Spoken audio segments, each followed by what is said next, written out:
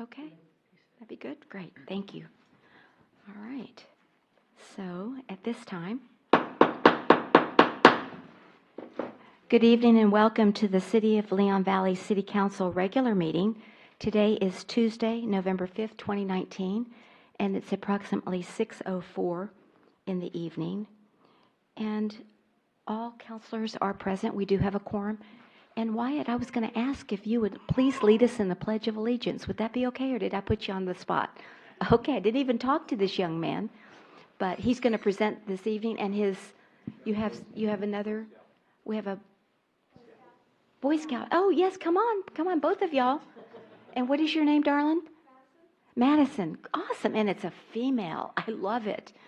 We always have males. Not that I don't like, but I love to see. All right, so both of you, if you please stand, and then they'll lead us in the pledge. Thank you.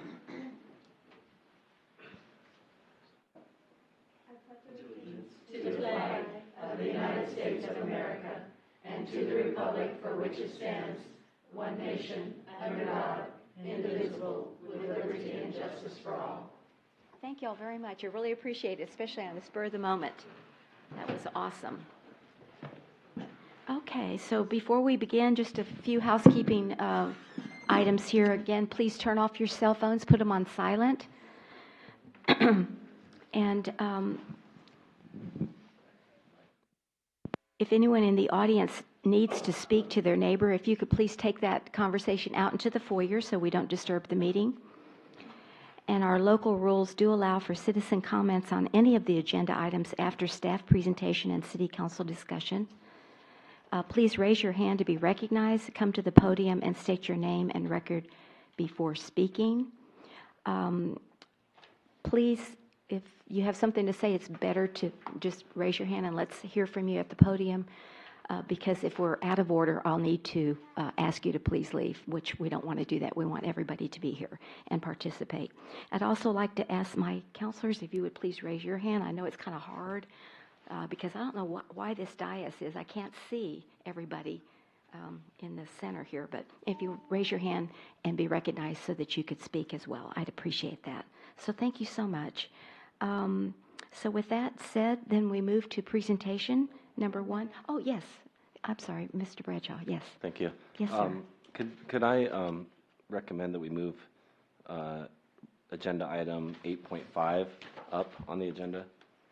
The presentation Sure. discussion about Okay. the change in the dates and times of the city council meetings. All right. So I just feel it's so far back in the agenda that people Okay. might not be here. Okay. Discuss it. And is there any objection for that recommendation from the counselor? Okay.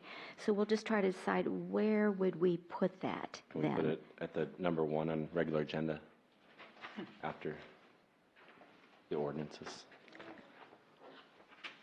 Number one on the, just move that up there. Okay. Right. All right. Not ahead of the ordinances then. Okay. So then we will move number 5 to 8.1, and then everything will be moved back down. Okay. Thank you. I appreciate that. Thanks for that consideration. Okay. Do we have Miss Ely here this evening? No, for the presentation of the Earthwise Living Annual Report. But we have Rita. Burnside, who's a. To support her, yes. And I got a text as I entered the building and says, "Rita, it's you." Okay. All right. Well, you're a So wonderful substitute. Thank she you. didn't make the bus, and so bear with me because this is the first time I see this. Okay. All I right, promise we so won't here bite. We are. Okay. And the purpose of it pretty much is to report to the council on the activities of the Earthwise Living Committee for the year 2018 and 19. And so here we are, about 5 to 7 members. You have never found a smaller committee working harder for a 5-hour event. Mm-hmm.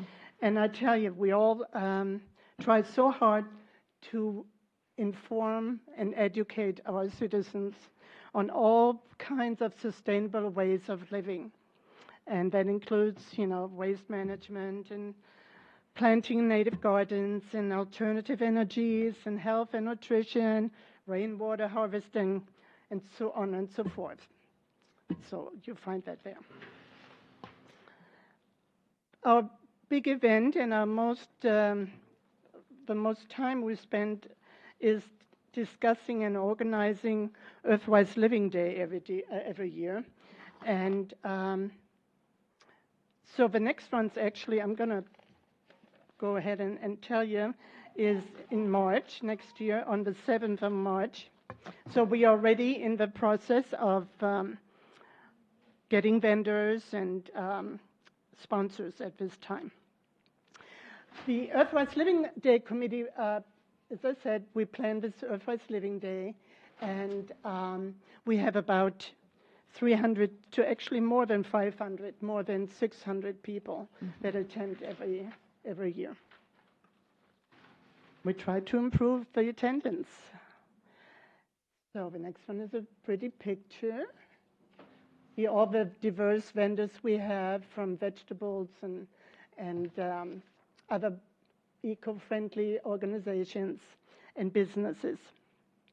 So the next year, the theme will be Green Living Always. That's the next one? Yes. So, and that's from 9:30 to 1:30, and so we all hope to see you there.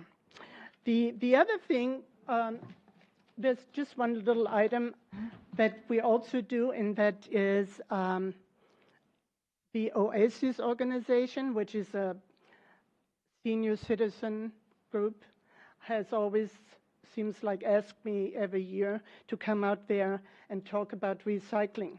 So I will put that into the report, actually, because I think it shows that we are not constricted to a small little community, but we try to reach out to other citizens. So, and that's what all I have here. So that's all I can tell you, pretty much. Okay. Thank you. Well, thank you. Rita is an original co-founder, 30-some-odd years. We're celebrating our 31st this year. Right. I can't believe it's gone. No. And we, started way when back we then, were it was, teenagers, yeah, so, I know, yeah. teenagers, that's right. We began the first recycling program in Bexar County, South Texas, and now we will have an article in the Lions Roar. Recycling is kind of gone, it's on the edge. So read the Lions Roar. Please try to recycle cleanly and follow the icons on your... Yeah, and I wish I had Yeah. time maybe to talk to you about Christmas, but I think we'll do that another time. Yeah, that's right. Being Thank you so a much. Really eco-friendly appreciate your Christmas, service. Organizer. And the other members. Do we have any other members in our chambers from the Earthwise Living Committee? I want to recognize Yvonne Acuna. She's our staff liaison, so she kind of keeps us all connected and does a great job in helping to organize. So, yes, there is a question. Yes, Mr. Johnson.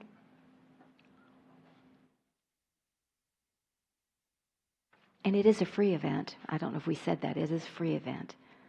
And we do try to have this students in the Northside Independent School District come sing, and they bring their parents, and so they're educating themselves and their parents. Yes, sir. William Johnson, Forest Oaks, Canterfield. With respect to the recycling, it has just recently come to my attention that our current recycling provider no longer allows glass to be placed in the recycling bins, effective September 1st. Oh, really? And I stumbled on that in trying to answer a question on Nextdoor. It's on their website, but no one I have spoken to, and I've spoken to about 24 people, no one is aware of the fact that we can no longer place I am not. glass into the recycling bins. Okay. Just with respect to Is that Earthwise Living. No. Just go straight to.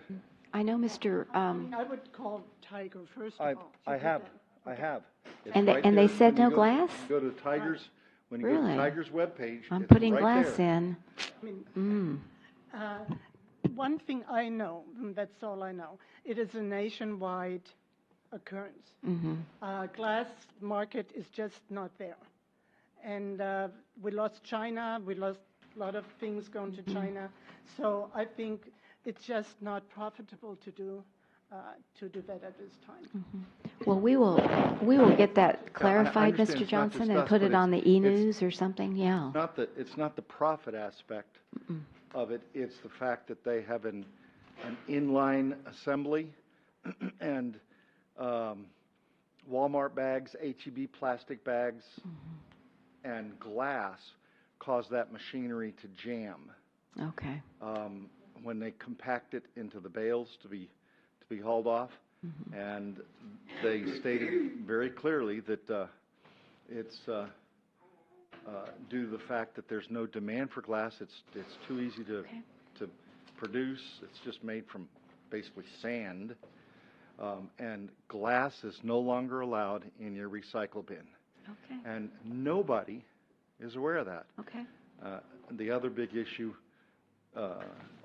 grocery bags, shopping bags, plastic shopping bags are horrific in the recycling process and cause them to shut down their equipment several times a day to climb inside and clean the Right. That's always been a plastic no-no, out of yeah. the gears. So Okay, well, thank you just for with bringing that to our respect to attention, your- and we will clarify that, Ms. Kinsler, on that glass. Yeah, the plastic bags you take back to H-E-B, right? So Tiger has actually done an article for For the the Lion's Roar, and then a shorter one for the e-news that'll come out the next edition. And is actually on the phone with him today about possibly doing some new sort of educational sticker for the Leon Valley bins. And I will ask him about the glass, because we did not discuss that. Okay, thank you, I appreciate that. Thank you again, do appreciate it, Rita. All right, next presentation, Diabetes Awareness Month. We have Elliot Gangwer and Wyatt Kimball. Mr. Gangware is sick this evening, Mayor, so in his place will be Chief Naughton. Okay. Oh, Chief Naughton's going to substitute in. All right. Way to In go. the And excuse slide me? you see up there. And this I'm is the- Wyatt. This is Wyatt Yes, we Gimbel. want everybody to recognize Wyatt. And how old are you, Wyatt? 9, about to be 10, and 9, Sunday. about to be 10. Oh, happy birthday. Those are real important. You're going to be double digits finally, right? Well, we're so glad that both of you are here. Thank you for educating us on diabetes. So this is the beginning of Diabetes Month, and the big goal in this is to make everybody aware of diabetes and what it is. I'm the 28-year-old 6'3" fireman there, as far as y'all know. The thing those two people have in common before we start is they're both type 1 diabetics. Wyatt is a type 1 diabetic. One of my firefighters that works every day is a type 1 diabetic. Basically, you're going to find that there's no restrictions for it. We have lots of them. So a lot of people have diabetes. A lot of people in this room have diabetes. A lot of people manage it. A lot of people don't know they have diabetes. Do you want me to? Will you click? Next. So around the world, there's 422 million people with diabetes. It's one of the fastest growing issues we have in the United States. Next. So out of those 422 million people, 1 in 10 are a type 1 diabetic versus a type 2. For those that don't know, I'm type 2. Oh. I'm a diabetic. Wyatt's a diabetic. He's a type 1. I'm the bigger one there in the middle.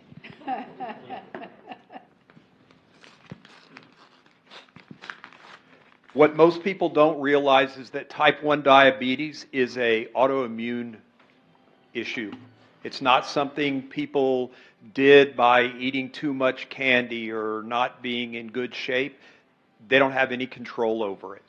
That's what a type 1 diabetic is. There's no cure. We can't prevent it in any way, shape, or form. It's not a lifestyle disease, but it does take management. The big difference between type 1 and type 2 is a type 1 diabetic does not produce insulin at all. Their pancreas doesn't make it, so they have to inject insulin every day, all day. How many times a day? Like every time you eat or every time you feel high. Every time you feel high. When you eat, all that sugar builds up in your blood system. And then a type 2 person produces insulin but can't process it. And that's the difference. Genetics comes into play on the type 2, and a lot of times it can be controlled, not eliminated, but controlled with diet and exercise. And you can get that at any age, but the type 1 diabetes, 50% of those are diagnosed as children. Pages.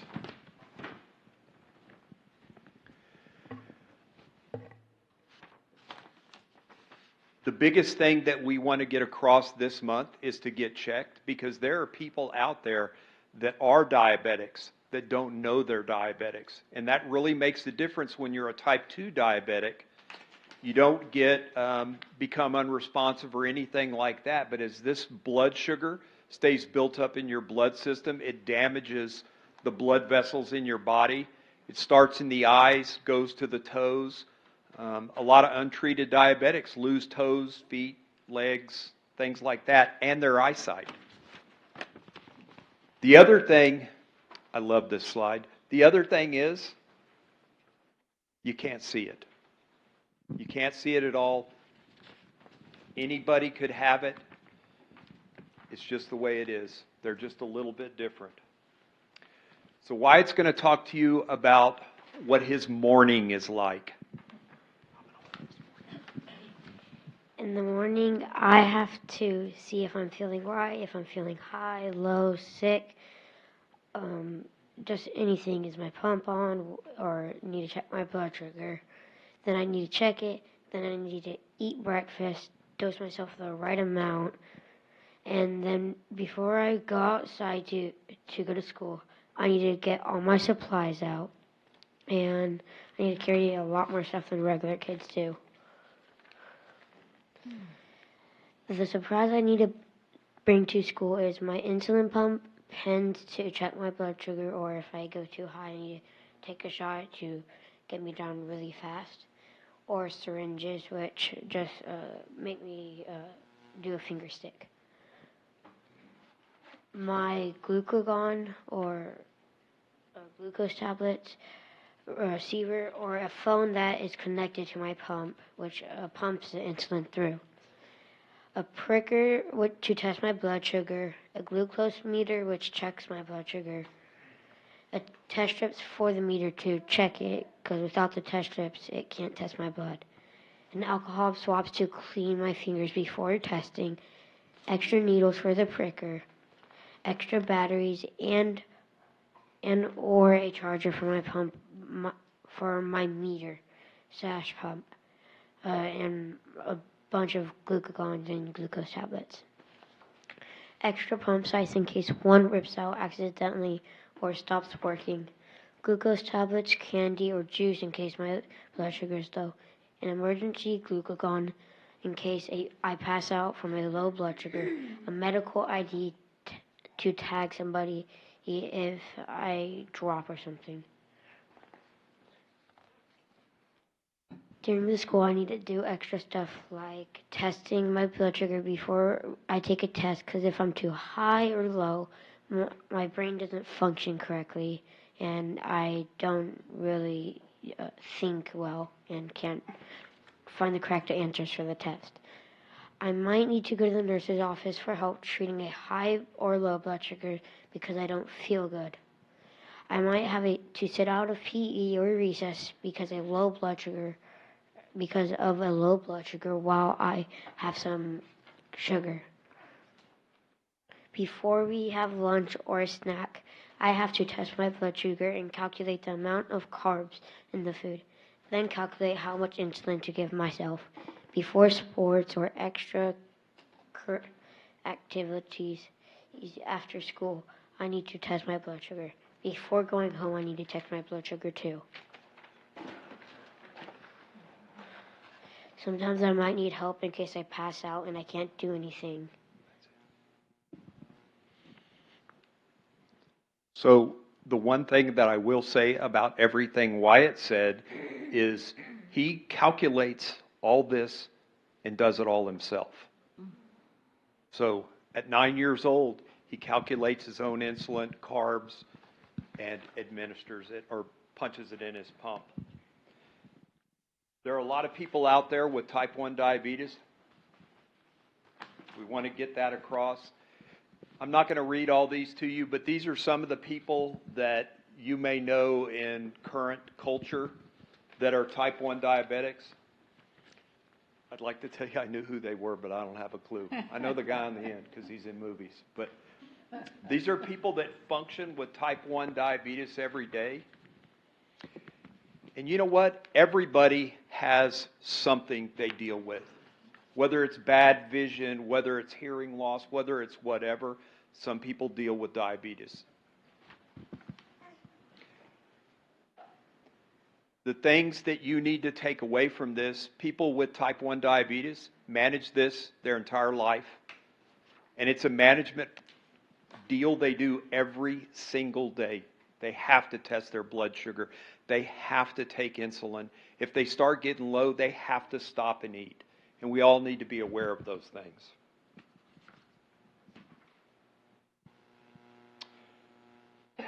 Wyatt's other job, since I'm not type 1, is to learn to deal with this, because he's going to deal with it for the rest of his life. So is Elliot. Click next. And that's Elliot. He's sick today, but Oh. Elliot's been a fireman, a policeman. The possibilities are limitless.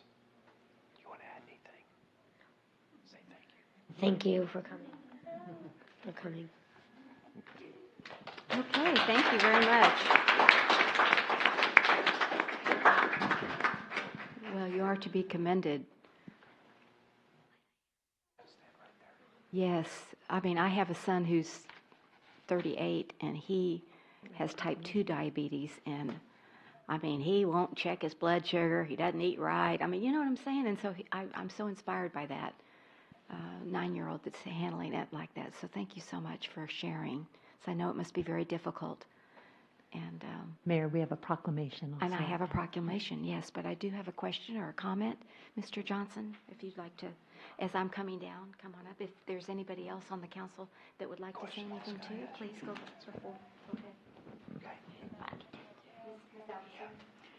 Yes, Wyatt, I have a question for you. Ms. Alcacer has a question. And I was wondering how long you've been doing all that yourself. Well, I got diagnosed with type 1 diabetes when I was 3. And when I was first diagnosed, I really needed help with it because I couldn't handle it well. So I'd say I've been handling with it for about 6 years because I'm about to turn 10. So I'm going to, let's say, 6 years. And so have you gone through bullying or anything? Yes, when I was in kindergarten, I was bullied by 5th graders. And How do you handle that? I just ignore them. And well, I was on the bus, and the bus driver didn't do anything about it. So I just asked my mom to start taking me off the bus. And did she report the bus driver? No, I don't think so. But all your teachers are good with you about it and understanding? Yes, but not really substitutes. Oh, okay, so you have a problem all the time because people don't believe you because you look like and act like a normal kid. So what can we do besides that to help you? I would like to see you speak like the mayor was saying. People don't take care of themselves because they don't believe the type of things that you're doing. And those with type 2, so many of them lose body parts and vision because they don't take care of themselves. I think you ought to start speaking to the grown-ups. You're excellent, and I'm proud of you. Thank you. Thank you. Thank you.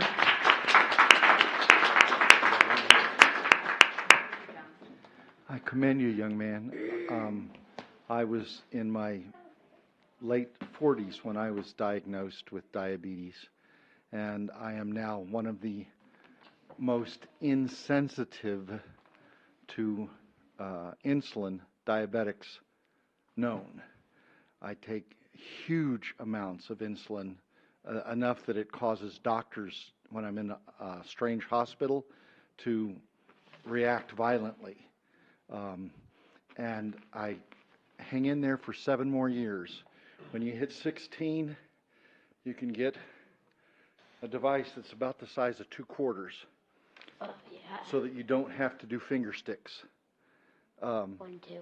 They're not approved for under age 16 yet, but something you could champion for is to get Medicare to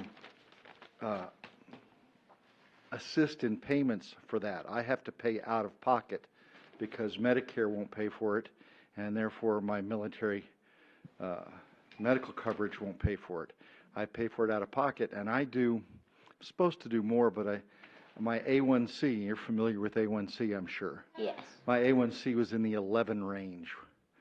It's now at 6.7 because I can monitor my blood glucose this fast. No finger stick, and I have my blood glucose reading. And so as you go around, and I commend you. That's just incredible what you've done. And Mayor Riley, your 38-year-old son could benefit from this, because it's literally that quick to check your blood glucose. And my wife's a type 1 adult onset. She wears a pump all the time like you do.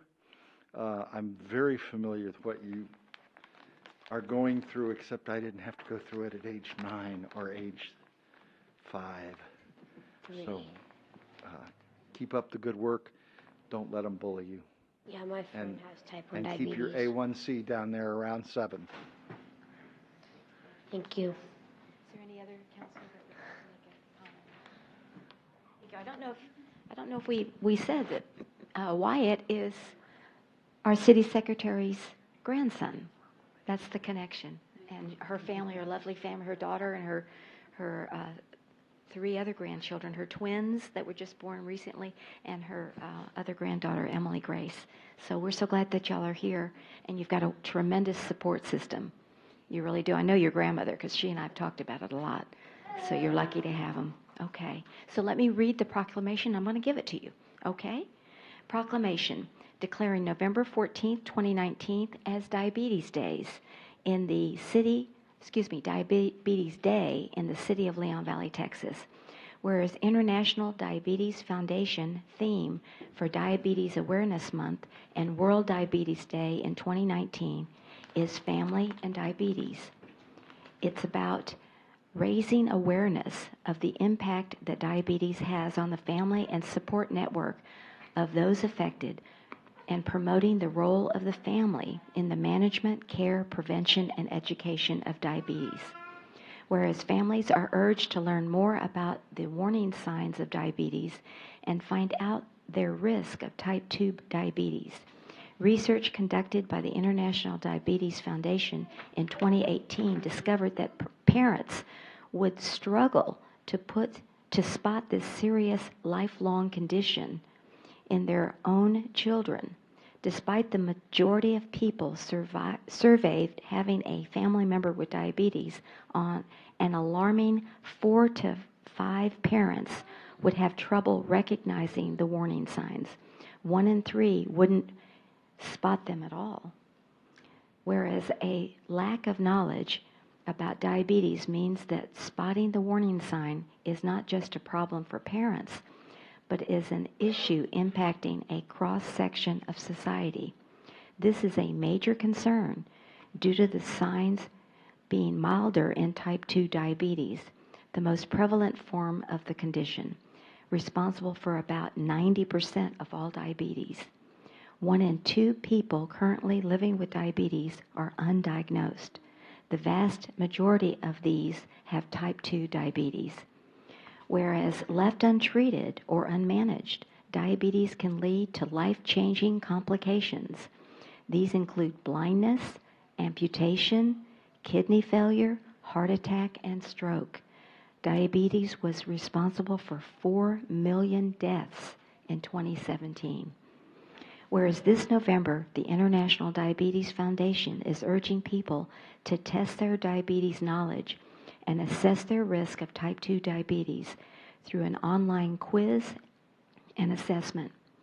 Therefore, I, Chris Riley, Mayor of the City of Leon Valley, do hereby proclaim November 14, 2019 as Diabetes Day throughout this city, and I, along with the International Diabetes Foundation, urge all people to test their diabetes knowledge and assess their risk of type 2 diabetes through an online quiz and assessment by visiting www.worlddiabetes.org/resources and find out how you can help spread the word about diabetes in November. Signed by my hand this 5th day of November 2019, Mayor Chris Riley. Let's congratulate Chief Naughton and especially Wyatt Dimble for your bravery and maturity in taking on your type 1 diabetes. We appreciate it. Thank you. Will you come back and be a mentor to a lot of other people? I know you will. Thank you. All right. Awesome. You bet. Thank you, and congratulations. You have a wonderful son. I mean, how mature. Bye, darling. Yes, we're so glad to meet your granddaughters and grandson and granddaughter again. Thank you. All right.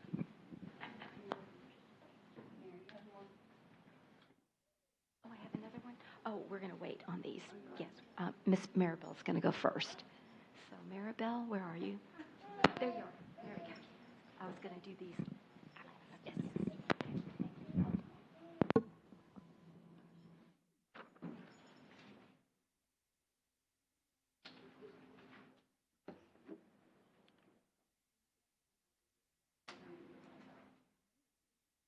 Yes, ma'am.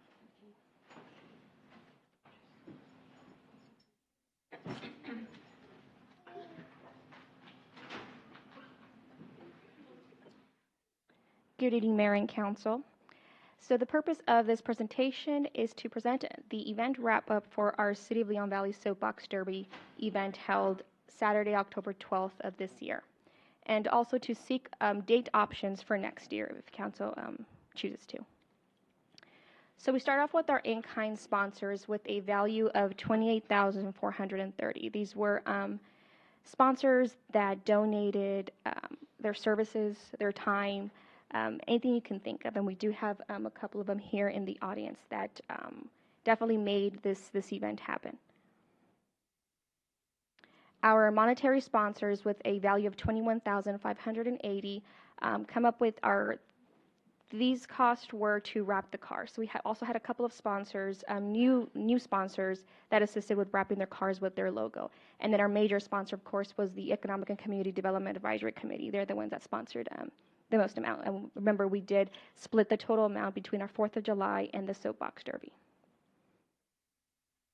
Other city revenues, a total of 917, were from our food vendors, city booth. We did have water, soda, and coffee, as well as application fees. So you see the amounts that are towards the bottom of the slide from the Fire Chief Chris Moreno, Intertech, Leon Valley Storage, Mr. Peña, Image 360, McCoy's, and Tosa. Some of those are returning cars that just paid the application fee to have their car again in our Soapbox Derby. And just a summary of our event expenditures. So for our track setup and staging, a total of $5,496.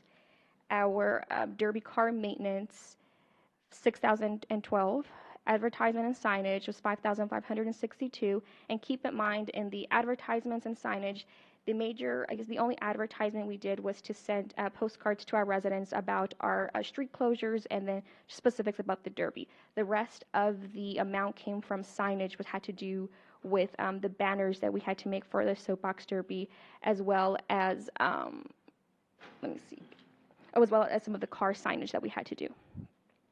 And the miscellaneous items were the ice for the event, although we probably didn't need it since it was pretty chilly out there, and we also had a DJ out there, and we had an entertainment like balloons, the balloon guy out there making balloons for the kids.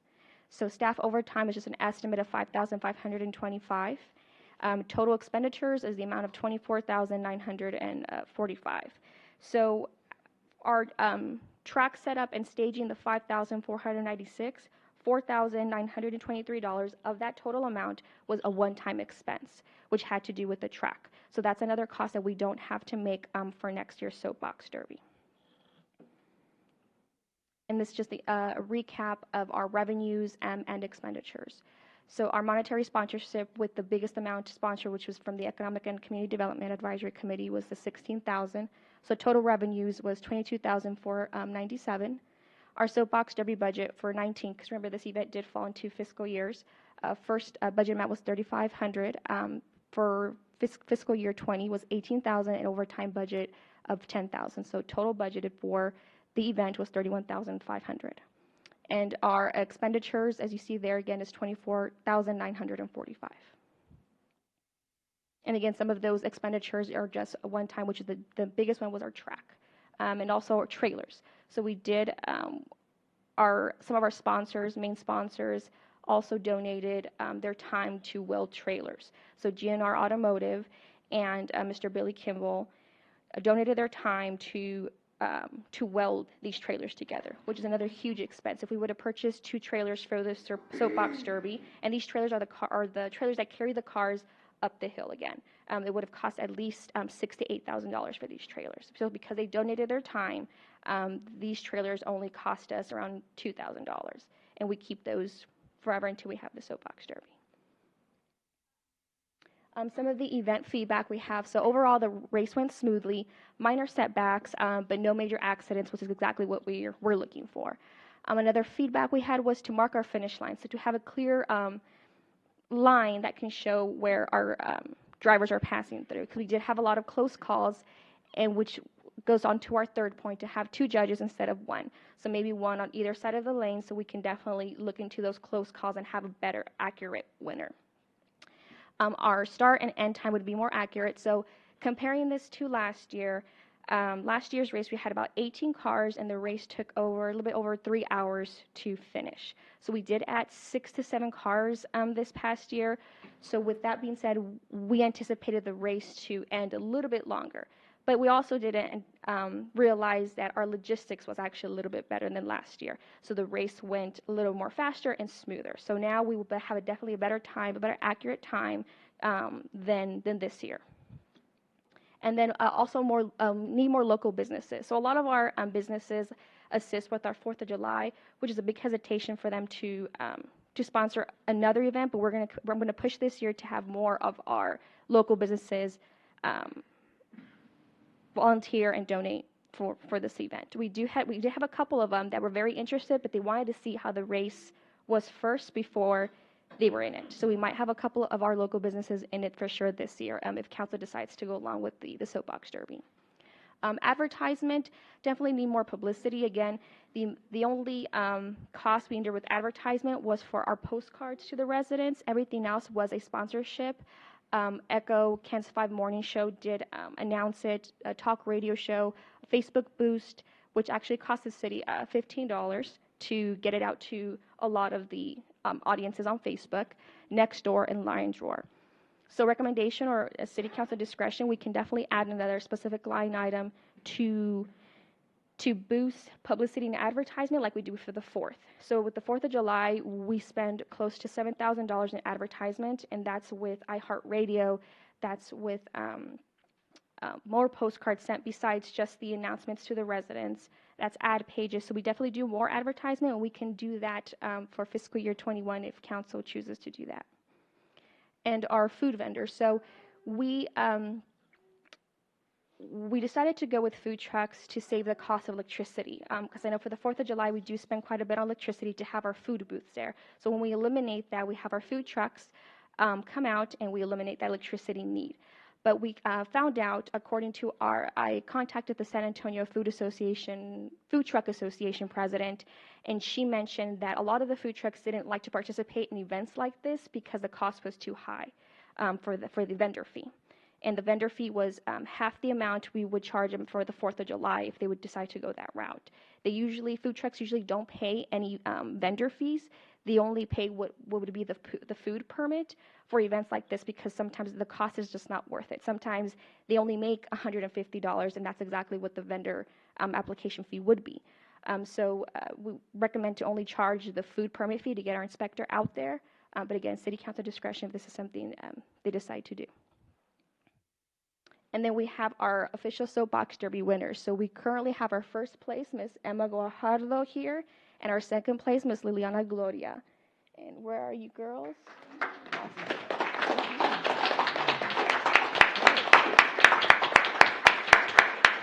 Our third place, Mr. Marco Garcia, had football pictures today and could not make it. So our next steps to seek options for next year's Soapbox Derby, Saturday, October 31st, which is Halloween. It would be Halloween themed. We can combine it with our trunk or treat event there by the Commuting Conference Center grounds. It'd be from 9 a.m. to 3 p.m. And we can add 6 to 8 more cars if council decides to do so. Or we can also cancel the event, or any other suggestions by the public or council. And it does align with our C statement. So I stand for questions. Yes, ma'am.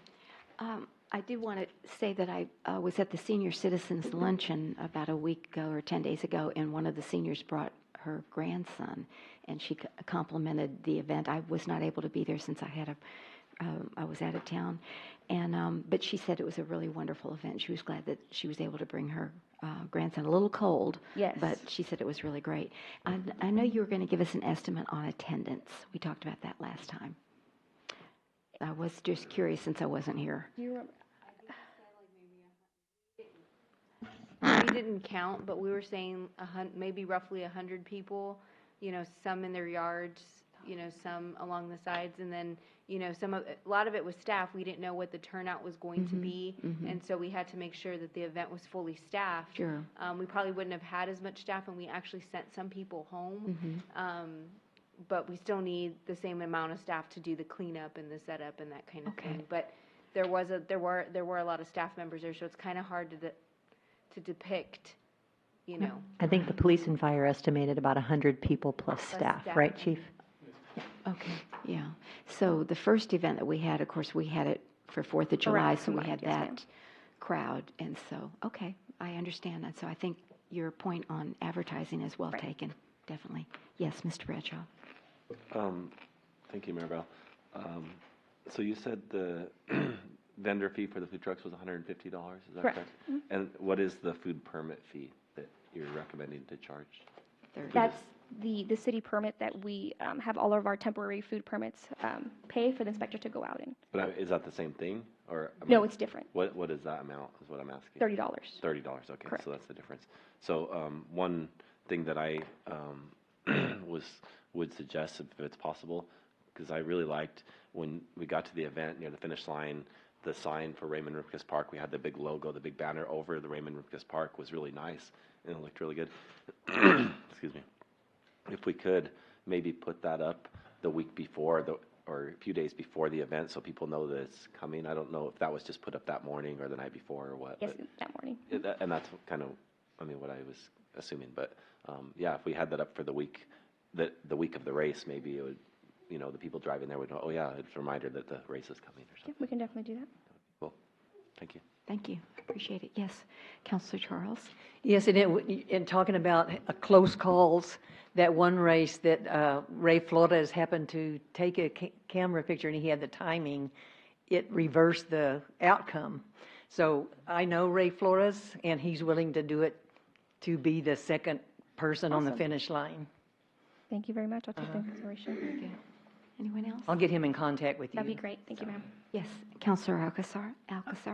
I think, Alcocer, Oh, I think there Alcocer. were plenty of, I think that my guesstimate is easily double the 100 people, because people kept coming. Part of the problem was because it was cold, people waited till it warmed up a bit, and then it was just about over, because it ended 3 hours or more before the ending time. So, and I don't think anybody left. I think people just got more interested because it got more exciting. It was very well, it was like a production. It was just amazing because everything, and the kids were never bored. They always were occupied. People cheered them on. The smiles were great. Most of the ones who didn't, I don't want to call them who lost, but those who did not win could even be made to smile if approached rightly. And Sandra and some of the other staff did a good job in cheering them up. I think it's kind of unfair to compare to the July 4th because the people were there for the parade, and then it just happened. So I love the idea of the Halloween for next year, and hopefully the weather will be better. That was just a fluke. I also don't know how much you sent flyers to the elementary schools. Yes. You did do that? Yes, ma'am. But did they go home with the kids? I think it was more of their announcements that they announced it, because we also were trying to get drivers from our elementary kids, but because school had just started, it was going to be too soon and too late for us to try to get drivers. So they did make their announcements. Because I think flyers there that they take home, because the kids are always taking home things, and it's kind of inexpensive to produce the just copies. We don't have to do the people who do 50 cents a copy. We can make our own or whatever. But I was extremely impressed. The volunteers were unbelievable. All of the people who had cars there. There had to be the parents, the grandparents that were supporting the kids. It was wonderful. Thank you. Okay, thank you for those comments. Anyone else? Okay, thank you. Miss.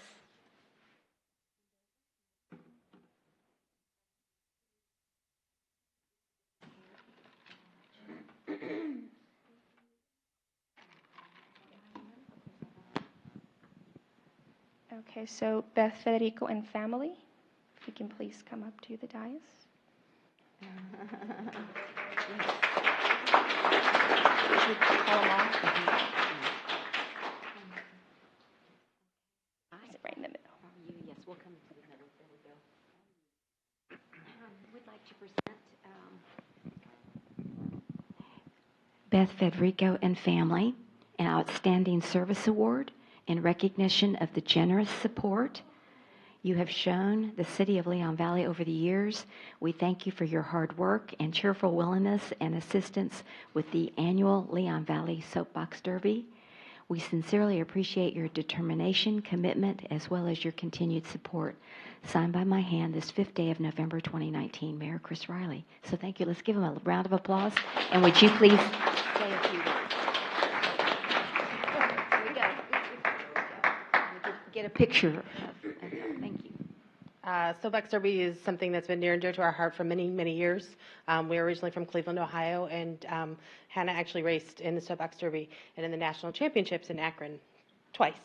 So we just love Soapbox Derby and anything we can do to help the community and the kids. It's a great time. We had a lot of fun. So thank you for allowing us to do that here. Thank you. It's our pleasure and our win from your experience. It's invaluable. So thank you. Hope to help. Oh, yes.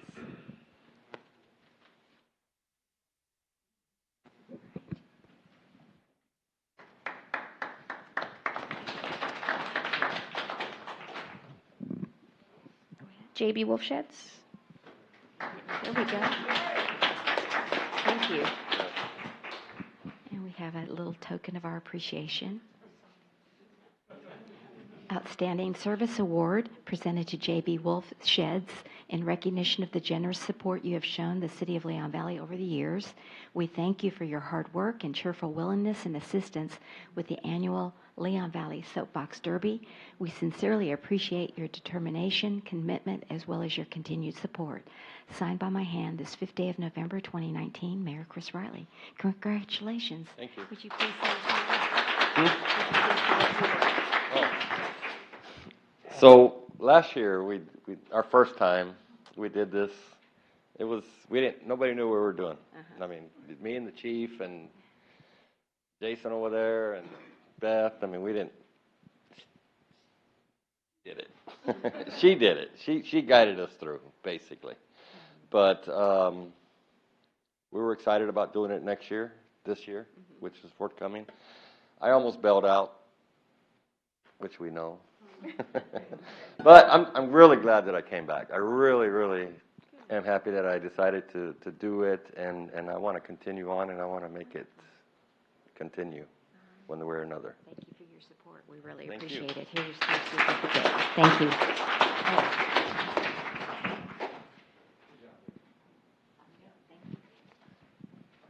right.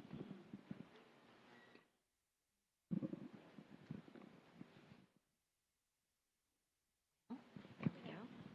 Bannis Towing, come on down. We have a certificate and a small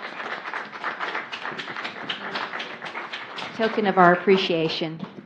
Good to see y'all. Thank you. Thank you. So an Outstanding Service Award is presented to Bannis Towing in recognition of the generous support you have shown the City of Leon Valley over the years. We thank you for your hard work and cheerful willingness and assistance with the annual Leon Valley Soapbox Derby. We sincerely appreciate your determination, commitment, as well as your continued support. Signed by my hand this 5th day of November 2019, Mayor Chris Riley. Congratulations. Thank you. The first time your car won, right? The first Yes. year round. How did it do Yeah. this time? She didn't. Uh-oh. She was in the top 10, Okay. but it was really exciting. And it made it really exciting because her car is the one that we helped sponsor last year when she bought her car, and we got the businesses to donate the money back to her. So when she won, it made it really exciting because the two girls that initially were planned to do this, those are the two girls that won the first 2 years. So, and with all of us have working together, you know, her dad and mom and Jerry and all of us, we've all become such a big team, helping each other. We have a group text that we all help each other through the whole time for it. It makes it a lot of fun. We really enjoy doing this, and I'm excited for us to get to do it again. I already said I want to build us another car. Okay. And we're driving her crazy because we want to build adult cars so some of the adults can race too. Because they have a deal where we can actually make our own cars. You get the wood and make it, and we thought about doing like an American flag and Texas flag, and me and Jerry started a race off by us racing each other going down. So I mean, it just, you know, making it bigger and better every year and making it just exciting as we can for the kids. That's all that counts. Thank you. We certainly appreciate your support. Oh. All right. Thank you. Did you want to say anything?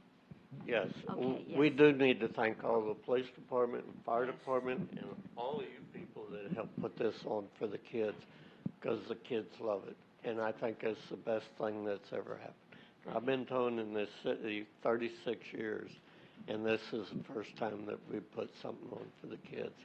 And I think the kids love it. Great. And it makes them smile. And they're all winners, whether they didn't come in first. That's what I told them. Just because you didn't come in first, you're still a winner. You got to race in it. It's a very good message. Thank you. I really appreciate it. Here you go.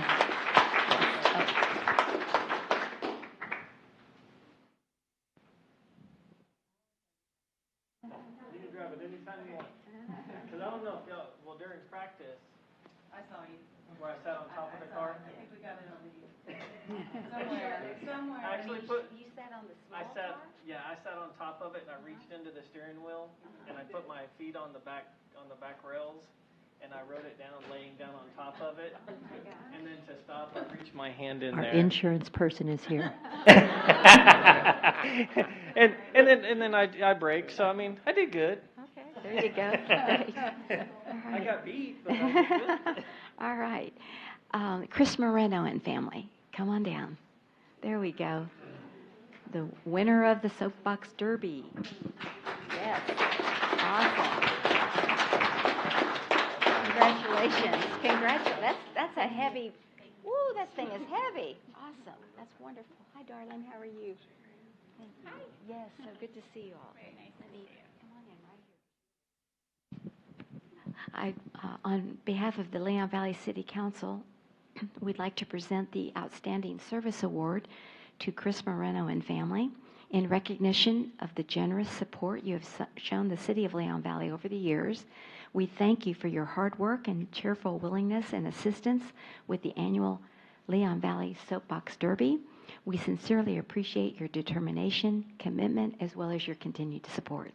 Signed by my hand this 5th day of November 2019, Mayor Chris Riley. Again, congratulations. Give y'all a big award here. Would you like to say anything, Mr. Moreno? Okay, we're going to take a picture first.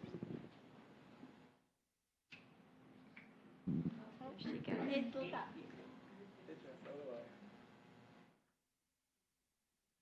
so much. Appreciate you being here. Again, thank you everybody for who volunteered, and we couldn't have done it without everybody, and it was a lot of work, a lot of blood, sweat, and tears, and a lot of countless nights working in the community center to get these cars properly maintained and safe to get down the road, because after all, we're putting our kids in these vehicles and they're going about 25, 30 miles an hour.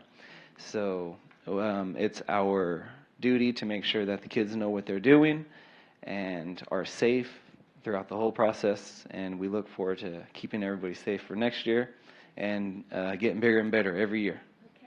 Thank you. Thank you so much. Take care.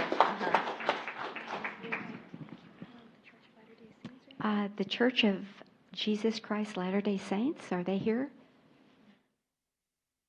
All right. We thank them. Let's give them a round of applause for their volunteer spirit as well. You sure may. You sure may. The Latter-day Saints, they showed up last year as well as this year, and they will show up for every year afterwards, I'm sure. They provide help that we need and that otherwise we wouldn't be able to hang in there, because our backs get kind of tired, and they were able to be there at the bottom and at the top to help with everybody. And thank you so much. Wonderful congregation. Thank you.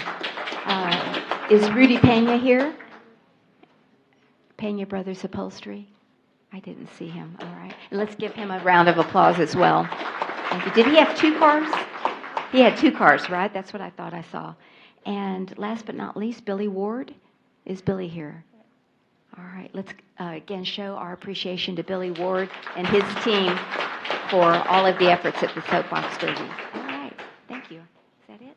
All righty. Excellent. Thank you.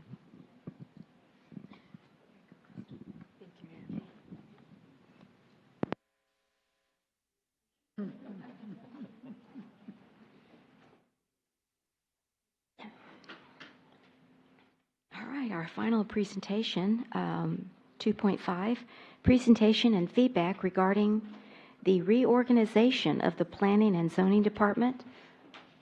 Thank you all very much. Those of you that are leaving, we appreciate you being here. All righty. And is Mr. Milan here? Yes, sir, our director. Thank you and welcome. Thank you. Oh, let me see. Took for granted it was up at a regular height. Sorry, I didn't mean, regular is not the right word. At a height conducive to my, there you go. Thank you, Mayor and Council. This item tonight, first I just want to say, our staff is proposing a planning and a reorganization of the planning department, but I want to say first, we're not proposing to eliminate any existing staff. We're just proposing to restructure the current staff that we have and restructure those titles and the duties. So I just want to say that first. I kind of realized that after I created the item. Probably should have clarified that right out of the chute. No existing staff will be leaving. Only one staff member will be leaving, however, which was part of the impetus of this. Our assistant director, Xavier Ontu, has rendered his notice. He's going to have a long notice. He's decided to go back to school and pursue a career in construction and project management. And so that is the only staff member that is going to be leaving the organization, but he's leaving on his own will. And so with that change happening, that kind of created an opportunity for me as the director and in coordinating with our other staff, looking at how we do business, how can we maybe more efficiently do business, and how can we better support the staff members we have, and create a department that's really even more focused on upward mobility, succession, and best handling the needs of our customers and our public. And so I've been in my position for about a year and a half now. And so, and I've had about a year and a half to really look at the way the department operates, look at our staff, look at the best aspects of our staff, what they do best, what they want to do as well, the aspirations they have. We also have the My Permit Now system that is going to be coming online pretty soon too. So basically, right now we process a lot of things through the Encode system. Not the best software for building permit management, great for finance, but not the best for permit management. And so we do a lot of stuff by paper. And so My Permit Now is going to make everything digital. So that's really going to optimize the way we do things. So that's also creating an opportunity to look at how we have our department structured. And so, of course, anytime we look at restructuring, we want to bring that to the council and make sure that y'all approve of this restructuring, make sure you're on board with how we're going to be doing business for your citizens. Currently in our department, we have a director, that's me. We have assistant director, Mr. Antu, who I said is going to be leaving effective early to mid-January. We have our planning technician, which is kind of like a hybrid crossover position. The planning technician handles building permits, but also handles a lot of planning and zoning matters, platting, signage, site planning. And then we have our permit technician position, which is generally focused solely on processing permits. I don't know where that little thing is up there. We have our current structure of the department. Right now, administrative tasks are typically, everybody kind of handles their own administration, including me, as opposed to like technical or analytical tasks. We don't have a position in the department that's strictly devoted to administration. As in some other departments, in the city manager's office, you have Angela, her position is directly devoted to administrative support staff. Duties have also historically been more a function of the skills of the employee. We've had a lot of crossover. There's been the approach, everybody knows how to do everybody else's job. That way people can kind of jump in if if anybody leaves. We haven't really been focused on specialization. Since I got here in April of last year, one of my priorities was starting to focus more on specialization. We're growing. The complexity of development that's come in the door is getting even more complex. So in my opinion, when that starts to happen, it's important to start specializing like in other cities where you have certain people that are devoted to certain tasks and they do those tasks specifically to the best of their ability. There's also never really been a succession plan built into the organization of our department. A lot of times, when a director leaves, then we hire out for another director. There hasn't really been if you start out as a permit technician, there isn't anything structured to rise all the way up to director, where you're being trained all along the way. Assuming an added 35% of each salary on top of the base salaries, including benefits, workers' compensation, total personnel expenditures, all of the positions in our department, roughly about $322,000 annually. So with the restructuring, looking to eliminate 2 existing positions. We're looking to eliminate the permit technician. In my opinion, I've worked for a lot of cities. Permit technician it's a pretty high-stress job. You are the front counter of permits. It's also, I put dead end, a lot of times it's hard to get a position, or, it's not typically a higher paid position, and so it doesn't require a college background, so it's not typically a position where you're promoted internally, moving up, and so there's a lot of turnover in that position. And so with the nature of the work that we have in our office, in my opinion, I think that this is a position that the planning technician can do, and the planning technician can kind of be a crossover position which works on platting, but also is learning zoning and site plan review for potential promotion to higher positions. So I'm proposing that the permit technician position be eliminated and the planning technician position take over those permitting assignments while also working on planning things. Also, with Mr. Antu leaving, I've had the chance to look at our department and kind of look at how that position works. Mr. Antu has been a great addition to our department. He has a city management background, public works management background, so he's been able to jump in. He knows a little bit about everything and is able to be really supportive, and has been a huge asset to our department. But typically in assistant director positions are typically found in larger cities, and once you get up to about 25,000, it's usually whenever you get into assistant director positions. It's a little bit harder to find assistant directors in this area, because typically an assistant director is like the planning director with, about 5 years less experience. And so what I've seen in our department is more of a need for, duties, everyday kinds of duties. There isn't a need for another supervisor in our department. There isn't a need for another manager. There's a need for kind of the term, when you need less chiefs and more Indians. That's kind of, I guess the way I could put that is that's kind of what we're needing in the department. We have a lot of work coming in. We have a lot of zoning work, more complex zoning work. We're going to talk about that tonight. And so what our department needs, in my opinion, is kind of a mid-level planner, an associate planner, but we don't need another director level position. We need a mid-level planner position that can jump in and, again, kind of do what Mr. Antu has done, is know a little bit about everything, but be able to jump in and start to provide some assistance with zoning cases, but also be able to jump in on permitting as well. So as I said, I'm proposing to eliminate the planning director position and replace that position with an associate planner position with approximately 2 to 3 years of experience, probably somebody that's already worked for a city, has learned the basics, kind of, I imagine myself, 7 years ago, with already having worked for a city and how to handle zoning, platting cases, with a broad knowledge of the building permitting process. So those are the two positions that are proposed to be eliminated.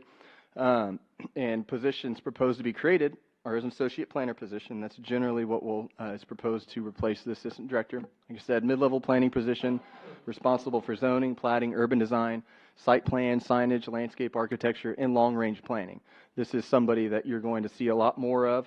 We'll probably, be making some presentations here to the city council on zoning cases. I won't be the only one doing zoning cases. Also somebody that will have much more of a presence at the Planning and Zoning Commission. Give backup for me on zoning cases, but also someone that's getting trained in a lot more of the complex matters that a director deals with. This position is proposed to attend and present at all Planning and Zoning Commission meetings. We've talked a little bit about creating an Urban Design Commission. Haven't quite gotten there, but when we potentially get there, this is somebody that would be attending and presenting those meetings as well. This position will typically be hired at the associate planner level. And so this is where we kind of get into looking forward to how can we, better retain employees? How can we create, a succession program? A lot of times, when you have an associate planner and they aspire to move up and become a senior planner, if there isn't anything available, they move on and go to another city. I've done that myself. So if you put a lot of time and energy to somebody, you want to be able to, provided you're providing them a great working environment and you're providing them training, learning, and earning, why wouldn't they stay? So that's really the plan for this position. Hire at the associate planner level with the potential for internal promotion to a senior planner within 2 to 3 years, depending on performance. The salary for this position is proposed to be $55,000 with an increase of $65,000 with promotion. The next position that's proposed to be created is an executive assistant position. So that's what I was kind of alluding to. We don't really have anybody in the department that specifically works on administration. We all kind of handle administrative tasks. I definitely get a lot of support, but we don't have anybody specifically devoted to that. And in my opinion, in the year and a half that I've been here, we have a lot of complex administrative things going, and my job's constantly evolving. We're about to get into a comprehensive plan update, hopefully. Then we'll go into the zoning code. We've got a lot of zoning work. We're up to 2 meetings a month. And so me, worrying about zoning notices and things like that gets pretty complex. And so having somebody that's specifically devoted to administration, I recommend is the next step for our planning department. This would be an entry to mid-level administrative position, specialized, in the administration of planning, performs administrative tasks, budget maintenance, invoicing, communications, records management, public meeting preparation, and facilitation, just general support to staff. Salary for this position proposed at $45,000 with an increase to $50,000 after the first year, depending on performance. Other changes, like I said, the planning technician position is already in place. Not proposing to eliminate that position, but kind of recalibrate the duties. A planning technician is basically, I would say, a planning director in training. If you are a planning technician and if you're in that position, that means that hopefully your goal is to one day be a planning director, because the next step after a planning technician is an associate planner. Sometimes some cities call it a junior planner, But the next steps up are planning technician, associate planner, maybe assistant director somewhere, and then and a planning director. So what I'm trying to do here is create a succession plan all the way from planning technician all the way up to director. So, we have somebody here that can potentially rise up through the ranks long term, keep that historical knowledge, and build a career in the city. That's really, I think, what every department should have is if you start at the bottom, you ought to be able to work your way up to the top. This position will be responsible for processing all permits, including building permits through the city's My Permit Now system, and also assist the associate planner and me as well with zoning, plating, and urban design matters. So with My Permit Now coming, that really optimizes the permitting process. So I think that's going to create a lot more efficiency for the person processing permits and also provide them the ability to get trained up in zoning in the process. Planning technician will receive extensive training in building permitting activities. This position does require a minimum bachelor's degree, and currently the position's at $39,770 with an increase to $45,000 with certifications after the first year. So that position does great, gets certified, and get a potential increase to $45,000. So currently the proposed department organization, like I said, director, associate planner, executive assistant, so the proposed department organization will be a director, directly below associate planner, an executive assistant, and a planning technician. Total personnel expenditures for the department with all proposed positions, it would be $312,000. So with our current personnel expenditures of $322,000, this reorganization would actually result in a $10,000 decrease in actual personnel expenses for this fiscal year. And with COLA and other increases, did the math on it, worked with our finance director, and anticipate about 3.6% increase in personal expenses for next year, and about 4.5 to 5% for the next following years. And ran the numbers on the salaries that we have right now. That's pretty much consistent with what we have right now over the next 5 years. So in summary, this proposed reorganization would replace two existing staff positions, two existing titles, rather, with two new titles. And as in closing, I believe this restructuring, reorganization will optimize our workflow and the performance of our department. So with that, it would also provide for a hierarchy within the department. Like I said, start at the bottom, be able to work your way all the way up to the top. I think it'll provide for better mentorship of lower level employees too. Right now I'm kind of the zoning expert in the department, but my days are spent on the phone, writing emails. So, everybody, I loves the opportunity to be a mentor. I just haven't had the time to be the mentor I want to be. So I think adding this associate planner will create another mentor position within the department. Like I said, greater potential for internal promotion and staff retention, and more flexibility in staffing. When somebody leaves, say people at different positions, if you've been training up and people are working hard, you've got somebody ready to go right there to be promoted up. So I think that's my opinion. That's the recommendation for the restructuring and reorganization of our department. Happy to take any questions. Okay, thank you. I appreciate it. So Xavier's going to be moving on, and you have two existing employees. Will they be moving? You said they're going to remain. And what positions will they be moved into? And Yes, will you ma'am. apply? Will you go out for? Go ahead and answer that. I don't. Yes, Or are you ma'am. going to move it up to the associate planner? So we have right now Christina Garcia is our planning technician, and Ana Federico is our building permit technician. So Ana will tentatively be transitioning to the executive assistant position, and Christina will be staying in the planning technician position. And so she'll be continuing to broaden her experience in building permits. She will be the building permit expert. She's already trained in that. Like I said in the past, both Ana and Christina were sort of doing similar tasks whenever I got here, and so when I got here, the goal was, okay, we're moving towards specialization. Christina's a planning technician. I always joke, it's like, you're a planning technician, you're going to be a planning director one day as long as you're in that position. That's what we're going to train you and get ready for. In my opinion, the best planning directors are planning directors that have a lot of experience in building permitting. Planning directors come at the position from a lot of directions. Some spend their entire career just working on zoning. Maybe they work in places where permits separated from zoning. So I think that's going to be the best thing for Christina long term. She will be at the switchboards with My Permit Now, running the show there, becoming an expert, but she'll also be continuing to work on planning to get herself real sharp with planning so she can potentially down the road take that associate planner position. Right now, we're going to go out for the associate planner position and hire out for that because that position is somebody that needs about 2 to 3 years of specific experience with planning and zoning commissions, city councils, plating, and so that'll be the structure. And Christina's going to stay in the planning technician position, and Anna's going to transition to the executive. Okay, so does the associate planner need to have a degree? Yes, ma'am. Okay. The associate planner will need to have a degree. Typically, an associate planner, in my experience, that's required a master's degree in urban planning.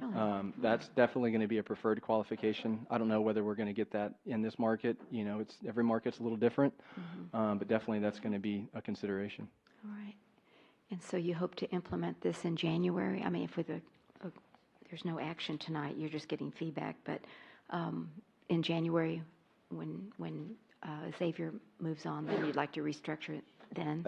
We're going to start the transition probably a little bit earlier. Right now, I think my permit now hopefully is going to get up and going within the next month. So with that, I think we can start to transition our existing positions. Obviously, the associate planner will probably take a little bit more time. Maybe, hopefully we can advertise for that. It takes a little while and might take, I don't know how long it'll take, but hopefully have everything in place by January. Okay, very good. So I'll open it up for questions. Yes, Counselor? Mr. Milan, are these comparable? We worked on getting things at market. Are these things that you're proposing at market for comparable cities?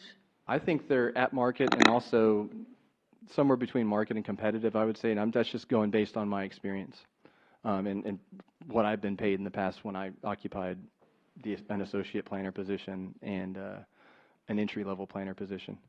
Thank you. Okay. Oh. So they currently are at market, but we're getting ready to do for next year because we do our market comparison every 2 years. This is year 2, so we will be sending the city manager a market analysis of all positions for next budget season.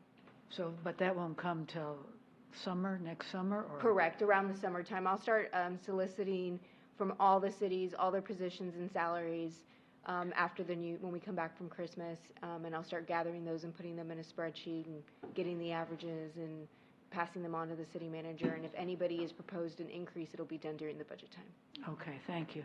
Okay, Counselor Charles? Yes, I said I give kudos to you for recognizing that your department needs to be a place where you can mentor employees and have internal promotions with the end result of retaining them. That's very important, and I admire that. Thank you. Okay. Anyone else? Yes, Counselor Hody. Mr. Milland, I just wanted to thank you and your department for, trying to streamline this a little bit and make improvements and not just settling in and say, well, this is the way we've always done it. So thanks. Yeah, thank you. Right. Anyone else? Okay, thank you very much for the Ma'am. update. Unless there's any other comments from our chambers. All right, thank you so much. Thank you. Moving then to agenda item number 3, the city manager's report. Ms. Kessler? Yes, good evening, Mayor and Council. We received a phone call from resident Marilyn Lemon, who wanted to praise the Leon Valley Police Department. Ms. Lemon stated at the end of September that her husband, who was diagnosed with Alzheimer's, went missing. She praised our officers on scene, and she wanted to ensure that the command staff and that city administration were made aware of how impressed she was with the police department's dedication, their caring, and their professionalism. She wanted to let us know that her husband had been located later on in the evening at University Hospital. We were able to determine that the officers she was speaking of were our dog watch officers. Officer Flores was the only officer she could specifically name, but stated that there were male officers also involved with the search for her husband. She wanted me to relay how appreciative she was of all of the officers' efforts during such a stressful time for her. So I'm just sending that forward to you. This right here is a copy of, my shoulder doesn't really good. Here is a copy of what the flood insurance postcard looks like, inviting residents to participate in a meeting. We have scheduled right now for November 16th from 10 to noon at the conference center. If you haven't received this postcard in the mail, be looking for it. And then we also have information about it in our e-news. We would like to begin to feature a business with a coupon in the e-news and then also in the Lions Roar. And what I'd like to do with the consensus here is go ahead and just start that and then bring to you some guidelines where a business can be featured, such as they have to have a current certificate of occupancy, they have to be in good standing, they have to be, their taxes have to be paid in Leon Valley, et cetera. But I just was approached by a business today wanting to put a coupon in. And I know, like, for instance, the Leon Valley Cafe, we did that for them with the 5% for the walking or bicycling there. And so I'd like to get this started with the next Lions Roar and the next e-news with the consensus of the council, and then bring forward guidelines so that we can start getting businesses out with little mini coupons, if that's okay with everybody. Sounds good to me. Didn't think it would hurt, yeah. Okay. Help. All right. Wanted to let you know that I did speak with Dr. Francine Romero and have secured her for the 2020 Town Hall meeting as our moderator.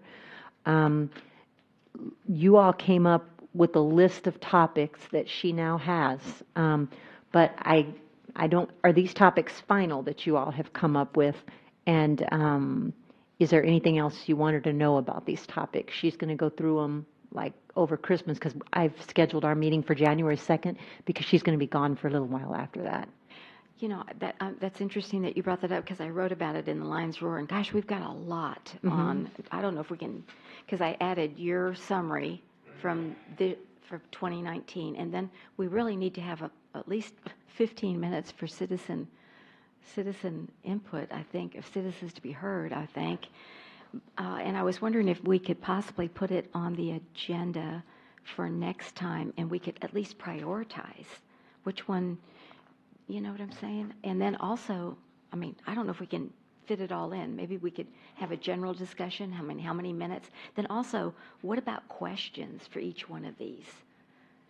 I know, I'm not sure how we did it last year and the year before. But last year, the staff just allocated the time based on how long the presentations were and did the questions, but we can bring that up to you all, and you all can do that.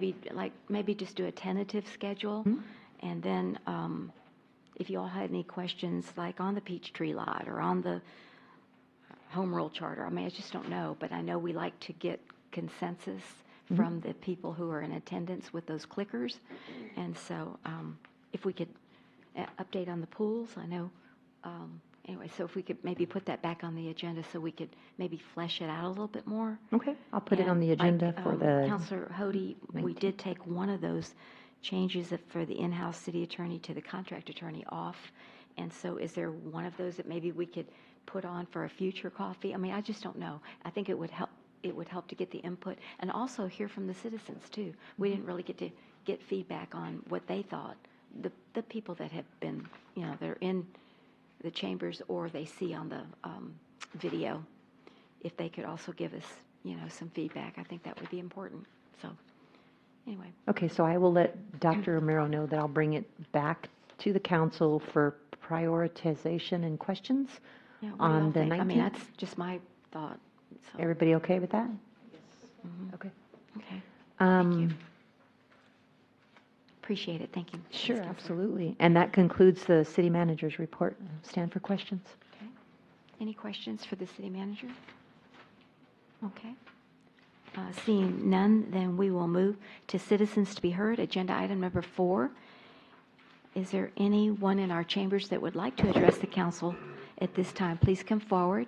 And the new rules allocate 3 minutes or up to 3 minutes. But all right. Mr. Johnson, good evening and welcome.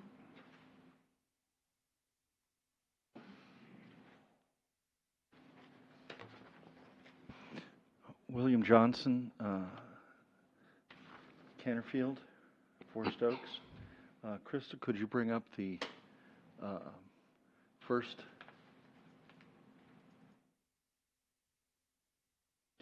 This is the resolution that was recently passed, and I'd like to scroll down to that. It says on item 1, bullet 1, oh, this is 217. Okay, in 217, let's scroll down a little further. It says, a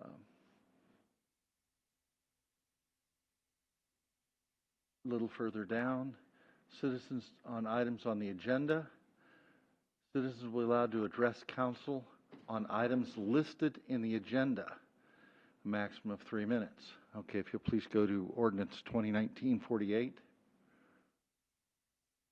This is the current ordinance. And if you note item 1, go up, please. You can address the city council. If you scroll down just a little bit, it says a person unable to attend city council meetings may submit written comments. Unable. Comments were read at the last city council meeting by a person who was in attendance. Please scroll down a little bit further. The citizens will be heard 3 minutes, and then after any item presented. And you notice that there are no requirements here saying that the comments from the citizens must be on topic. Absolutely none whatsoever. And I admonish the City Council to be aware of what they're passing and the implications of such. If you'll go to the first item on the list of other items that are there, please.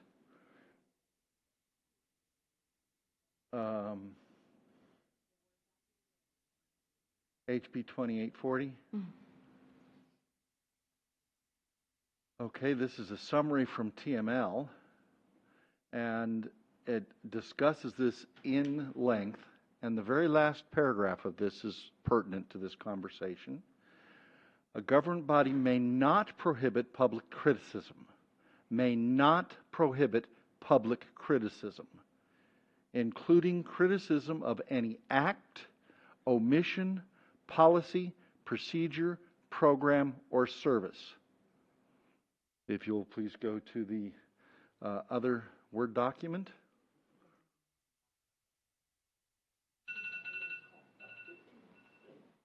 This is the, if you'll expand that please, this is the actual, or increase this. This is the actual law that was passed and codified in 551007. And it says again, E, prohibits a government body from prohibiting public criticism of the government body, including criticism of any act, omission, policy, and so forth. So if we go back to Ordinance 2019-48, and correct me if I'm wrong, please go down to item 7. City Council members, staff, and members of the public. City Council members shall not shout, display unruly behavior, distract with side conversations, or disrupt the orderly conduct of a meeting. And I admonish the City Council to comply with this, specifically with respect to what occurred on October 15th at 4 hours and 10 minutes under Section 9.6. So I bring this to the attention of the Council. Also, on the same date, October 15th at 1 hour and 42 minutes, issues directly related to this.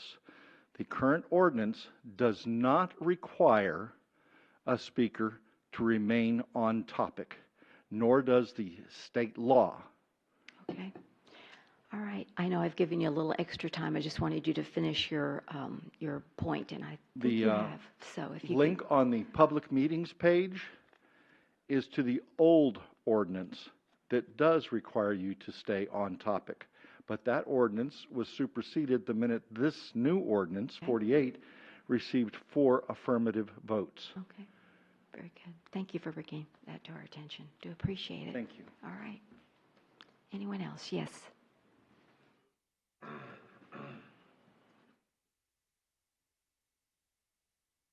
Good evening and welcome. Mr. Yarnell. Good evening, Mayor and Council. Olin Yarnell of Sulky Lane.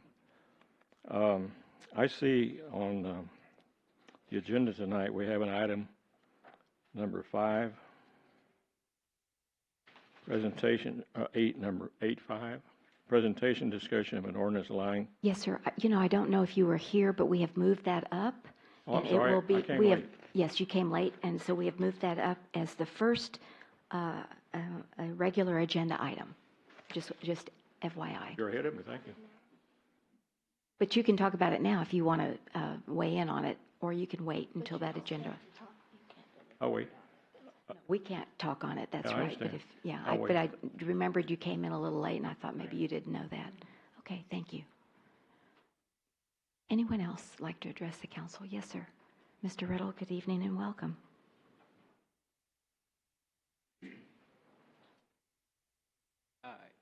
Yes, my name's Philip Riddle, live on Route Sophie. I just, last weekend, I attended the trash and treasure sale at the Senior Citizen Center, and that was a great event, and I really enjoyed it. But the best part was I got 2 new pine trees to plant in my yard from the city. I guess it was part of the Arbor Day. Yes, our goal of planting 10,000 trees. And I've got them planted, and it was funny, in 2014, I got a free tree from the city also, and it's now about 9 or 10 feet tall. So thank you for that support. I appreciate the trees, and thank you very much. Yes, you bet. Thank you so much. All right. Anyone else? Okay. Seeing no one else, then we will move to, Mr. Blackmore. Is that saying that you want to come up, or were you like just hitting at a fly, or I wasn't sure. Okay. Thank you, Mr. Blackmore. Good evening and welcome. Distinct. My name is Richard Blackmore. I'm a taxpayer and a citizen of Leon Valley. I opened up my mailbox again and got some trash in my mailbox. Ought to be a law against it. Talking about members of our city council. Absolute trash. Erroneous information.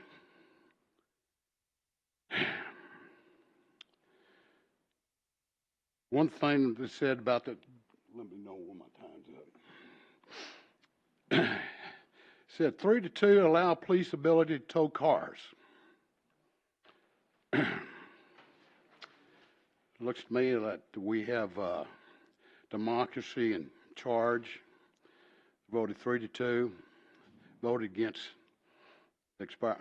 for the expired registration. The reason for that, people are watching out there because of all these abandoned cars we had in Leon Valley. You got a car with expired registration, it sits there.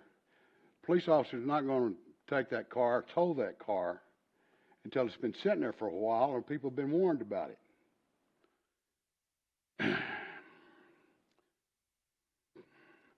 I just want to say it's a bunch of trash.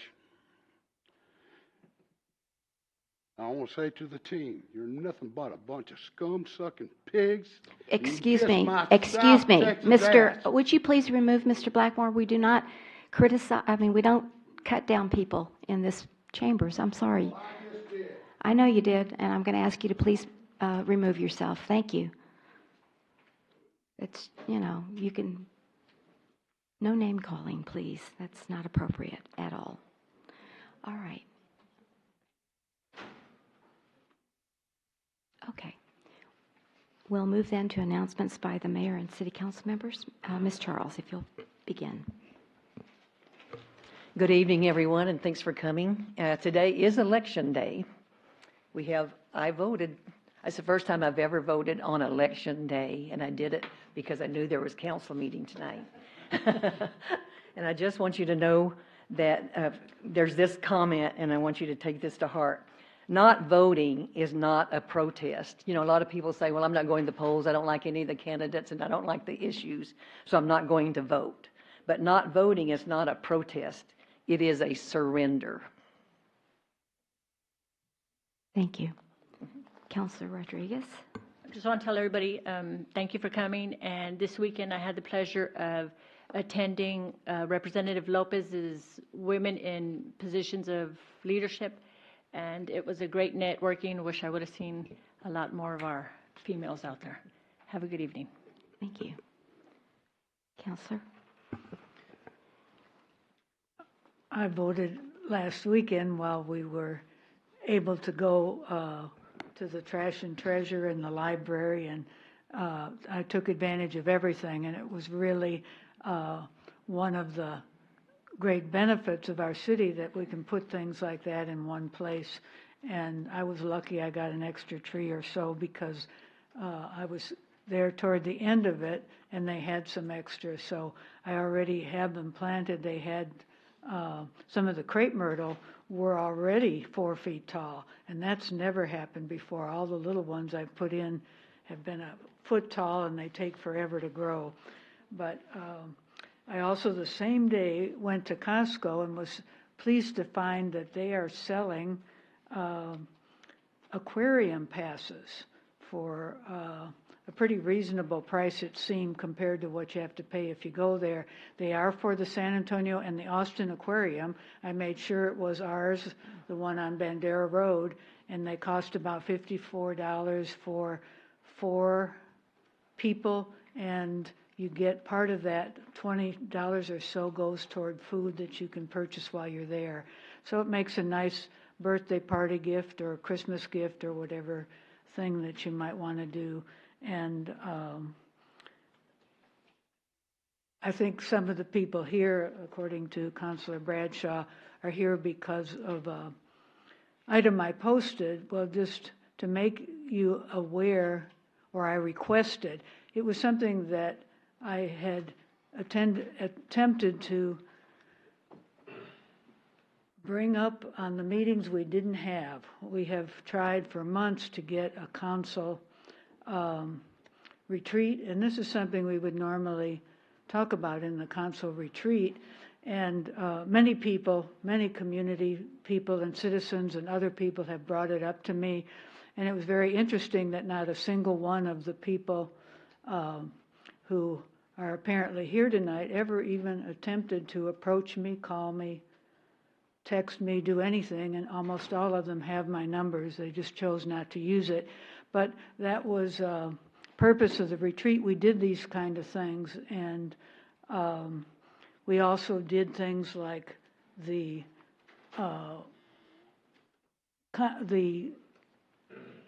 item for January, the annual conference, and we ironed out many of them at the retreat.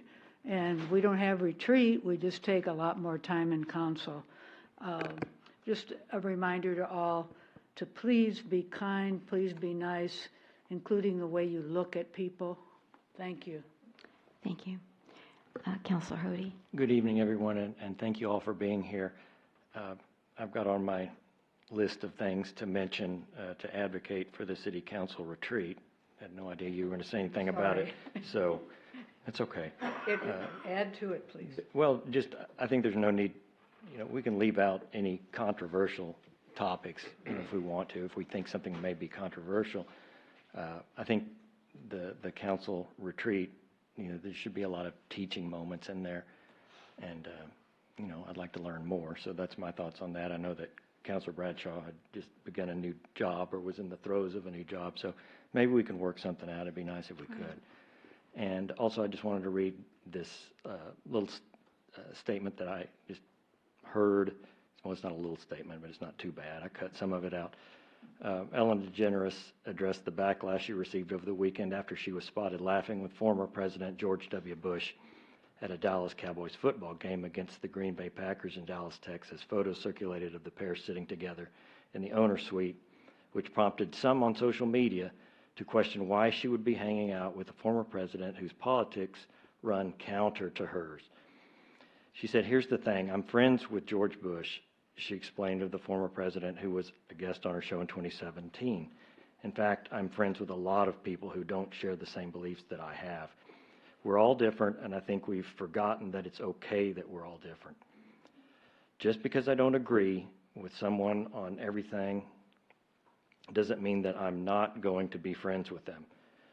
When I say be kind to one another, I don't mean only the people that think the same way that you do. I mean be kind to everyone. Thanks. Okay, thank you very much. Councilor Bradshaw. Yes, I also voted today.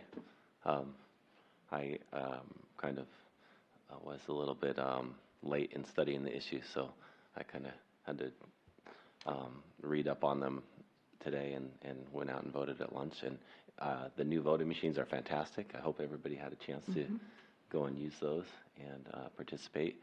I always say if you don't vote, you can't complain. And it's for a minute there I thought we skipped fall and just went straight to winter because I was really cold. But seems like the weather's kind of cooperated a little bit, and we might get our fall after all. So just thank everybody for coming tonight. Okay, thank you. I appreciate it. I have several items. I went to Judge Wolf, Nelson Wolf sponsors a quarterly meeting with the suburban mayors. So we met last week at the Public Works Department, which is on Probant Street, right along the San Antonio River, and it was beautiful. But he gave everyone a book, The Changing Face of San Antonio, an insider's view of an emerging international city, Nelson W. Wolf, forward by Henry Cisneros, and he signed it. And so I would like to donate it to our library. So I'll leave that. If we can give that to Rosie, that would be wonderful. This afternoon, the Bandera Road Working Group met. Lots of energy, but we received some really good news from Jonathan Bean, who's I think he's the associate director of TxDOT locally, and he said that TxDOT received $4 million for sidewalk improvements for Bandera Road from Braun Road to 410. And he said, this is a short-term solution because, again, this planning is for the next 20 years, but we'll be able to implement that within the next year or so. And we don't know if it's going to be in sections or if it's going to be all one. But anyway, he said he would bring back the plan.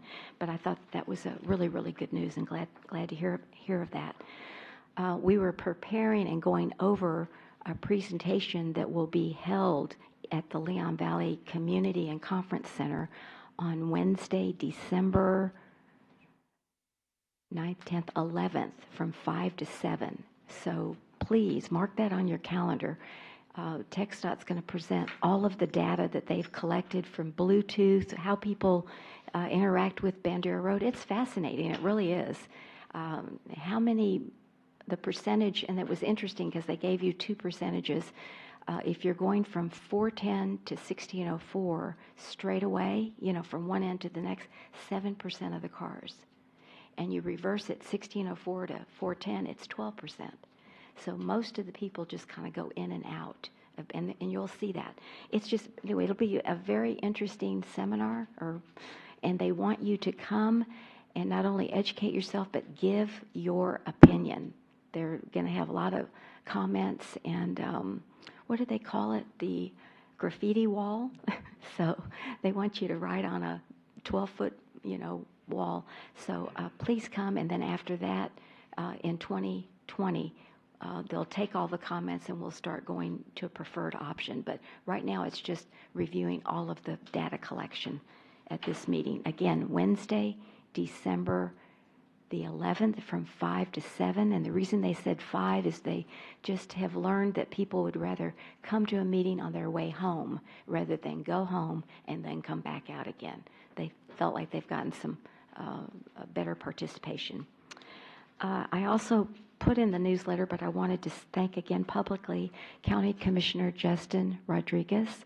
The county commissioners voted a couple of weeks ago to allocate in their FY 2020 budget $1.3 million to the city of Leon Valley for the Seneca West Flood Control Project. And so Melinda will be bringing this back to us, so we've got some choices that we need to make depending upon how much we want to spend and if we need to allocate engineering and design costs, which we would have to bear. But anyway, I just wanted to thank the commissioners for their support.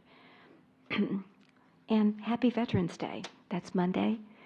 To all of you who have served and are serving, we really appreciate your sacrifice to our country. So thank you so much. And City Hall will be closed on Monday for Veterans Day. So with that said, we'll move then to the consent agenda. Consent agenda items 6.1, 2, and 3. Is there anyone on the council dais that would like to pull any of those for discussion? Seeing no one, may I have a motion and a second to approve? I move that we accept the consent agenda as presented. Second. Oh. Okay. We have a motion by Councilor Alcacer and a second by Councilor Bradshaw to approve the consent agenda items 6.1, 2, and 3 as presented. All those in favor say aye. Aye. Any opposed? The motion does carry. Then moving then to agenda item number 7, ordinance 1, 2, and 3. These are our second reads. And Ms. Pasolay, if you'll please read agenda item 7.1. An ordinance of the City of Leon Valley, Texas, City Council reserving a 2.054 acre portion of Hebner Onion Natural Area Park for future public improvements, providing for repealer, severability, and savings clauses, and providing for an effective date. Thank you. Well, you're not Miss Moritz, but I think you're taking her place this evening, Ms. Kinsler. I'm not. Thank you for allowing me to. Ms. Moritz had an emergency, and she wanted me to let you know that nothing has changed from the first reading of this. All right, very good. All right. No change, and so what is the pleasure of the council on agenda item 7.1? I move that we approve 7.1 as presented. Second, please. I second that. All right. We have a motion by Councilor Alcacer and a second by Councilor Hody to approve ordinance 7.1 as presented. All those in favor say aye. Aye. Any opposed? The motion does carry. Then moving to agenda item 7.2, Ms. Pasolay, if you'll please read that ordinance. An ordinance of the City of Leon Valley, Texas, City Council amending the general fund budget of the City of Leon Valley, Texas municipal budget for fiscal year 2019-2020 in the amount of $310,000 to provide funding for the Leon Valley Fire Department for the purchase of a new ambulance, providing for repealer, severability, and savings clauses, and providing for an effective date. Thank you. Chief Naughton, good Mayor, evening and welcome again. Thank you. Yes. Any changes or updates? No, ma'am. This is exactly as I presented it last 2 weeks ago. Okay. Nothing's changed on it. Right. Very good. Thank you. And so what's the pleasure of the council? Yes, sir. I do have a question. Okay. My understanding is this is a budget adjustment, is that right, for the purchase of the ambulance? Yes, sir. So why was this not included in our budget that we just passed in August? This is after a year of review. And the budget was done and turned in June. In June. So we didn't foresee, I mean, it's October or November now, right? So we didn't foresee then that there would be a need for an ambulance at that point? Mayor, Councilor Bradshaw, I think that's an excellent question. And it was the exact same question that I actually asked Chief Naughton, and he said he wasn't ready to make that decision yet based on the equipment that he had. Okay. And so he was trying, he actually was trying to fix another ambulance and trying to put him in service that way. Oh, the one that the police department had, we were still, okay. And he was not able to. I just was trying to get to the reasoning why Good question. it wasn't proposed earlier. Thank you. All right. Thank you. May I have a motion and a second for agenda item 7.2 if there's no further questions? Yes. I motion that we approve 7.2 as presented. I'll second. All right. We have a motion by Councilor Charles and a second by Councilor Rodriguez to approve 7.2 as presented. All those in favor say aye. Aye. Any opposed? The motion does carry. Congratulations, but we won't see this little new ambulance for, what, 9 months? Is that what you said? 9 months, all righty. Thank you so much. Thank you. Do appreciate it. Moving then to 7.3, Ms. Posley, if you'll please read that ordinance. An ordinance amending the City of Leon Valley Code of Ordinances, Chapter 2, Animal Control by updating Article 2.01, General Provisions, Article 2.02, Impoundment, Article 2.04, Registration of Dogs and Cats, Article 2.05, Dangerous Dogs, Article 2.06, Dangerous Wild Animals, Section 8.07, Prohibited Noise, authorizing an amendment to Appendix A fee schedule, providing for repealer, severability, and savings clauses, and providing for an effective date. Thank you. Actually, Chief, this was our third read. 14th read. 14th read, okay, but it says first read was held, but no, I mean, you're This- right. I mean, this is, we've done we've two been already. really been dissecting it Yes, and ma'am. just trying to understand it. So I know last meeting we had Mr. Hody and Mr. Hefner and asked Ms. Brown if she would join. So how would you like to begin this presentation? Actually, I've sat down with Councilor Hody and Mr. Hefner, and they had gone over, had a couple of meetings already, and then they sat down with Heather, Officer Rodriguez, and I. And so they've got some notes that they'd like to go over. It's not going to, I really couldn't put it in here because this has already been turned in. So I've given each one of y'all a sheet that Mr. Hefner provided, and so I'm going to ask him to come up here and go over those things, and then we'll figure out how we want to attack it, since that's what what you got in your hand is a lot more than just chickens, which is good. I'm glad they went over and went the extra mile, but it's not in there. It's not up there. I So understand. we've only gotten through, I think we got to the 13th slide, and then we went back to the first slide. So I'm not sure where you want to begin, because some of the things that they actually tackled in here, we've already gone through and said this way or that way on numbers. So we probably need to start over on some of this stuff because of some of the recommendations. But that's up to y'all. If you want to go backwards and hit those things after he talks about some of these, you'll see where we had already talked to them about them in the first meeting, but they're recommending some changes to what may have already, I think it's already been voted on, and which is fine. We can go back and look at those things. So we'll let them do this first. Don't try to follow it in the actual ordinance if you're looking at the ordinance up there, because what he's provided actually had some changes. His changes are in red. And so, but you don't have those. And so we just try to go off of this and it'll match up to that sheet if you want to, the ordinance, if you want to look at it. Okay. Okay? Thank you, Chief. I appreciate it. Mr. Hefner, good evening and welcome. I just want to thank Mr. Hody and Mr. Hefner for your extra work over these last couple of weeks to bring us these recommendations. Sure, I appreciate it. the council's patience. I know this has been a long-going thing. For the delay on some technical. So the summary that the chief mentioned is about 2 pages, I believe. This is the editorial changes and the Right. content changes. I Yep. just want to be sure we're on the same page. Okay, Yes. thank you, sir. Yeah. Does anybody want a copy of them? I've got extra copies. Oh, you got a lot of takers.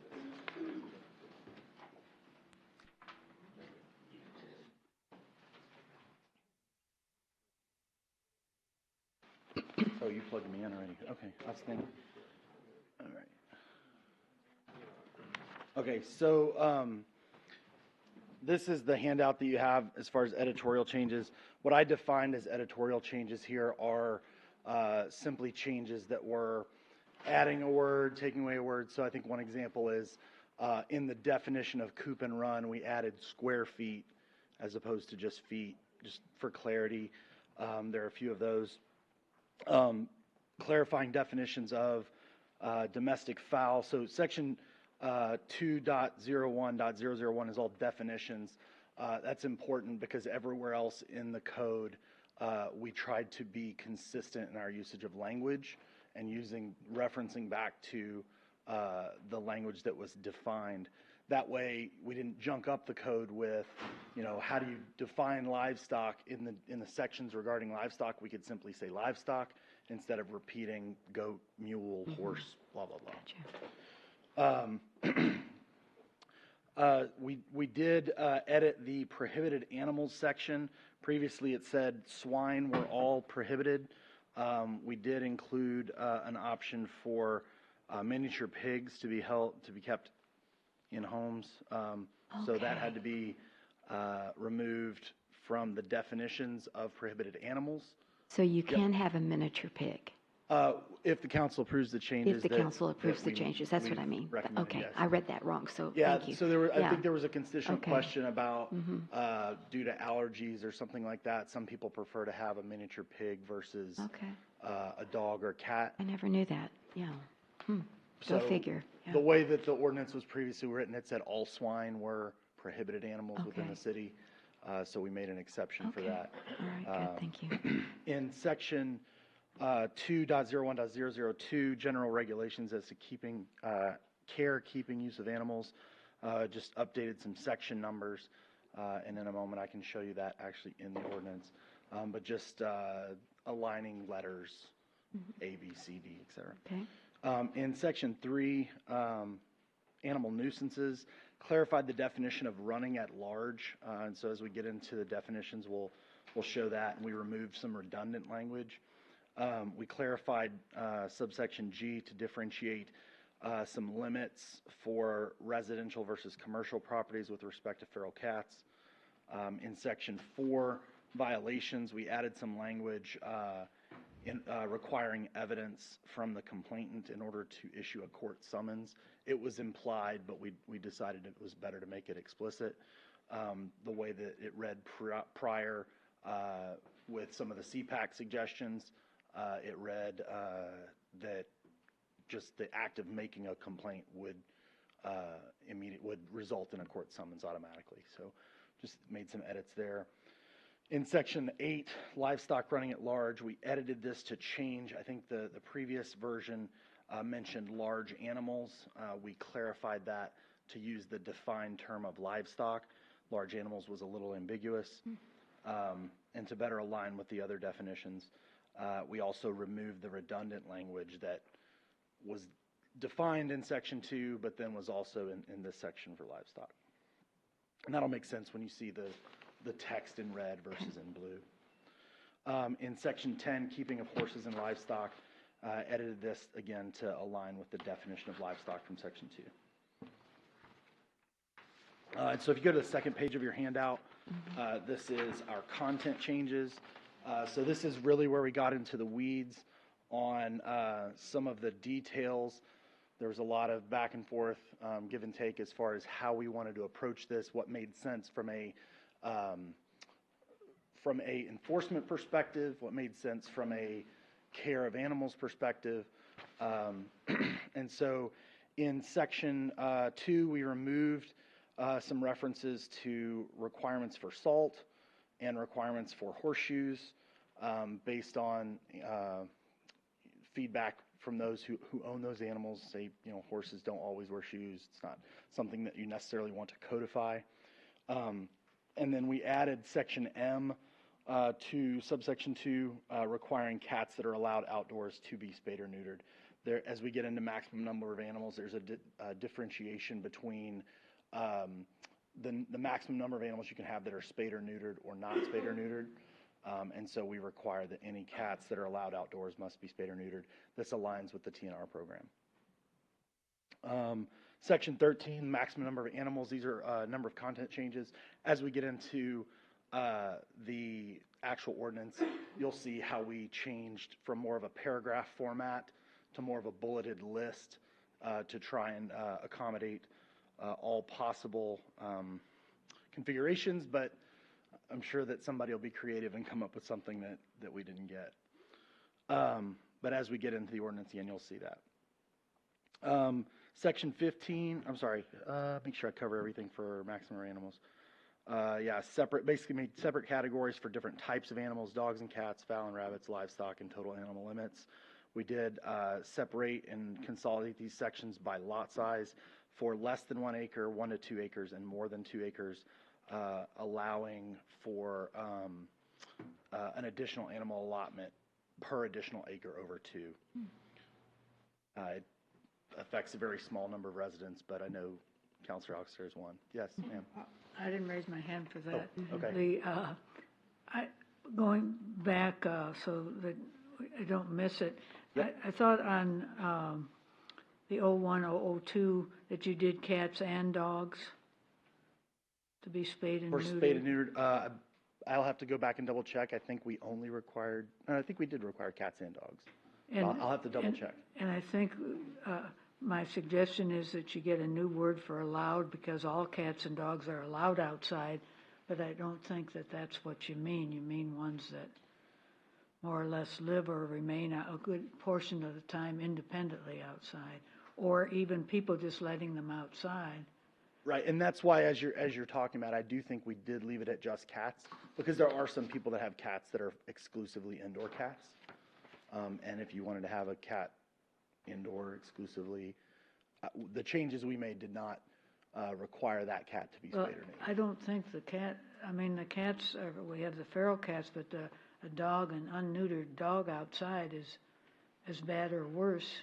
They wander further and they cause more problems. I thought that you put them both in, but also the Ma'am. usage of the word allowed is my problem. I think if you go back and you look at the actual ordinance, what we're talking about is animals that are allowed to roam freely, basically. So a dog in the backyard of a house would not be required to be spayed and neutered, but a dog also can't be running loose. So it's really about the running at large aspect, that if you're going to have a cat outside, it has to be spayed and neutered, because then they're able to run at large, because you really can't contain them if you're, because we took the cat aspect out of having to have them in a secured area. They couldn't run, they can run at large, because we already have that going on. But then the allowed needs to be at large. I think if you look at the ordinance, it's actually in the ordinance, I think. This is just a quick sheet for us to look at what the changes they made, but we can actually look at it in the ordinance as well, ma'am. And I have that document as well.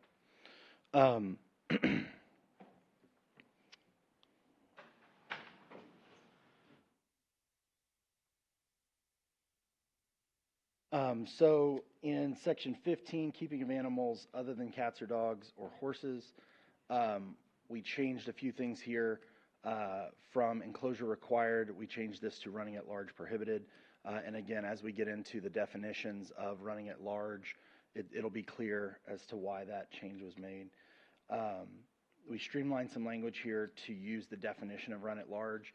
I think in the initial first read of this ordinance, there was some, wasn't very clear between is in a fence, in the front yard, in the backyard. There was a lot of ambiguity, and I think by couching this language back to the definitions, specifically run at large, it helps eliminate a lot of that ambiguity. We added a recommendation for owners of such animals to have a predator-resistant shelter to reduce occurrence of predation. This is not something that's enforceable, but is a recommendation within the code. Removed a setback requirement to avoid economic discrimination and potentially dangerous living conditions for animals. We did require access to a coop and run and removed some redundant language. We removed housed and confined requirement. Rather, the animals must be kept so that they're not allowed to, or not causing a nuisance. And there's some language around a nuisance. In subsection 5, that was, again, the miniature pigs. Section 17 was the last item on the removal of animal waste. We edited this for clarity and removed a few things that were not applicable, and then changed our language to revolve around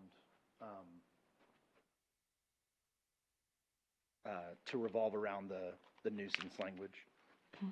Mr. Hefner, I had a question. Remove setback requirements to avoid economic discrimination and potentially dangerous living condition for animals. Is that the... That's the 150 feet setback that's currently in the ordinance. For chickens, right? That's correct. So okay, so you removed it completely. This section, what we've done is CPAC's initial draft changed it from the keeping of animals other than cats and dogs to the keeping, or I'm sorry, they didn't clearly specify chickens, and it was under a section just keeping of other animals. And so, yes, we removed that language. Okay, so there's no, setback. no setback requirements? Correct. Okay, all right, thank you. It's basically left to the discretion of the owner. Okay. And again, it goes back to, couching enforcement out of, is there a nuisance caused? If there's a noise nuisance, if there's a sanitation or smell nuisance. And CPAC did a fantastic job of very clearly articulating that language. So I believe, off the top of my head, so don't quote me on this, but I believe noise nuisance is defined as continuous noise for 10 minutes out of an hour that can be heard 100 yards away or behind the wall of a livable structure. I believe the smell nuisance was defined as someone of a reasonable ability able to, on an adjacent property, smell something emanating from your yard, can deem it a nuisance or file a complaint that it's a nuisance. Okay, very good, And thank you. City prosecutor would have to determine that evidence supported a charge and then a court summons, and that gets into section 4 where we talk about violations. Okay, all right, thank you for that clarification. So that was the end of the summary of changes. I do have the document here that we can go through. And I think that if you tie it back to each of these bullet points, and so if you want to note any questions on the summary handout, you'll see that in the language as we move through. So just for reference, changes that are in blue are changes that CPAC made in their initial draft. Yep. Just to remind everybody is what you've seen so far. We gave you this document without the red stuff that they added, but your presentation, the PowerPoint that I have, does not include a lot of this stuff. So going over a lot of this stuff is probably premature unless you want to go over it, through this, because what we're trying to do initially, and I sent that to you on the email, was get some specific things down so that I can go back and fix the ordinance with the data that y'all wanted. Most of this stuff we've already talked about the chickens and cats and dogs that we had been working on. But the rest of it, I wasn't prepared to go into it. We can. It's up to you. It's already ready to go. And they did make some recommendations to things that were not chickens, cats, and dogs. So how y'all want to proceed from here, I need to ask you guys. Okay, so that's a good question, because maybe we should give you an opportunity to update everything and bring it back to us as a whole. Well, but I don't want to update it because a lot of these things that they recommended actually goes against, and that's fine. Okay. What the citizens have already said that they wanted in 3 different surveys and everything else that we did. So I don't want to take all that out. I want you to still be able to see the things the citizens recommended and then bounce that off of what they're recommending. I think that's only fair to everybody. So that's totally up to y'all. But if I just go off the ordinance and we go down the line on the ordinance of the recommended changes, then you're not going to be able to see what the citizens in all the places that we've asked them for their input. You're going to lose that. Okay. Yes, I'm not sure how to proceed, so I'd like to hear from other counselors. Yes, ma'am. Chief, I just think that we never had consistency with the things that we went out to the citizens for, never had the same questions, never had the same ideas. What I liked about what they did is you had the original ordinance in black, then you had the blue, the changes you made. I noticed that you did include some of their changes in blue, but they put their changes in red, the additional ones. I haven't touched stuff in blue. That's been that way since y'all from the beginning. Well, some of it matches up to what they put in. Understand. So anyway, it's very easy to read with the red added in there, and I think it's a lot easier to go through with the black, blue, and red, and I'd like to see that because it was just much easier to read, and the ideas that they were proposing came through much more clearly, and I'd like to see this like this before any other changes or we make changes. So my intent was not in these readings for us to go in and make the changes. My intent was to show y'all what each one of the surveys that we went out to the citizens had recommended, and then y'all can make your decision from there. For instance, the 0 setback, in none of the surveys did anybody overwhelmingly say they wanted a zero setback.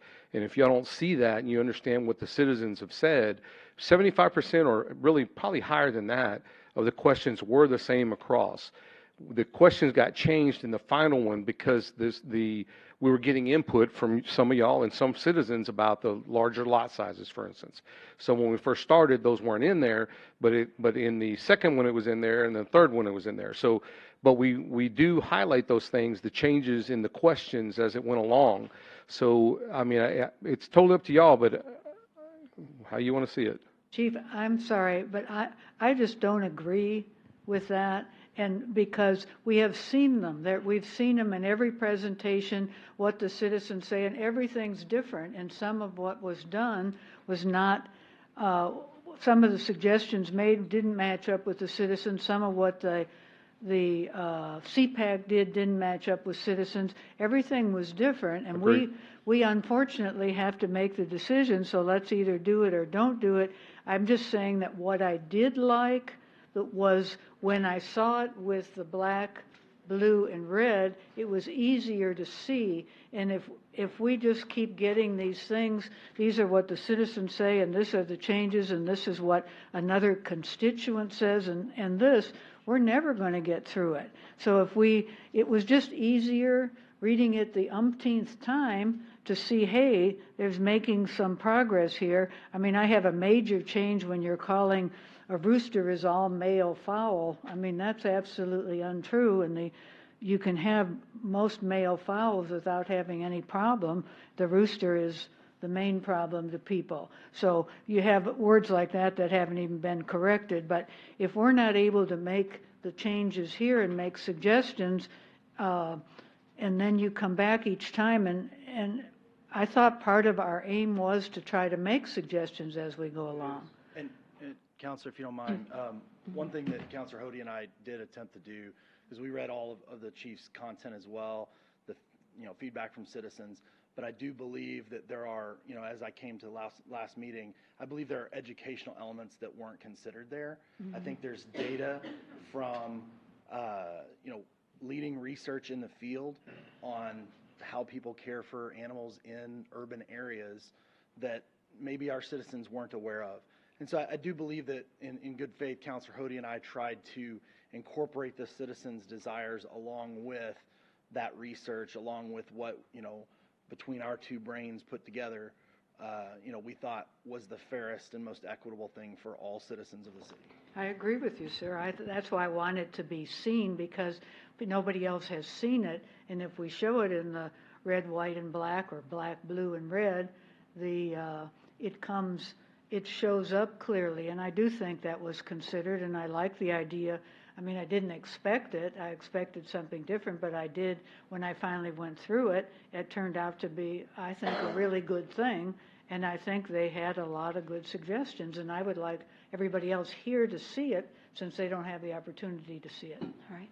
Let's hear from Councilor Bradshaw and then any of the other councilors that would like to weigh in on this. Yes, sir.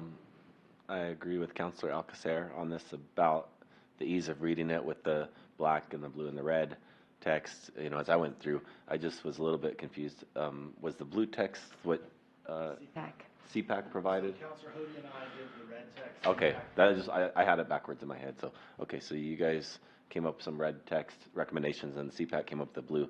And as long as we know that as we go through it, I mean, not that it matters, we just, I think, have to look at the verbiage and decide if this is what we want or what we need to change. And keep in mind what the citizens said during the, as much as we can. And the reason, just to remind everybody, the reason that we were focusing on the cats, chickens, and dogs was because that's the direction y'all gave me, because it was too much. And so y'all said, please focus on cats, chickens, and dogs. This other part has been written for over a year, probably a year and a half now, all the stuff in blue. If we want to just go down the row here and start discussing everything as it's on this ordinance and forget the PowerPoint, I'm good with that too. That's not what you initially asked us to look at. So I can't say that that I've looked at this stuff in blue in a long time. But if you want to go down the road and look at it like that, that's fine. But you got to remember, there's a lot of stuff that doesn't have anything to do with cats, chickens, and dogs that we're supposed to be focusing on that are in that ordinance. There are 50-something pages, I think, of ordinance, maybe even more than that. I think it was maybe 80 pages of actual ordinance. So, I mean, if you want to start at the beginning of the ordinance and work down, we can do that too. It's totally up to y'all. Okay. Let me, Councilor Charles, do you have any comments? And Councilor Rodriguez before we move on to a second comment? No? No particular opinion as to how we should approach this, like Chief is and Councilor Alcaceres? I think I've been working on it as long as the chief when I was in Day one. CPAC. Right. So, I don't know how we would get, there was none of the feedback from the citizens at any of those places. None of them were all the same. But citizens did have feedback. We asked for it, so we need to pay attention to that. And then, and like Mr. Hefner said, maybe there was education lacking that caused them to vote one way when they would have voted another. So I don't really know how to proceed. Okay. Well, I'm glad I live in an HOA that rules the roost and we don't have to think about it. right. Okay. All right. Anything? Okay. Yeah, I do. I just agree with Councilor Charles. It's a lot of information. It's a lot of maybe this, maybe that. Citizens say this, citizens say that. You know, well, they want all the power. So I really don't know how to approach it or what would be the best way to make sure that all the vested parties are getting their voice heard and what they need done. Okay. Well, I think going through the black and the blue and the red would be helpful. And just a reminder that, as you said, Chief, a couple of times, we're not going to finish it tonight, but maybe we could finish some sort of a semblance of a draft because it is on the town hall meeting agenda, and then we can get more citizen input. Whatever the final product is, you know, I don't know. Yes, go ahead, Counselor. I agree with what you said, Chief. We requested cats, chickens, and dogs. I would love to see only nothing else in here but cats, chickens, and dogs, and I think we would have been through. I don't think we need the whole ordinance at once. But that's what my PowerPoint is, ma'am. It's just cats, chickens, and dogs. I understand that, but we requested cats, chickens, and dogs. That's the big issue in our city, and it can be PowerPointed only to cats, chickens, and dogs, and all the rest taken out. That's what I would love to see done, and I think we would get those three done, counting this extra work that they've done and you've done and everybody's done. But everything else is superfluous at this point because, and you can take, we've done it with many other items. You've isolated sections of an ordinance for change. So if you go back to the PowerPoint, the whole PowerPoint is about, the only thing that's in there that's not cats, chickens, and dogs specifically is the nuisance part because it has to do with the times on barking and blah, blah, blah.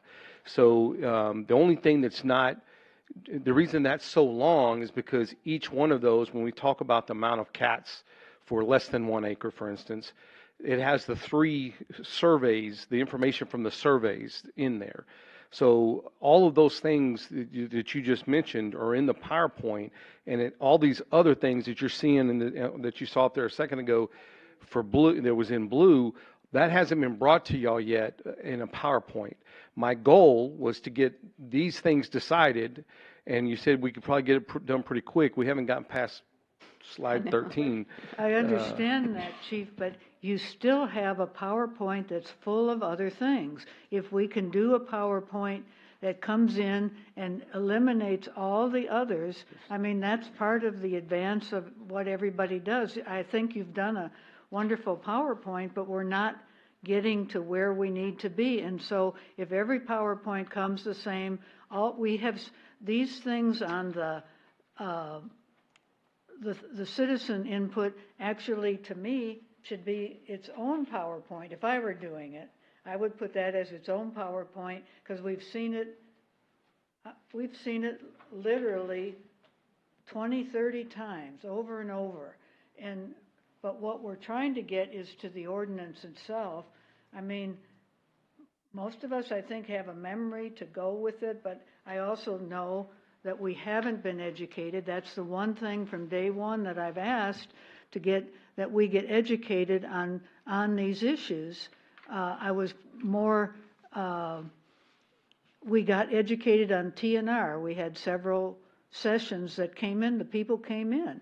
But we've never been educated on chickens themselves. Dogs are people's favorite, so it's easier to deal with, but they're all separate. We don't need these numbers counted, because you can, like this one. This is a great one because it's got so many differences, but you add them all together because they all want them to roam freely. And then that's comparing apples to apples. Mr. Hefner, I yield the floor. Thank you. One suggestion I may make, council, would be, you know, can we been- go, let's say, 20 minutes, and then I can, if you guys see that it's value add, we can continue. If we want to shift direction, I think I can cover a lot of ground in that amount of time, and we could. 5, 10, That 15, work 20. till That's 8:45? about 50 minutes for this topic then. Okay. Is that And agreeable then- with the council to go 20 more minutes on this? Okay. Okay. All right. Yes, sir. Just so we're clear, is you're going to go 20 minutes on the stuff that they talked about, because the rest of the stuff they haven't gone over. Most of the stuff in blue, they never even looked at. So you want him to go over the stuff that he's not been involved in as well, and then I'll sit down and be done with the presentation. Up to y'all. Council Bradshaw. I would leave it up to Mr. Hefner, whatever he's prepared to present, would go with that. And I'm assuming that it's having to do with the cats, chickens, and dogs that we've talked about. No, it's not. It's not. It's more. There's a lot more than that. Chief, it won't take long to go through, let him do the red, and then we go from there. So just the red stuff is what I'm saying, what you're saying. That's what yes, that's what his presentation is. Okay, but it's not going to be starting at the blue beginning and stuff. going down. We're just going to have him hit the red stuff, and then we'll get back up here and decide where you want to start with me with the blue stuff, correct? Okay, cool. Probably another day. I don't think we can. So I'll start with section, and again, you can reference the handout for the changes that we have here. I will call out a couple of blue elements, mainly because we reference them, like running at large is a good example. So this first section, 2.01.001, is all definitions. They're alphabetically listed. And so if we come down here, we made a change here to coop and run, simply adding square feet and removing this last sentence says the enclosure includes a roof over at least some or all. That we felt that was redundant, we removed it. This section, we expanded the definition of domestic fowl to include other animals. That's, again, editorial. Here we define livestock, and so this is not limited to this list of things in addition to equine, hog, sheep, blah, blah, blah. So again, all these blue changes were things that CPAC included. We did read through many of those, and we'll get to some sections that we didn't, and I'll call those out as we did. But we had to read through that content in order to have a full understanding of what changes we did want to make. Everything that's in your packet, in today's packet, is everything in blue. Our red stuff is additional. Prohibited animals, so as I mentioned, we added a section for, this used to just say swine. We added the exception of miniature pigs as defined in subsection 15. The key element here is run at large. Again, this is in blue, but I want to spend a quick minute here because the definition is very important. And as we talk about running at large at other points in the ordinance, it'll be important to have a good understanding of this. So to run at large is to be free of restraint while outside the boundaries of real property of the owner. So hold that, just kind of tuck it away, and we will come back to it. But that's where we couched a lot of the information around cats, dogs, and chickens. This is, again, still in the same section. I'm sorry, this is section 2, 2.01.002. This is simply reordering these letters for consistency. And we removed, this is feeding animals salt for work and milk animals, and this is ensuring that horses and mules have shoes on each hoof. We felt it was appropriate to remove those. Those are not needed to be codified for those who have those animals. Ultimately, whether you feed your animal salt or not is the owner's responsibility. It doesn't need to be an enforcement issue. And then added this last item, cats that are allowed outdoors must be spayed or neutered. I think there was a question. We can certainly take that comment and make additional edits. This section on animal nuisance. So I will read it without, there's a lot of noise here because you've got some things struck out. I'll read it as our edits would have it. The owner or keeper shall ensure the animal, except cats, does not roam at large. So that's the edit. And so again, it goes back to that definition of run at large being without restraint outside of the boundaries of the property of the owner. This section here we mentioned is section 2.01.003, animal nuisances. Clarify G to differentiate residential and commercial properties. This simply, instead of saying an individual's property, we talk about a residential property or a commercial property. CPAC set it at 3 feral cats for any individual property. We simply made a slight change to allow 3 on a residential property and 4 on a commercial property. The violation section, this was, again, these changes for police officer and their align in other places where CPAC made this exact change to modernize our language. It's just this was another place where the word policeman was in the code that we found. This section that CPAC added in discussion with Councilor Hody we felt was problematic, and so the section in red in coordination with Chief Salvaggio we added.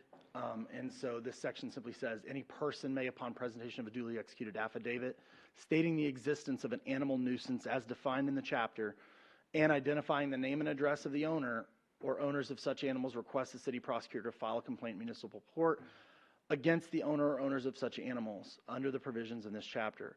The filing of a complaint by the person, previously it said will result in an issuance of a court summons. We changed that will to may, based on the evidence provided by the complainant, result in the issuance of a court summons. Again, that would be at the discretion of city council. Or, city prosecutor. That's the only change there. In no changes to sections 5 or 6, section 7, dogs or cats running at large. Again, we just added this for consistency with the line above, as it was not clear. And then section 8, this is, I think, Chief Salvaggio's point.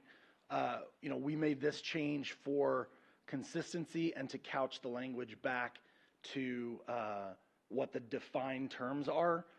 Section 8 previously said large animals. We changed that to say livestock. And then the livestock definition, instead of being repeated in section 8, is referenced from section 2, the definition section. In section 10, the keeping of horses and livestock, again, these changes are to align with the defined language of livestock.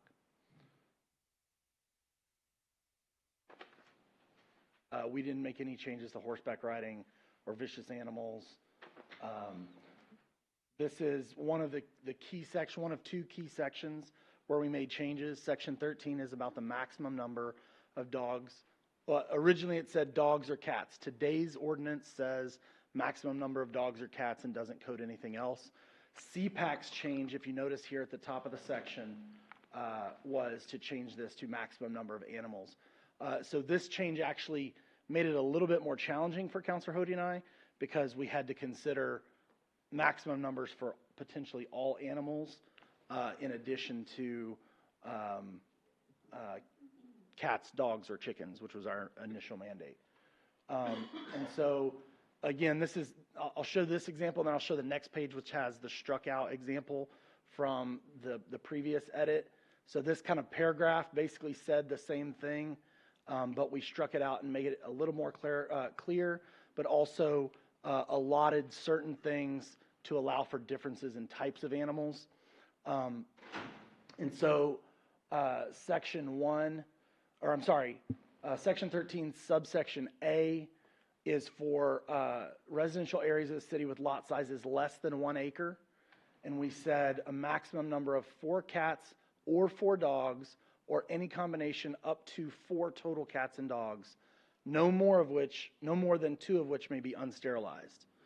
So this was great feedback from Officer Rodriguez and Chief Savaggio about the previous ordinance was unclear. It simply said 4 cats or dogs and allowed the possibility that someone could have 4 cats and 4 dogs. So we made that very clear here. And then in Section B, or in subsection B, we mention a total of 6 animals of any combination: dogs, cats, domestic fowl, snakes, rabbits, or other approved animal in accordance with this code. And so the other approved animal allots for if there are any other animals that are desired that aren't prohibited animals. And that was why we had to make the exception for the prohibited animal for miniature pigs. Subsection B talks, yep. You forgot the last part of that sentence, and other applicable building and zoning regulations, which are important because there are some things that are violations of the zoning or violations of, let's say, setback requirements that are different than the setback requirements that Mr. Hefner's talking about. When you talk about building something that would be a real setback requirement as far as your building codes. So we made sure and put that in there to make sure that everybody understood that it's not just this code you need to pay attention to, it's these other codes that could also restrict your ability to build a 8-foot chicken coop at the very end of your fence because you have a 5-foot setback in that area. Yeah, and that was a great opportunity for me to get educated on the building codes. And that is, there is a building code that says you can't build within 5 feet of your property line, a structure. Subsection B is basically laid out exactly the same as subsection A, except it applies to lots that are greater than or equal to 1 acre, but less than 2 acres. Subsection C will address lot sizes greater than 2 acres. So for those that are between 1 and 2, we said 4 cats or dogs or a combination of 4. Maximum number of 10 domestic fowl. This is allowing for those lots that are over an acre to have more chickens than a lot that's under an acre. And then a maximum number of 2 livestock animals, again, going back to the definition of livestock. And then sub D is a total of 10 animals of any type for lots between 1 and 2 acres. Yep. I'm just noticing something. Are y'all recommending maximum number of 10 total of a combination of any domestic fowl and rabbits? Within the other limitations. Correct. Right. So you're not saying 10 domestic fowl and then they can also have 10 domestic rabbits. No. Okay. We'll clean that up as we go through. I just want to make sure. And then sub C over 2 acres is basically the same. And all these numbers were a collaboration between Councilor Hody, myself, Chief Savaggio, and Officer Rodriguez to find what makes the most sense for given lot sizes, the diversity of lot sizes that we have across the city, and what's easily enforceable. For those lots greater than 2 acres, very similar. We increase the maximum number of domestic fowl and rabbits is still 10. We increase the number of livestock to 4, and the total number of animals to 20 for those lots greater than 2 acres, allowing for an additional 5 total animals in sub E as an echo, 5 additional total animals per acre over 2. Counselor Yep. Alcacer. Okay, so if you have 10 chickens, you can't have any other animal. That if you had, so in your case, Counselor, if No, I don't want my okay. case. For a lot over 2 acres. No, no, sir. Okay. Look at the two, you say you can have 10 chickens. Yep.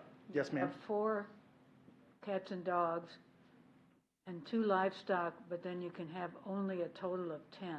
Yes, ma'am. So you can only have 10 chickens and no other animal. Yes, ma'am. If you had 10 chickens, that would hit your limit for, if you're looking at sub B, that would hit your limit for a lot between 1 acre and 2 acres. If you had, however, 8 chickens and 2 livestock, that would be acceptable. And so that was, as we went around what these numbers are, because they are somewhat arbitrary, we tried to strike a balance between the different categories, considering that a dog is not equal to a chicken, is not equal to a horse or a cow.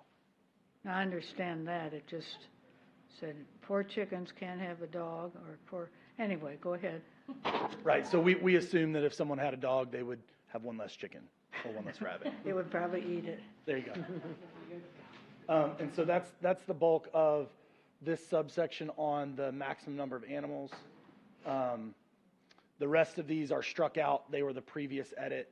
You can see we actually attempted to make an edit within paragraph form and then decided it flowed better by bulleting it out. And then reordered these subsections, keeping in all of CPAC's changes. We simply changed the letters here. And all of this blue section is in your packet. We did not make any changes to the excess animal permit.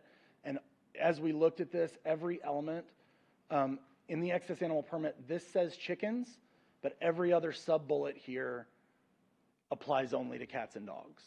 And so we considered removing chickens from the excess animal permit, but we discussed and felt if someone wanted to have more than 10 chickens and wanted to apply for a permit, that's their prerogative.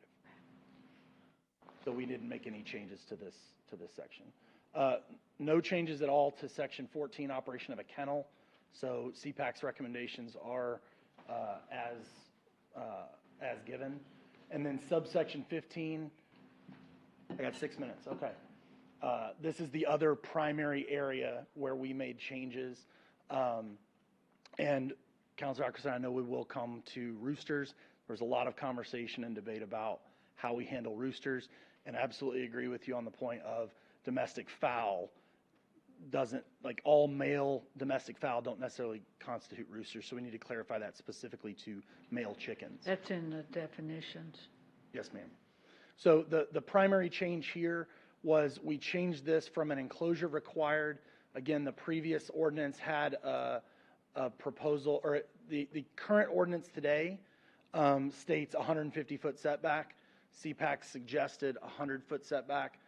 We removed that setback, again, leaving it up to the owner to make the best decision for their property within other building and zoning ordinances to place a chicken coop or other enclosure on their property in the best place for the care of their animals.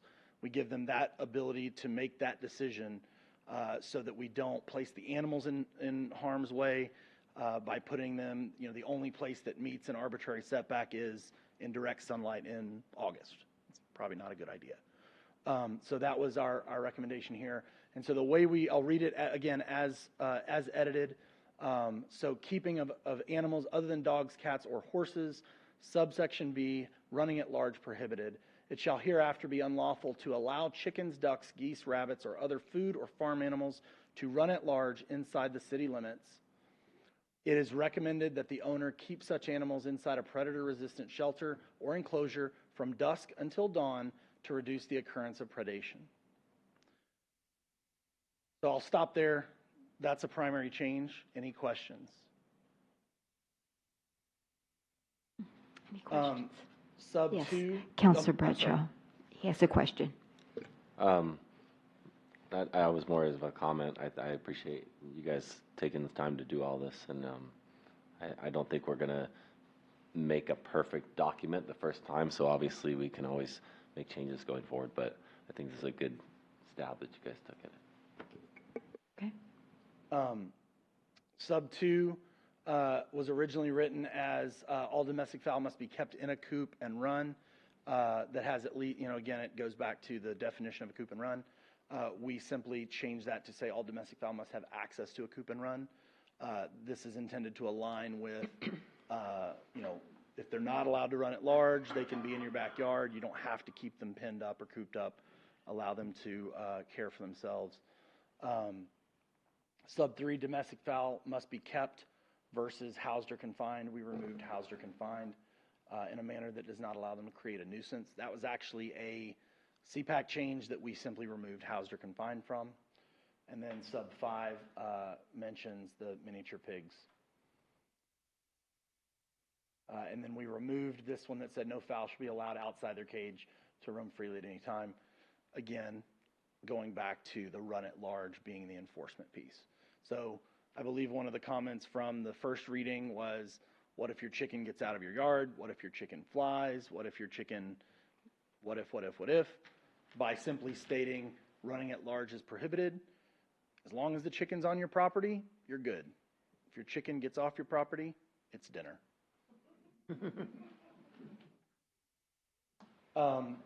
So going back to the handout, the last section that we have is section 17, removal of animal waste, sanitation standards, and that was the extent of the changes. So if I can cover that in 2 minutes, then I knocked everything out that we did. So the biggest changes here were, as Councilor Hody and I reviewed this, many of the changes that were suggested by CPAC, I think while good intentioned in this section, we felt placed an undue burden in that you've already established what a nuisance is from a sanitation perspective. I think there's an element in here that says, animal owners must have and maintain a fly control program, but nowhere do we define what a fly control program is, right? If there is a sanitation nuisance within the definition where if you're standing in your neighbor's yard and you can smell the poop from my chicken coop, then we have a nuisance, right? And we need to do something about it.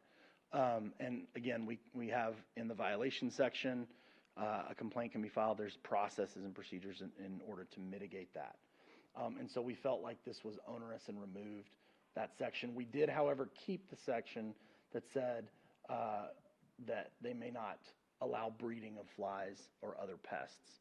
So no animal owner, subsection D, no animal owner shall allow the accumulation of animal waste on any premises in a quantity sufficient to create an odor offensive to a person, normal sensibilities, standing on any adjacent property not owned or controlled by the subject animal's owner, or which creates a condition conducive to the breeding of flies or other pests. I feel like that was conducive to cover all without placing codifying a burden on animal owners. The rest of this was reordering sections, and I think that was all of our changes. So we are at section 18. That's the beginning of the trap, neuter, release, return program. I'm going to leave that to Chief and his team. But I believe everywhere else in the code, we did not have any changes between Councilor Hody and I. That was the extent of cats, dogs, and chickens that we had. The one element I did want to call out here was this was actually added. The agenda item on tonight's agenda is for the animal ordinance.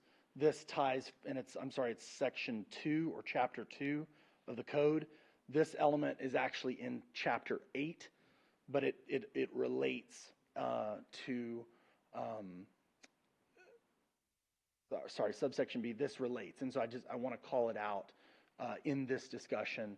This was a CPAC change, but I think a great one. No owner or keeper shall allow animals being held on their property to create a noise disturbance in such a manner to annoy, distress, disturb within the vicinity of hearing thereof. For the purpose of this chapter, an animal noise nuisance shall be defined as a minimum of 10 minutes of noise of events over a period of 1 hour where the animal can be heard continuously 100 yards away or behind the wall of a livable structure.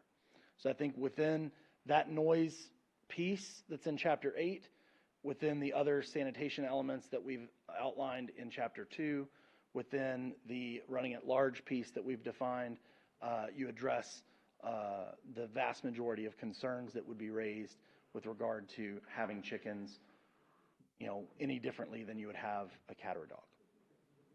So 2 minutes over, apologies to council, but that is the work that we've put through, and There are many other changes that Chief and CPAC made to other sections after Section 17 that I encourage, further review on.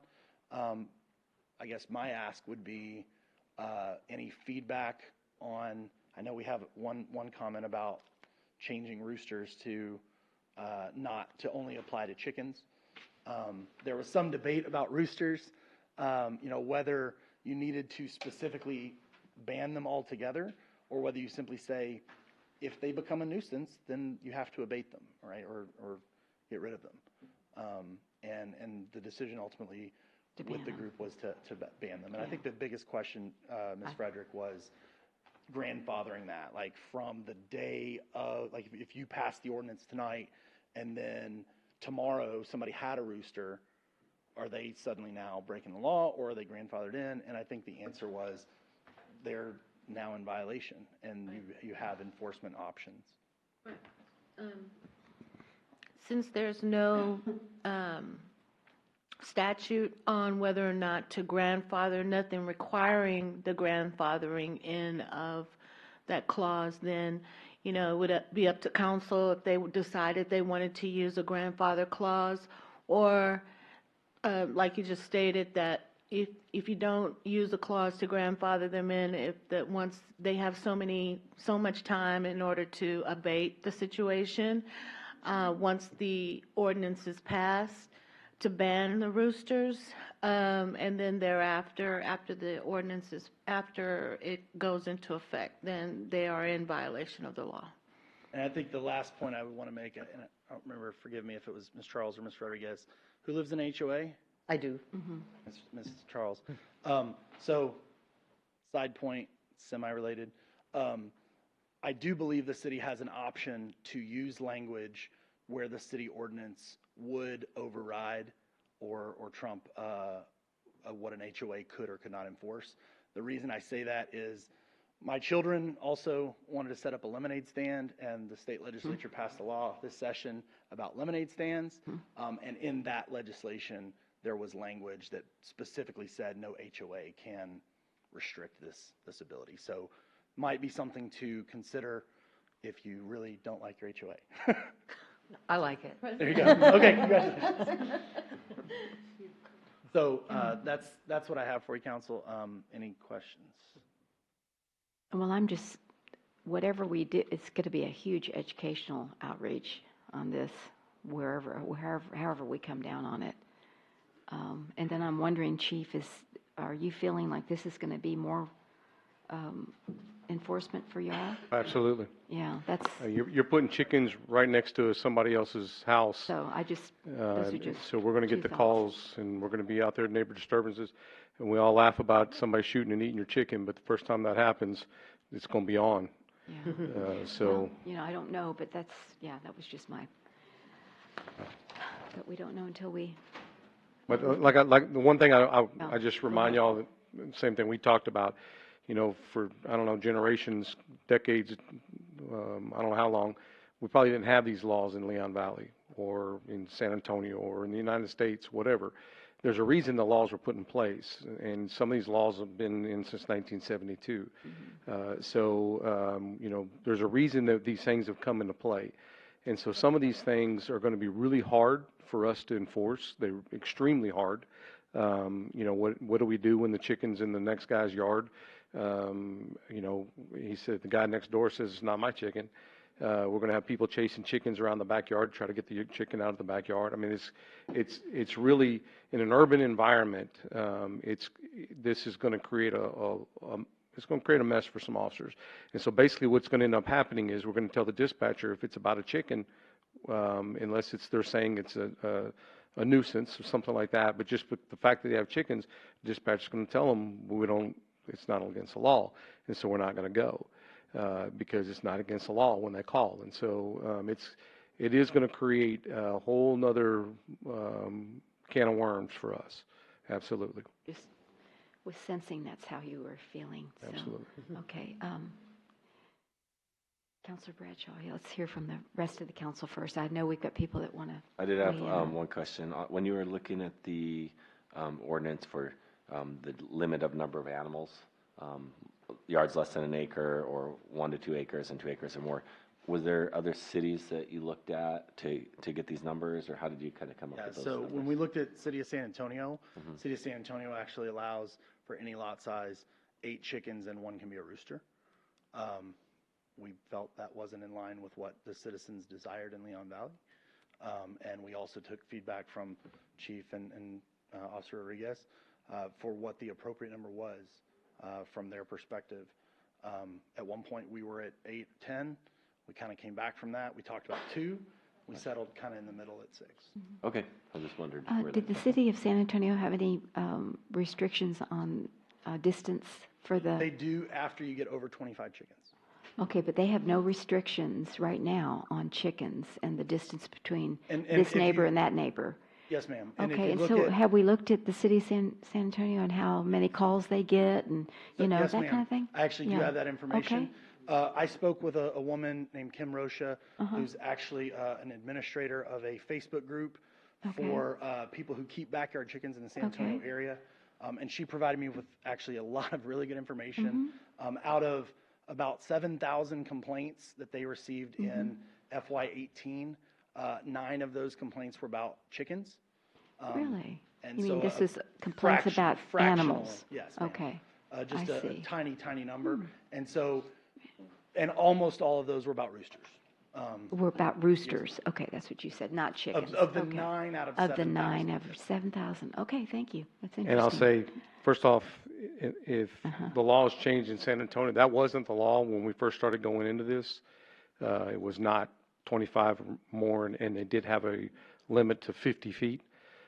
So if that's changed, I really need to go back and look at that. Okay. But I can also tell you, we did call the code compliance, Mhm. and they said they make a lot more chicken calls than what that lady said. I'm not saying she's wrong. What I'll tell you is just like with us, we don't have a way to type in a keyword search of chicken in our system and be able to pull out all the calls that had to do with chickens. Mhm. It's just a disturbance. I see. And so there's really, code says, yeah, we get calls all the time about chickens. So the 9 is, but they can't tell me we had X amount of calls for chickens, just like we can't. Okay, all right, thank you. All right, any other questions? Yes, I'm sorry, Counselor Hody. So on the original CPAC recommendations, and I'm going to say this again, and I know that Mr. Hebner agrees, everyone has done a lot of work on this, and it's not just a cut and dry thing, trying to get it's just extremely difficult. It was extremely difficult for he and I to come to agreements on things.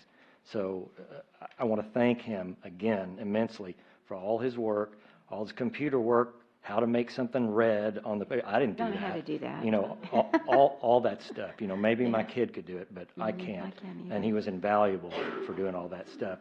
And, I'm on council. I should be doing that. He's a citizen, and he's extremely interested in this, and he did it. He stepped up and he did it. And, I hope we can have more folks like that for different areas of the town. Thank you, Mr. Hefner. And Do appreciate I've got more. Got more, I know. okay. Oh, I know Awesome. you do. You can get rid of property taxes. Yeah. So one of my comments is on the CPACs was a total of 4 animals, any combination, 4 chickens, 3 chickens and a dog, whatever, for a standard lot, I think, basically. And then it went up to 8, I think, for an acre, if I recall right. So you could have 8 dogs on an acre. That is way too many dogs. I'm sorry. With the original CPAC. With the changes. original one, right, but now it's 4. And this is my opinion. Other people are going to say otherwise, and that's fine. I understand that. And a lot of it has to do with people taking care of or not taking care of their animals, taking responsibility or not. This is where the problem is. We could, you could have 25 chickens and it not be a problem, but we can't allow that because, we'll get overrun by that. But if we were going to have 4 chickens allowed on a standard lot to begin with, and we haven't changed that, it's still 4. CPAC's recommendation was 4, so that could be 4 chickens or 4 dogs. We're still going to have the chiefs saying that we're still going to have, those calls. 1 chicken would get as many calls as 10 chickens. Well, no, I'm just saying that if 4 is what the original amount was for the CPAC recommendation Ours hasn't changed for a standard lot. So my question is, other than the setback, which, we can definitely discuss, and I agree with, some kind of an in-between there, what's the difference between CPAC's and ours on the number of chickens if they're both 4? It's a setback. By saying 0 setback, but I haven't gone real deep in this, but I'll tell you, the San Antonio's just changed in October 2017, and this says any home can have up to 8 domestic fowls, so it's not 25, including 1 rooster without a permit. An excess home permit is needed for more. The coop must be at least 50 feet away, and we were, no, just it says period, at least 50 feet away from the nearest neighbor dwelling. Chickens must be primarily kept in a coop of 24 square feet in size or 6 square feet per bird. So I don't know. I mean, I'm not trying to argue the point. I'm just saying that there's still regulations in San Antonio. They didn't just wipe all the regulations out and you could have whatever you want. So the last time I read it was 50, and that's what it says in this article here. I don't know what's true anymore about that, but the recommendation from CPAC was 100. And so if you go to 0, you're basically having, in a small yard, you can have chickens right up next to somebody else's house, because not everybody has, distance between their homes. So, if that's what y'all want, great. I mean, that's not a problem. But Chief, what's the difference between having a dog right next to you barking all the time at you and a chicken who doesn't bark? Yeah, I've got 3 yeah. of them in my next room. I know. I mean, the dogs are I think one of the things that we had talked about as well is what the chickens are going to do to the backyard. You're going to end up with no grass, and it's going to be kind of all torn up and that doesn't happen with dogs? yeah, I'm sure it does. But Yeah. Okay, very good. So this is the San Antonio ordinance, which says 8 domestic fowl allowed at a residence. that's only for One can be excess rooster. animal permits. This is the animal limits. If you have more than 8 chickens, there are additional requirements.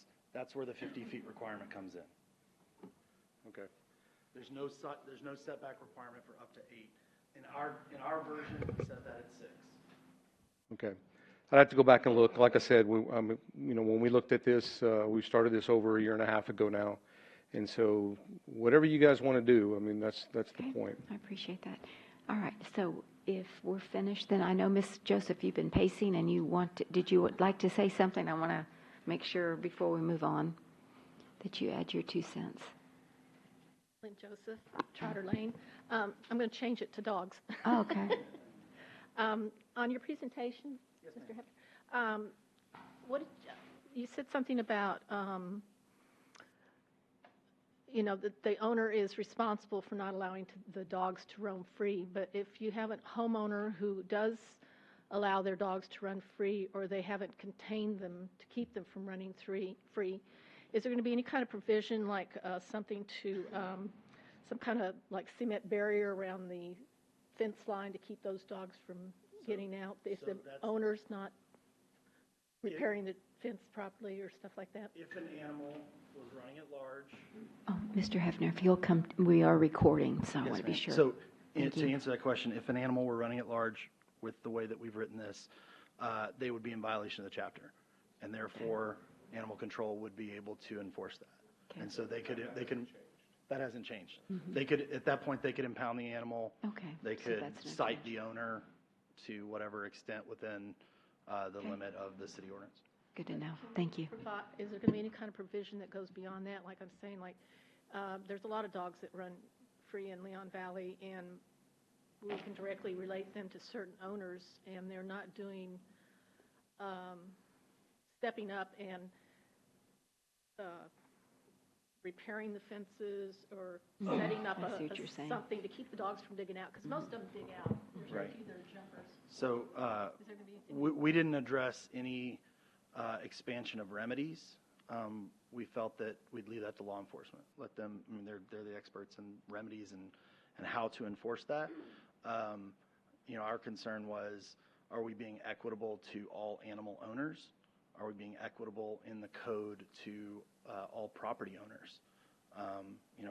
Should I not be allowed to have chickens because I choose not to purchase an acre-sized lot, right? And so there are if you look at the data, there are people in New York City who keep, 6 chickens in a loft in a condo building on the 15th floor. And if that, and they're able to do that. And, it's actually encouraged by the USDA that people keep backyard chickens, right? The whole sustainable food movement and everything else. And so, the fear that's out there of specifically chickens being a problem is, I think, unfounded. I understand your concern about dogs that are getting out, and I think that the city has certain remedies if you have repeat offenders for how you take their animals away.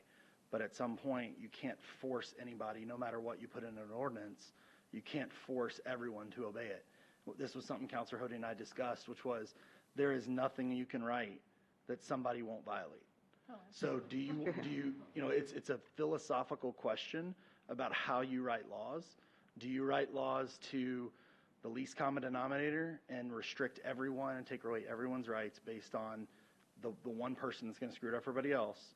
Or do you have some reason, some common sense around how you write it to allow the most freedom for most people while giving your law enforcement an ability to address the problem areas? And I think that's what we try to do.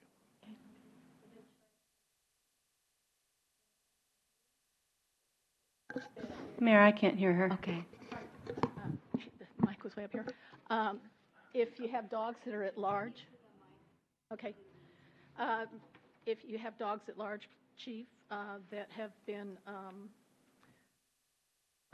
forget how I stated it, that have repeatedly gotten out and the owners say have not repaired their fences, or is there some compliance that after a dog, several dogs have been caught, brought back, and then what is required of the owner to stop that? Or can you put up a barrier? Did want to grab his. I guess the short answer is no. The only mechanism we have is to keep giving them citations and giving them the dogs back. We don't have anything in the ordinance that allows us to take the dogs away. And to be able to say we can require them to pour concrete and all that other stuff, that you definitely could if that's what you want. It would be asking them to do that.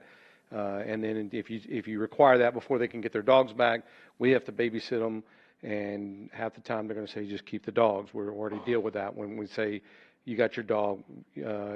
Like the one lady, this dog has been out multiple times in your neighborhood, Mayor. We gave her citations this last time, and her dog, because her dog keeps getting out, but we still have to give the dog back to her. I'm just asking if there can be some kind of provision, or is there a provision that that the homeowner has to provide a safe fence to keep those dogs from getting out, digging out, chewing through the fence? Is there any, once they've been caught several times? No, and there's no such thing as as the best way to put it. Just something, I won't even go there. There's not an impenetrable way of doing that. But if y'all wanted to say that, we could. If you want to say you got to pour down a foot of concrete, you could. You definitely could require that. But right now, there's nothing in the code that allows us to enforce that. All right, very good. Yeah, we still have a lot more on our agenda, so let's try to wrap this thing up. Ask about vaccinations in this. You only put down rabies. Can there be a requirement that dogs and cats have shots for the contagious diseases like parvo and is it distemper for cats? Yeah, so that was actually addressed in many of the CPAC changes we didn't cover, but there's zoologic diseases, which rabies is one, parvo is one, right? So those all kind of fall under that requirement, and if, as you read through the sections, those would actually be included in the agenda packet for tonight.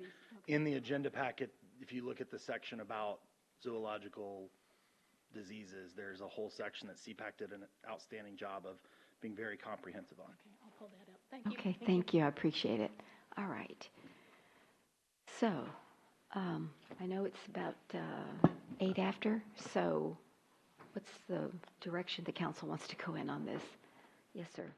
What would you So my recommend? recommendation is that we take what the combination of these three, tell me if you disagree, and not recreate the wheel. We don't need another huge different PowerPoint with all the bar graphs and everything else on it. I think we pretty much know that. If we can just take this and go through them one item at a time through, is it through 2017? Yeah. And just aim for that the next go round and just start with the definitions and move on down. Okay. And not, Is everybody recreate the wheel or whatever the word is. consensus, general consensus on the council to do that? Yes, I would recommend we rewrite those areas that were covered tonight with the black, blue, and red, and combine all those and clean it up and be done with it. Okay, so if I understand correctly, Councilor Hody and I get together, we'll rewrite sections 1 through 17, clean up all the language, and come back with a proposal to council to adopt. Except I think you need to do it with the chief. Yes. Yeah. It's up to you. I don't mind even doing my work, but but at this point, the stuff in red, if y'all are good with that, I can easily turn it into blue, and then we could start at the top instead of us jumping back and forth with each other. You just start at the top and we start going down. And if we get to a section like this where you don't believe it should be 4 and it needs to be 6, and y'all want to argue about it amongst yourself, that's fine. We can do it that way, but we can take the stuff they've already done. They've looked over the whole ordinance. I understand, and I'm just saying, we just all went through it for the last hour. I didn't hear anybody objecting to anything that was in the red. I just had Except for, right, we had questions about it. and I The have rooster- Well, yeah, but my thing was the setback. That was what I had to get clarified for me, but go ahead. and I just had a question on the format. Some of the blue is also a dark blue. Does that matter? No, I think those are links. I think they're links to something else that's in the code. Point you somewhere else in the code. Right. I think it was around fees. You're right. Okay. Yeah. Okay, so we'll see something updated at So the the next November one, 19th. just to make sure, on the next one, I'm not going to do a PowerPoint. I'm going to put this back up there after being cleaned up. We're going to start at the definitions and start working our way down, Correct. Only be black and blue. like me. Us too. Yes, ma'am. Yes, black and blue. That's what it'll be. Absolutely. But I'll take out. He's got a lot of strike throughs in the blue, so that those strike throughs will be gone. It'll Okay. just be the language that he's Sounds good. that he's prepared to Yeah. go forward. Ms. Garrett, can your question wait till the next time? Oh, I was just gonna say, why didn't they just put electric hot wire on that fence for those dogs that are getting? Oh, okay, well, that's another suggestion. Okay, Yeah, but then if somebody gets shocked, then they're going to get Oh. sued. That's why. okay, all right. Yeah, well, not me. But your yard being connected to somebody else's yard, if it ends up shocking the person on the other side of the fence, then they're going to get sued. Just trying to think outside the box, I understand. Well, that's an age-old thing. I mean, having electric And fences. some of but them, I've seen those in the neighborhood where those dogs go, Those aren't electric fences. Those are invisible fences. Okay. Where the dog gets shocked if it goes there. yeah, exactly. Absolutely. Okay, all right, thank you, appreciate it. All right. Another animal question? Okay, all right, gotta let everybody else. All right, quickly, please, another minute or two. We're gonna be here till midnight again. I know.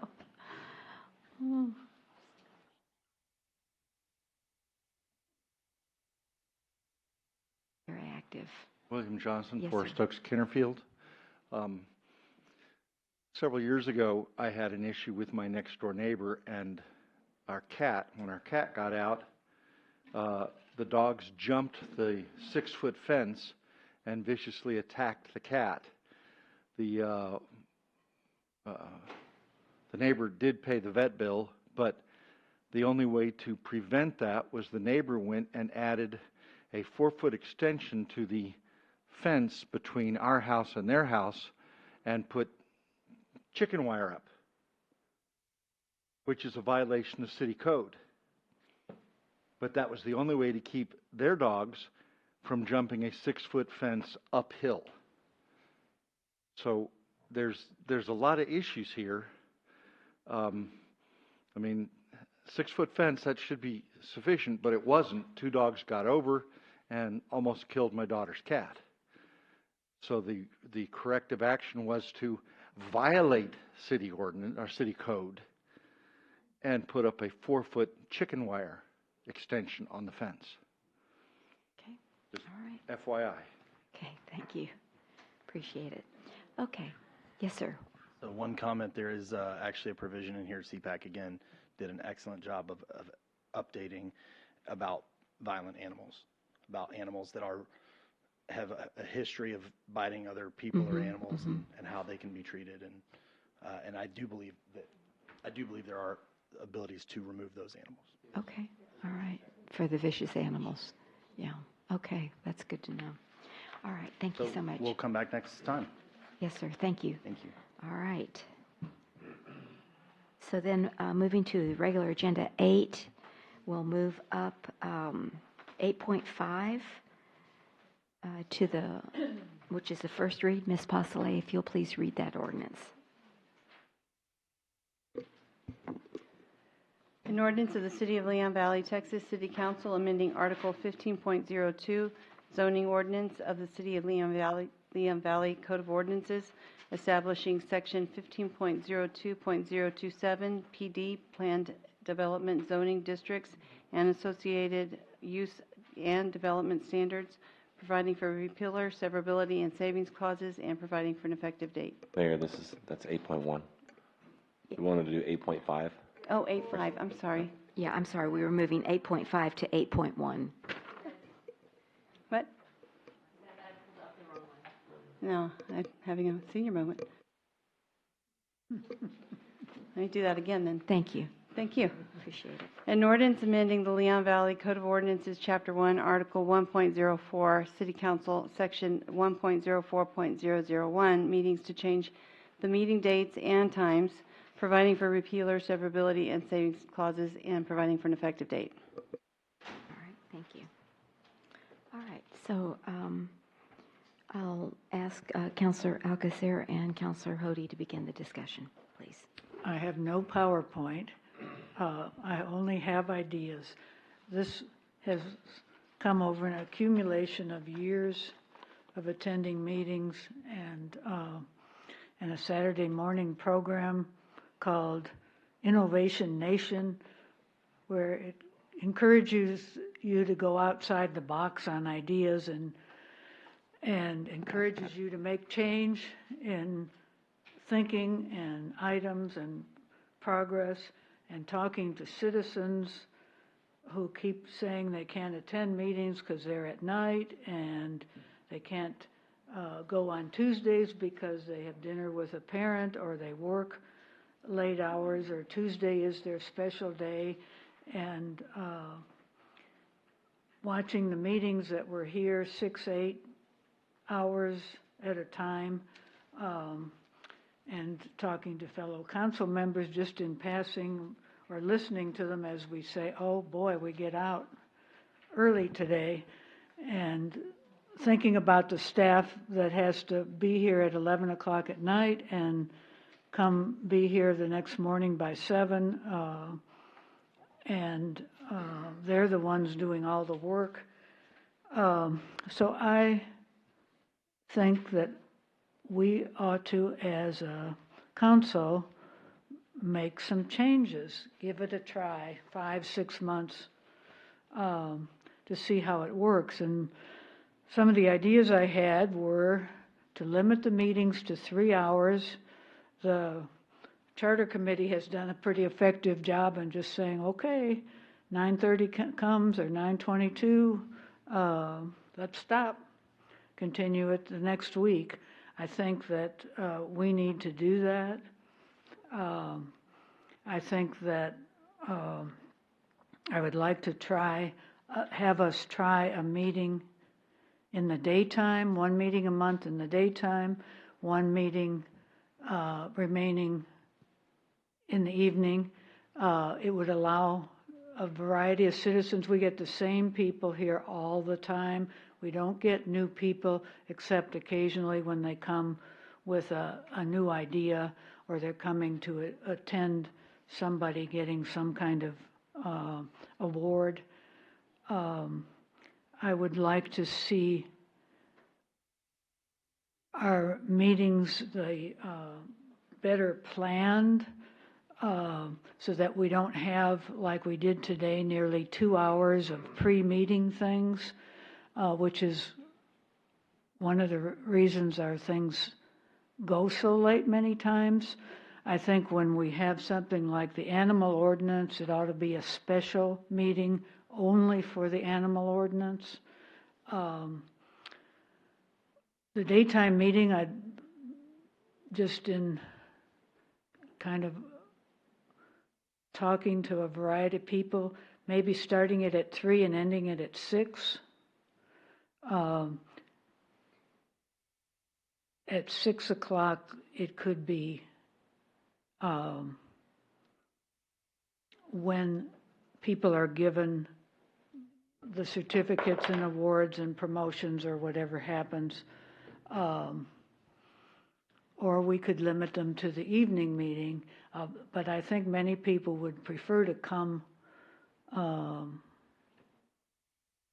earlier. I do think if we started the evening meeting, we could start it at 5 instead of 6 and have the pre-meeting things at 5. We have, again, this is considering the staff, they have to sit and wait for us to start the meetings. I know people say, well, that's their job. Well, it really isn't their job. We're here to accommodate everybody. There's many of our staff that are citizens of our city, and I don't, it's sad to me that they're discounted so often.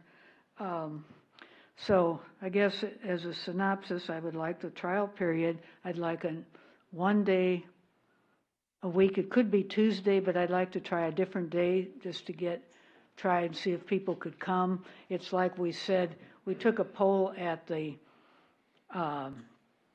conference on the January meeting, the town hall, thank you, and saying, well, is it better to have it in the morning or the afternoon? Well, everybody that's there are there in the morning. How do we get the poll for the afternoon? We don't.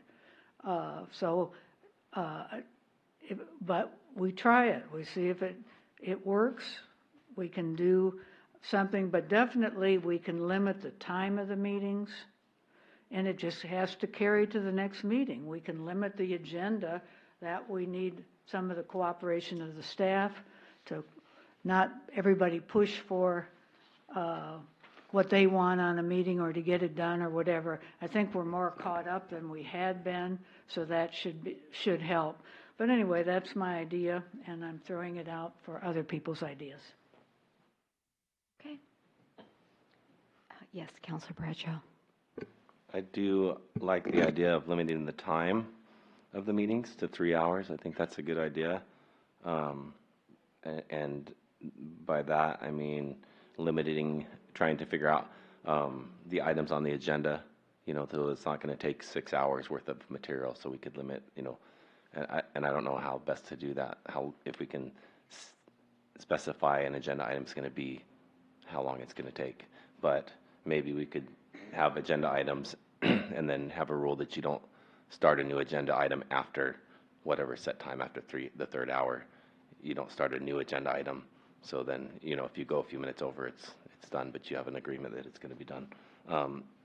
I don't agree with having a daytime meeting from 3 to 6 p.m. or even a meeting starting at 5 to 8. I think most citizens work and wouldn't be able to attend meetings at those times. I actually would prefer, sometimes it's hard for me to get here at 6 o'clock, or when we have a executive session at 5:30, I have to leave work right at 5.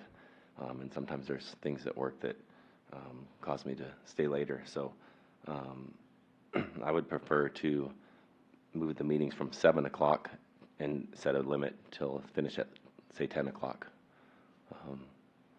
And I think that would probably get more citizens to attend. Okay. All right. Anyone else? Mr. Hody? Not yet? Okay. Ms. Charles? I like the idea of if there's special things like the animal ordinance that we know is laborious, that we can have special meetings just to to address that issue. I like that idea.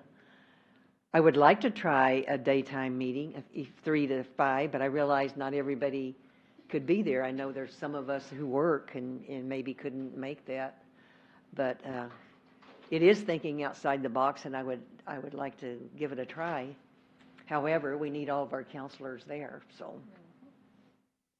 Well, in response to that, we have most companies, because they've talked to people, could you come? Yes, you could come. People grant time, people who work from their house or at home work or whatever they call it, can set their own hours. 1 day a month, they can come earlier. In talking to Mr. Hody, he does work those hours. I mean, there's a lot of people who work at night and can never come to meetings, and there's a lot of people like teachers who would get off and be able to come for an hour or two, bring their children, see something different. So it's just setting your priorities. If you're going to do this, I know like the mayor can go to things many times at the drop of a hat. I think a daytime meeting is worth a try. So, Well, I do believe we've not considered people who work at night. We've never considered a different shift worker that maybe would like to attend this meeting and cannot, and they can't even watch it on live streaming because they're working. So that would give them an opportunity once a month to come to a meeting.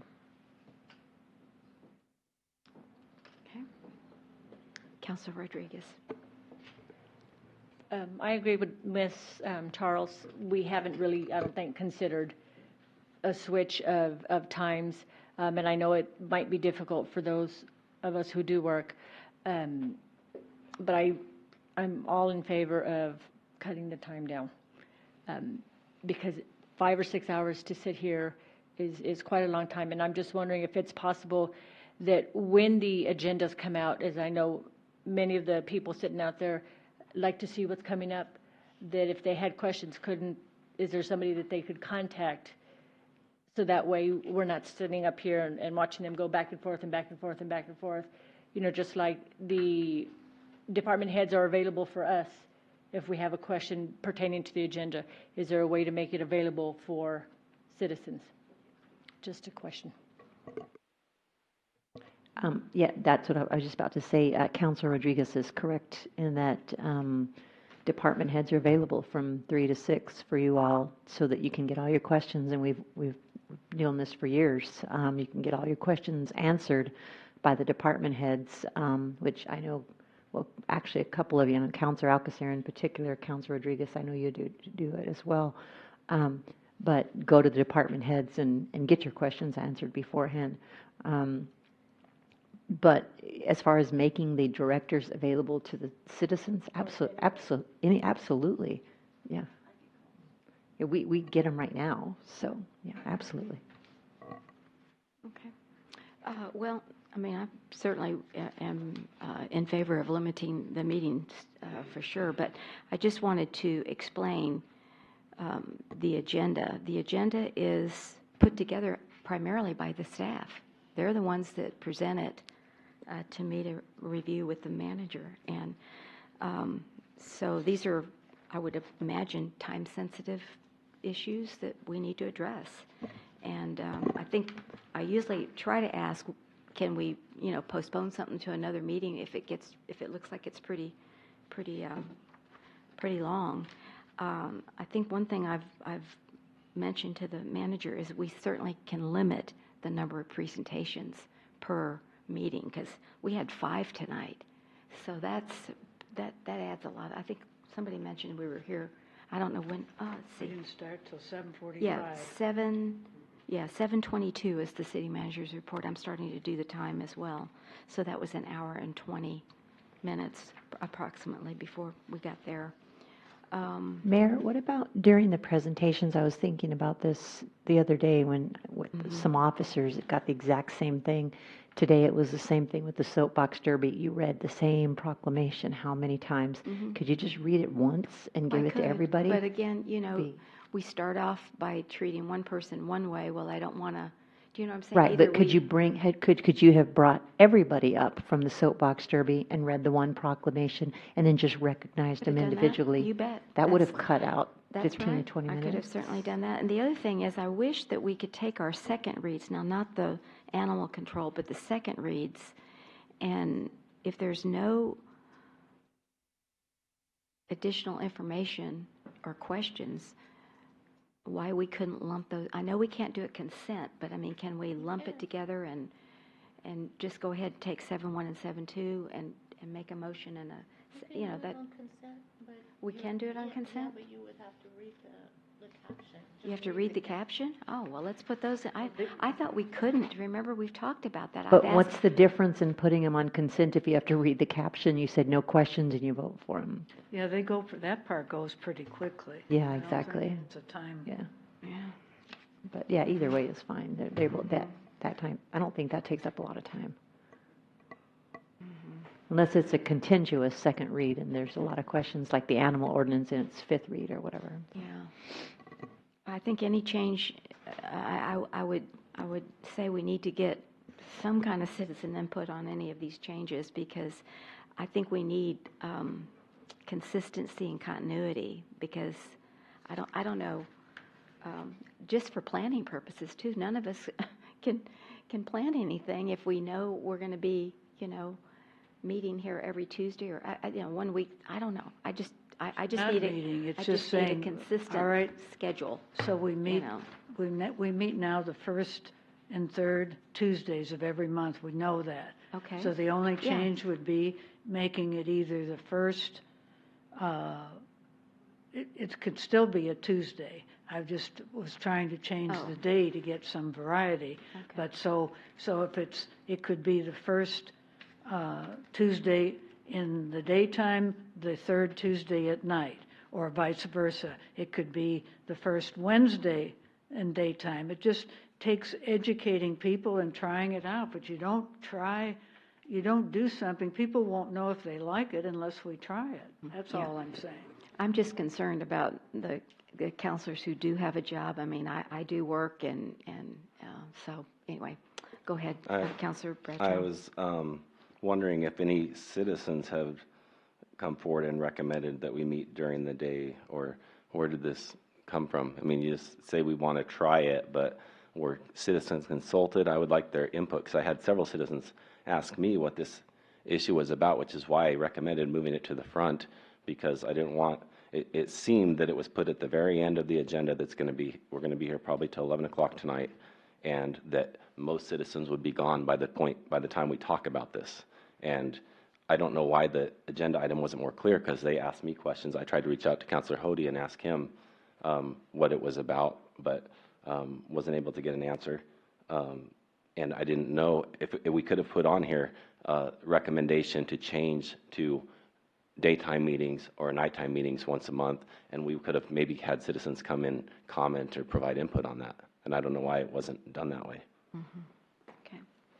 Yes, Counselor Hody. Yeah, I just want to clarify, and I know Will knows, Counselor Bradshaw knows, you know, we talk to each other, you know, it's no big deal. That the reason that I was afraid to give him too much information is because obviously Monica had asked me to be the second on this, and I'm hypersensitive about this open meetings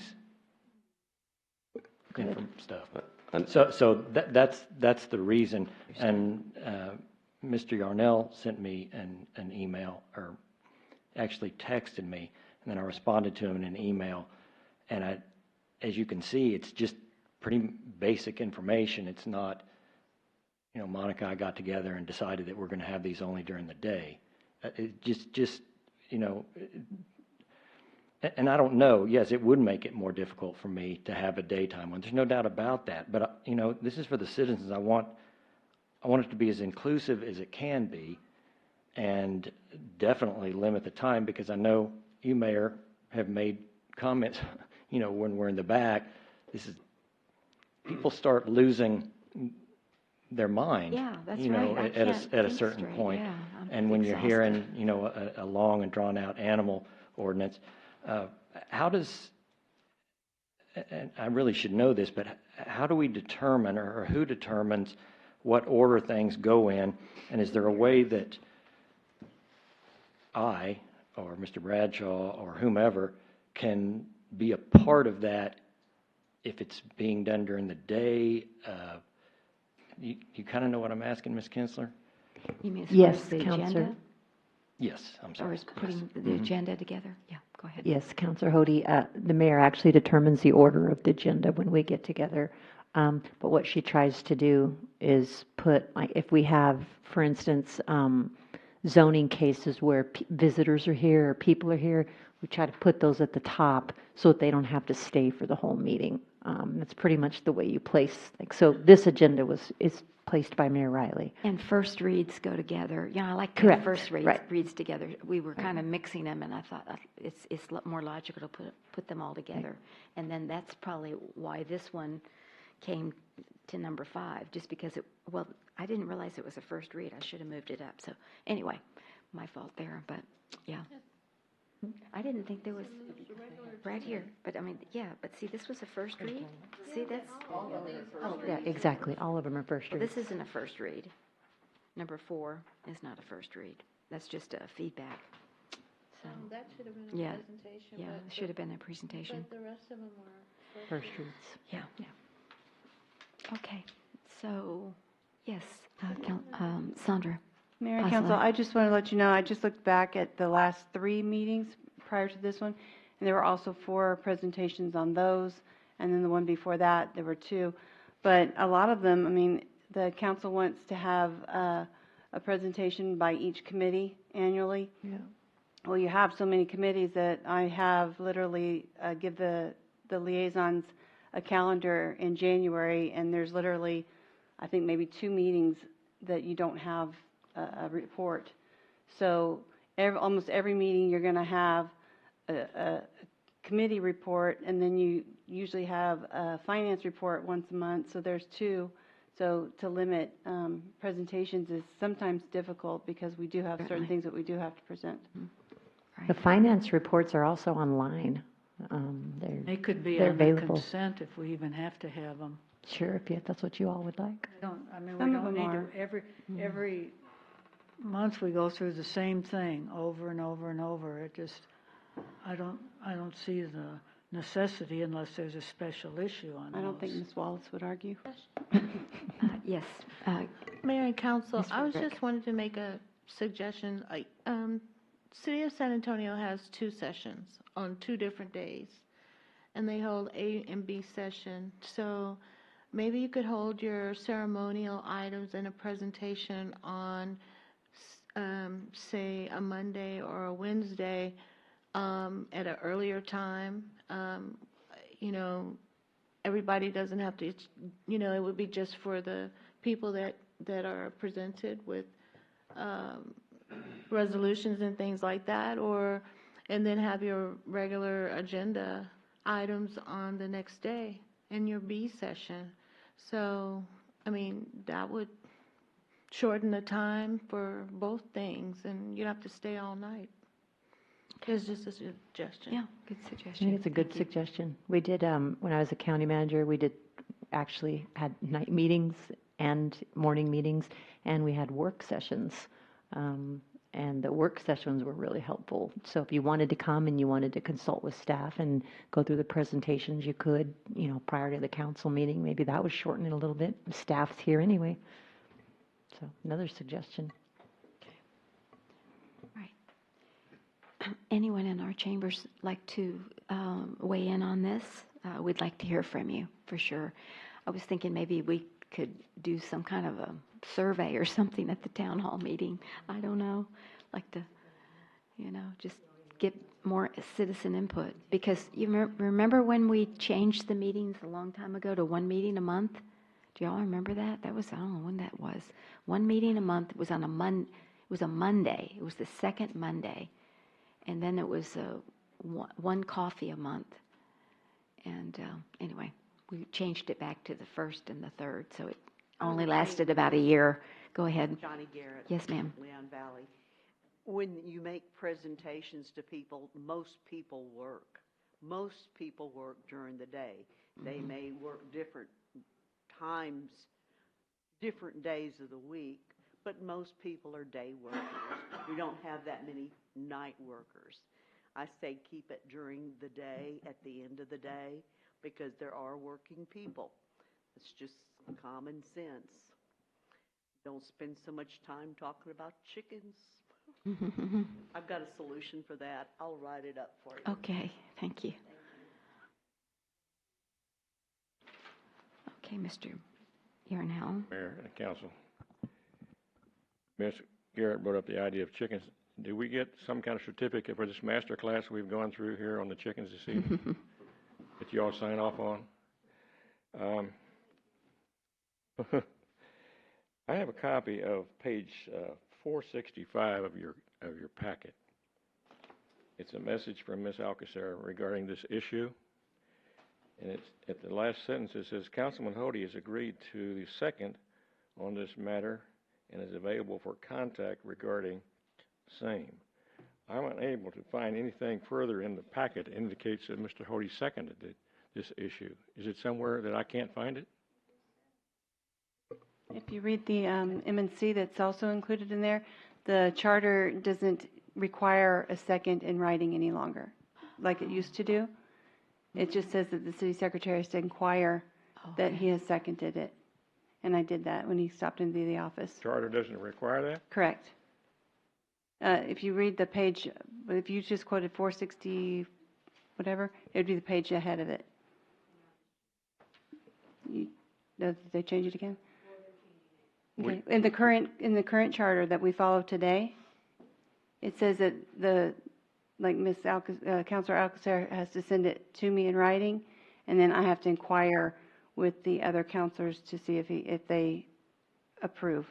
So another counselor does not have to approve this in writing? Correct. Is that what you're saying? Yeah, that's what I'm saying. When we were a home rule charter city, though, you needed 2 emails.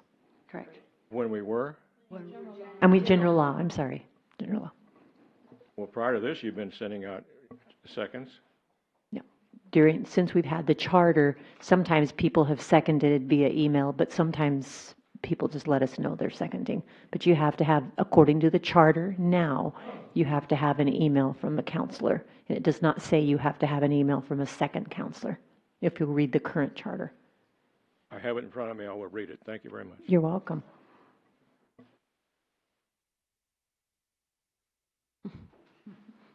It's a clamoring for the microphone.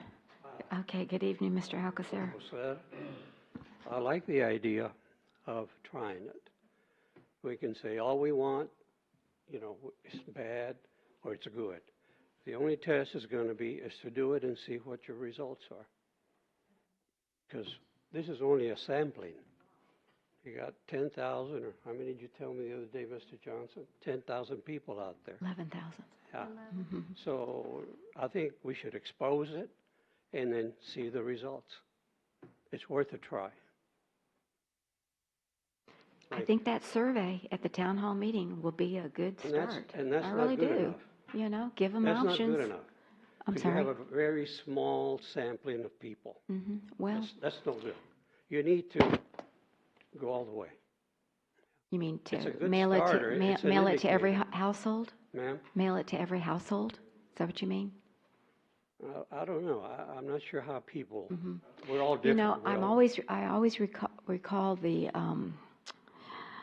I know I've said this before and it's getting late, but the legislatures in Congress do not hear from 100% of the people, right? They get only a small percentage, and so they have to extrapolate how much weight they give to the people that do respond. Well, right We're now, not going to get 100% for sure, but the now people our that do show up, Congress- they care. And I kind of wrote that in the article, this lines were to show up, because it's your, the but majority she says is the people who show up. Everybody works daytime. I say everybody works nighttime also. So it's Okay. 50/50. Thank you. I know, there's not a... Good evening, Ms. Baldridge, how are you? Baldridge, 6368 Parcel Hill. I'm not opposed to looking toward making a change, but I'm wondering if you publish something in the newsletter to the public, just to get a feel if you can. But I don't agree with holding meetings at 3 o'clock in the afternoon without proper notification of the public. Irregardless if they've got an issue that they're going to bring or not. It's amazing to know how much people read and absorb, and if they're interested, they'll come. If they're not interested, they won't. But if they know they can come at a certain time all the time, it makes a big difference. But I don't understand, why we'd want to meet at 3 o'clock in the afternoon and have council members happy about anything like that if they're employed, working regular hours. Irregardless, if they can take off a time once a month or twice a month, but that's asking a lot of someone that's holding a job and wants full attention. That's my feeling. Okay, thank you very much for those thoughts. Do appreciate it. All right, Mr. Martinez. Martinez, Seneca. Couple items here. The charter does say that either the mayor or the city manager can place an item on the agenda, but I firmly believe that the mayor should have the final approval on all agenda items. And I view this idea of changing the city council times is just another attempt at this city council to limit people's voices.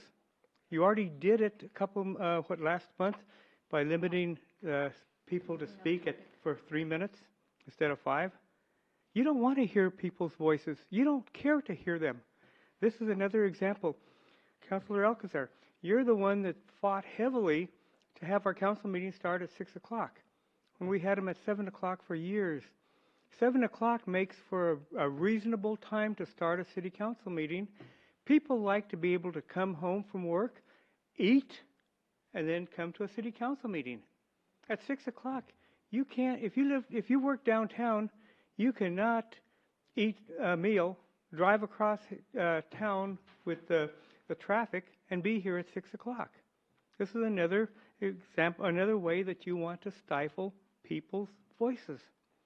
At 7 o'clock, when we had a executive session, we could have it starting at 6 o'clock. We had plenty of time to conduct our business and then start the meetings at 7 o'clock. That makes for perfect, logical sense. But obviously, you don't want to hear from people. Thank you. Okay. Good evening, council members. My name is Drew Power, 7410 High Stepper Lane, Canterfield. Longtime resident, first-time participant. I just wanted to thank you all very, very much, each and every one of you council members, and to you as well for the response to my request for the 2020 census information. Thank you very much. About this presentation and discussion, change is always good. It's got to accommodate the mass, not the minority, but as someone that works a 12-hour day, 5 days a week, and wants to become a member of council or other, the word I'm looking for, committees, it's going to make it really difficult for me to ask for that much time off every week and twice a month and a half a day to come to a council meeting is what it would boil down to for me as a citizen. But I am all for giving it a try. Thank you very much. Okay, thank you. All right, yes, Ms. Charles. To accommodate the 2 night shifts, the 3 to 11 and the 11 to 7, maybe we should have a morning meeting.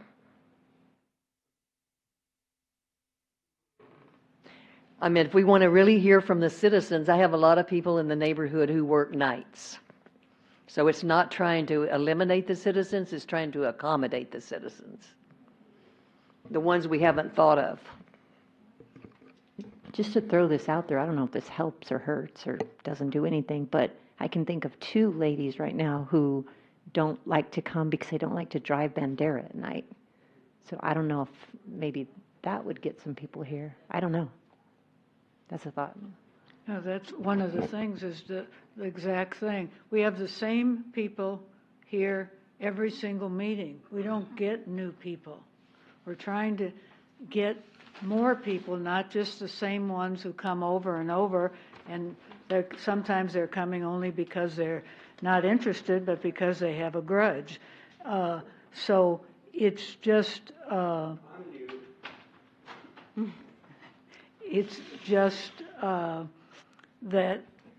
that's what people have said. I don't want to drive at night. Now we start the time where we have 3-4 months that are all, it gets darker and darker, and people want to try to not do, something different. And my neighbors have talked about it. No, I don't want to come out at night. I got a couple to come one time, and they left after an hour saying, it's getting too late and the traffic's going to be bad. And so I said, well, would you come to a daytime? Yes, I would. There's a lot of people, we have a lot of medical people here who work night hours. They have an interest in civic things and they can't come because they're always working. There are the ones teaching at the universities, teaching it at night. They can't come to the meetings. That's all. It's like, give it a chance, give it a try. Morning, afternoon, I'm not stuck on a time. I'm just encouraging a change, trying to get something different, not just for the people here. I know that in spite of the council, everybody could try to make it once a month, whether it's us or other people on the council. Okay.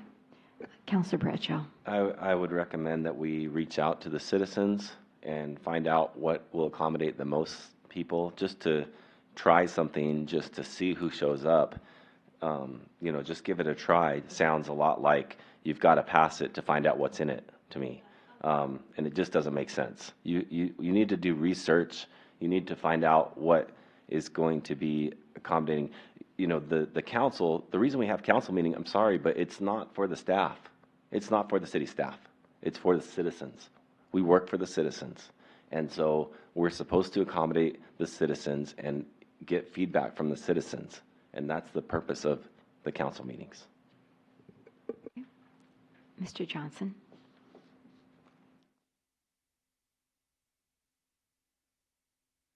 William Johnson, Forest Oaks, Canterfield. I have heard comment that use of social media is highly discouraged. I've been a resident here for 20 plus years and almost that long at my current address, and my next door neighbor, all I heard her was gush about coffee with the mayor.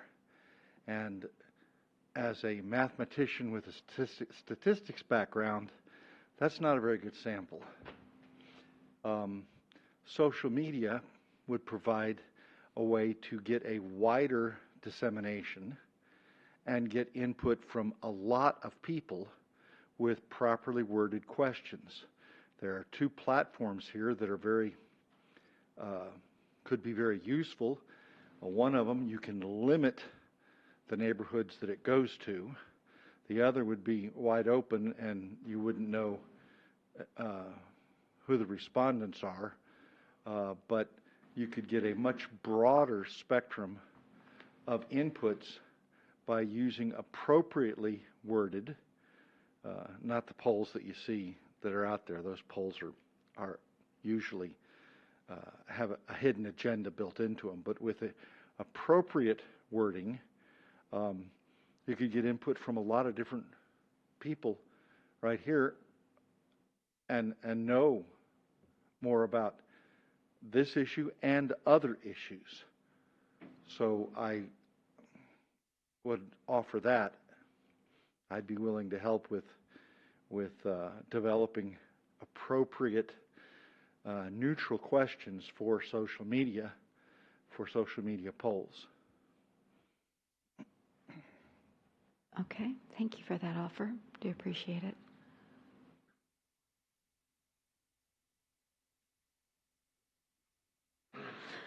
Okay. Well, one thing we can do, we can limit the duration of the meetings. We could do that now.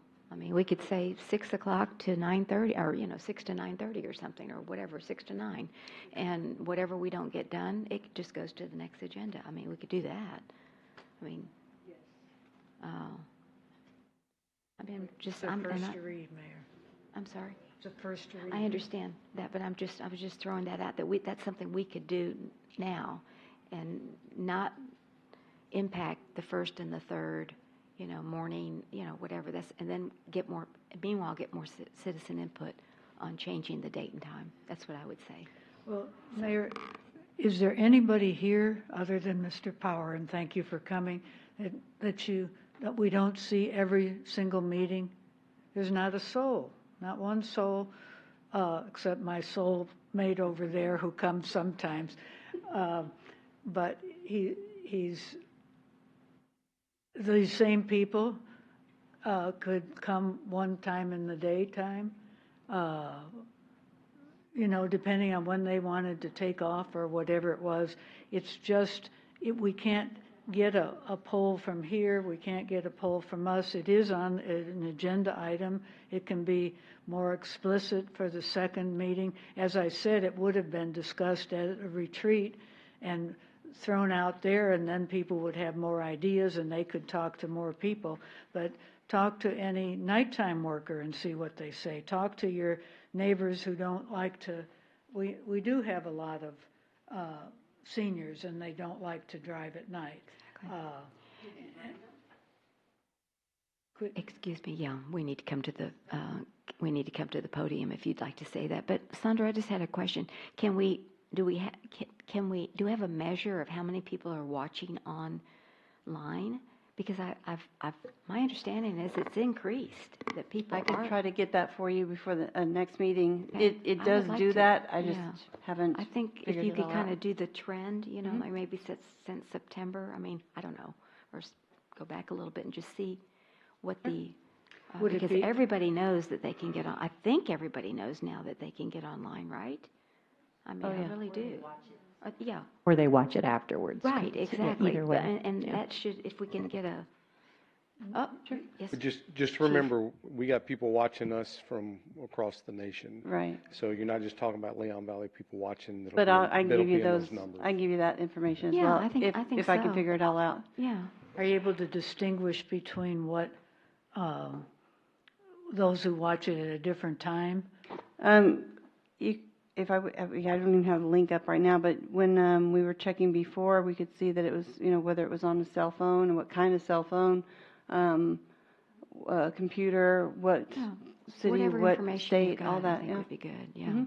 But what Definitely. I'm saying is, are you able to distinguish who's watching during the meeting Yes. versus people who look at it at a different time? Yes. Okay, good. That's great. Yes, Mr. Bradshaw. One, for the record, I don't like driving Bandera during the day, but two, if we did decide to do a daytime meeting, once a month, would it be possible to do a Saturday during the day? I would be able to do that once a month on a Saturday, and then the night meeting be during the weekday. Okay. That's just one suggestion that might draw different people that, a lot of people, like some of the citizens were saying, work, and the last thing they want to do after working all day is come to a city Right. council meeting at 6 o'clock. So Exactly. maybe on a Saturday, more people might attend. Well, the coffees are much better attended than the city council meetings, and we get a more of a diverse crowd Right. there Right. at the coffees and at the town hall meeting. Right. So, anyway. Similar to that. Okay, I'm sorry, Lynn, Miss Joseph, did you? Okay. Yeah, okay. All right, very good. Yes, Ms. Martinez.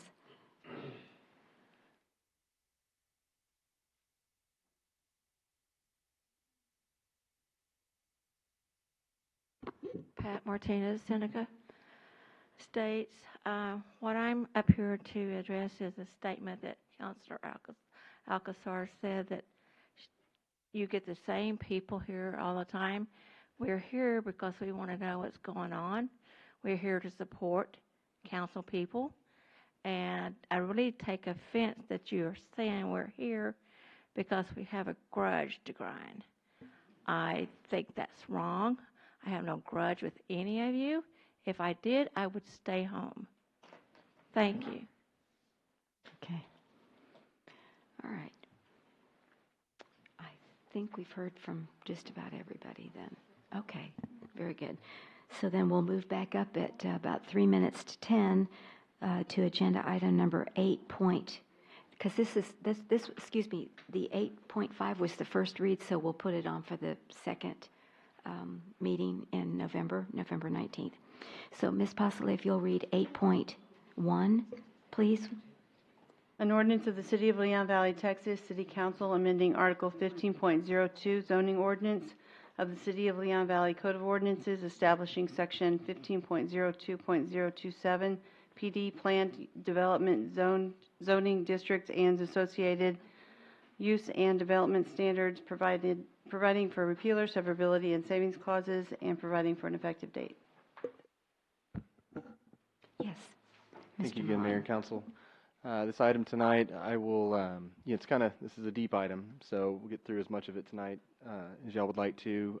Feel free to interrupt me at any point in time during the presentation because this is kind of some deep zoning stuff. And so, I'm going to go ahead and launch into this. I'm happy to bring this to the City Council. We've been working really hard on this at the Zoning Commission. The Zoning Commission has put in a lot of time on this, and so we're happy to be bringing this to y'all.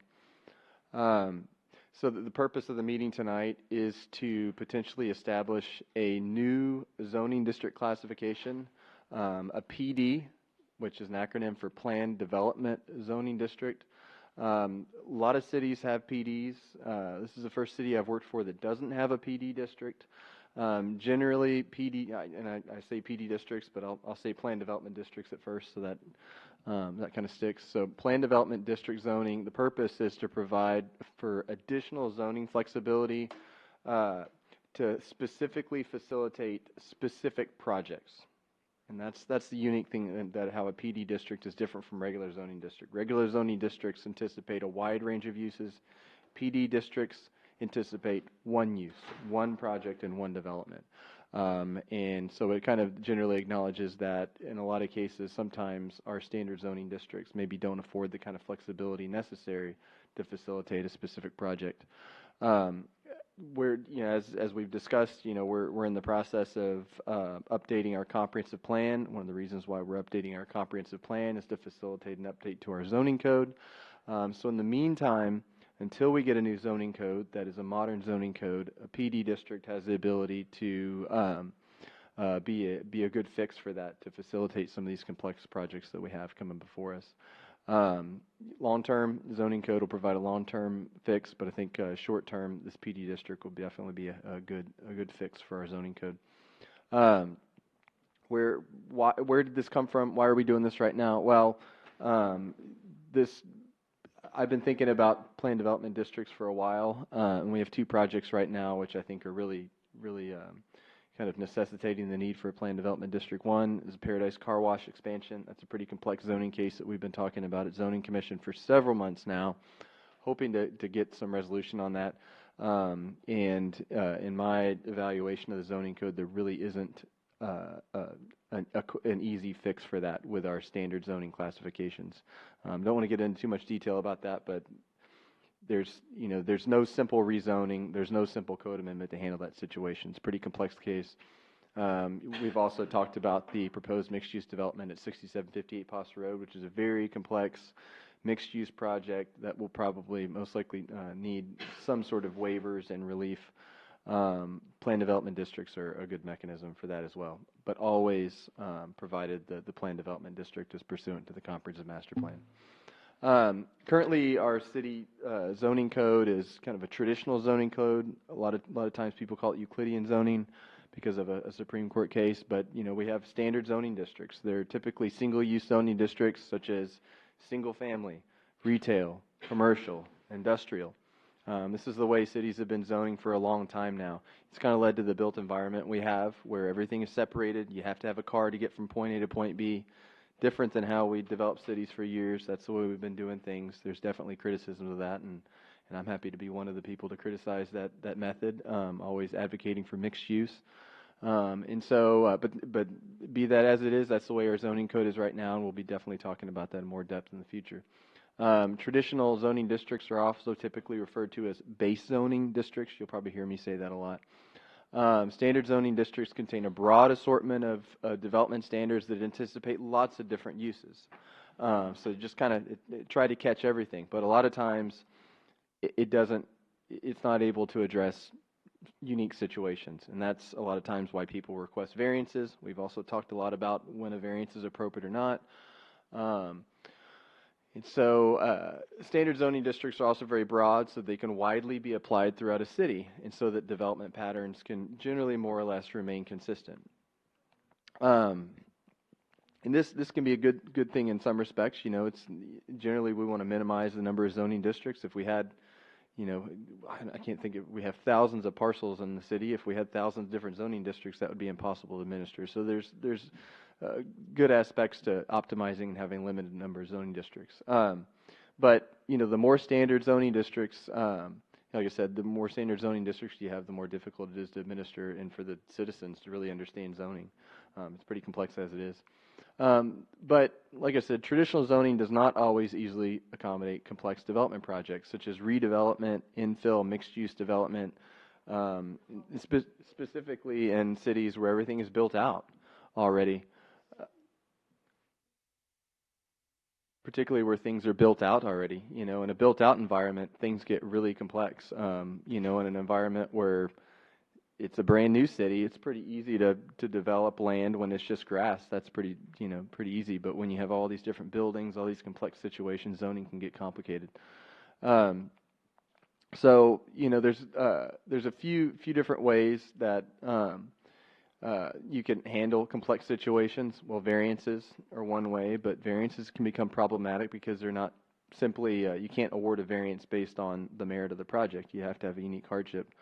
And variances, as we've talked about, must demonstrate a unique hardship. And so planned development districts can be an alternative to traditional zoning, and they can also be an alternative to variances as well to facilitate unique projects and provide flexibility. They offer the city the ability to tailor zoning based on the unique needs of a specific proposed project and the unique attributes of a site.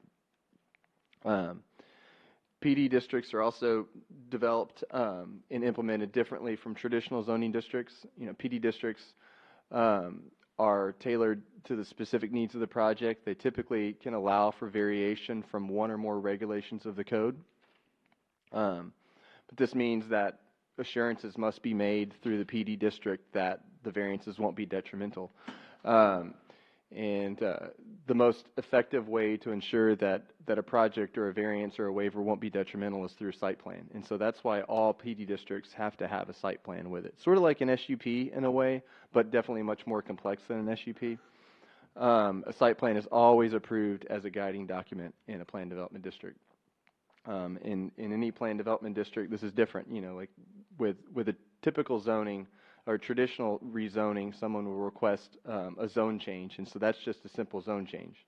There's no assurances. The only assurances the city has is that the project is going to have to comply with all the standard requirements. But with a PD district, the logic is, okay, the city is accepting some flexibility, accepting some variances or waivers from different regulations, but in return, the city also will be able to understand, in doing this, the project will be constructed exactly as it's proposed. So you get insurance that, say you vary from a setback or from a parking requirement, you know that it's not going to result in something detrimental. Okay, we're giving the variance under the assumption that the project will be developed exactly like this site plan, or a landscape plan, or building elevations. any subsequent development must conform to all the plans and documents associated with the Plan Development District. So a lot of specs you can kind of call, sometimes like to say in Plan Development District is kind of like an SUP on steroids. It's much more complex, and it can also be an additive or a subtractive process. With traditional zoning, site planning, project planning, drainage analysis, traffic impact analysis, all of that happens at the time of building permitting because, it's already assumed that, say you have a traditional zoning district or retail zoning district, you can have a dry cleaners in that zoning district. Or say they do a zone change to that, to a zoning district that allow for that. There's no need to do all the drainage analysis because we already have processes in place. That use is already allowed. But with a PD district, all of that analysis has to happen with the PD district. Because a site plan has to be approved, we have to go through all that process. And so that actually affords the community a little bit more of an opportunity to be involved in the development of the project. Kind of like what we're doing with the mixed-use project.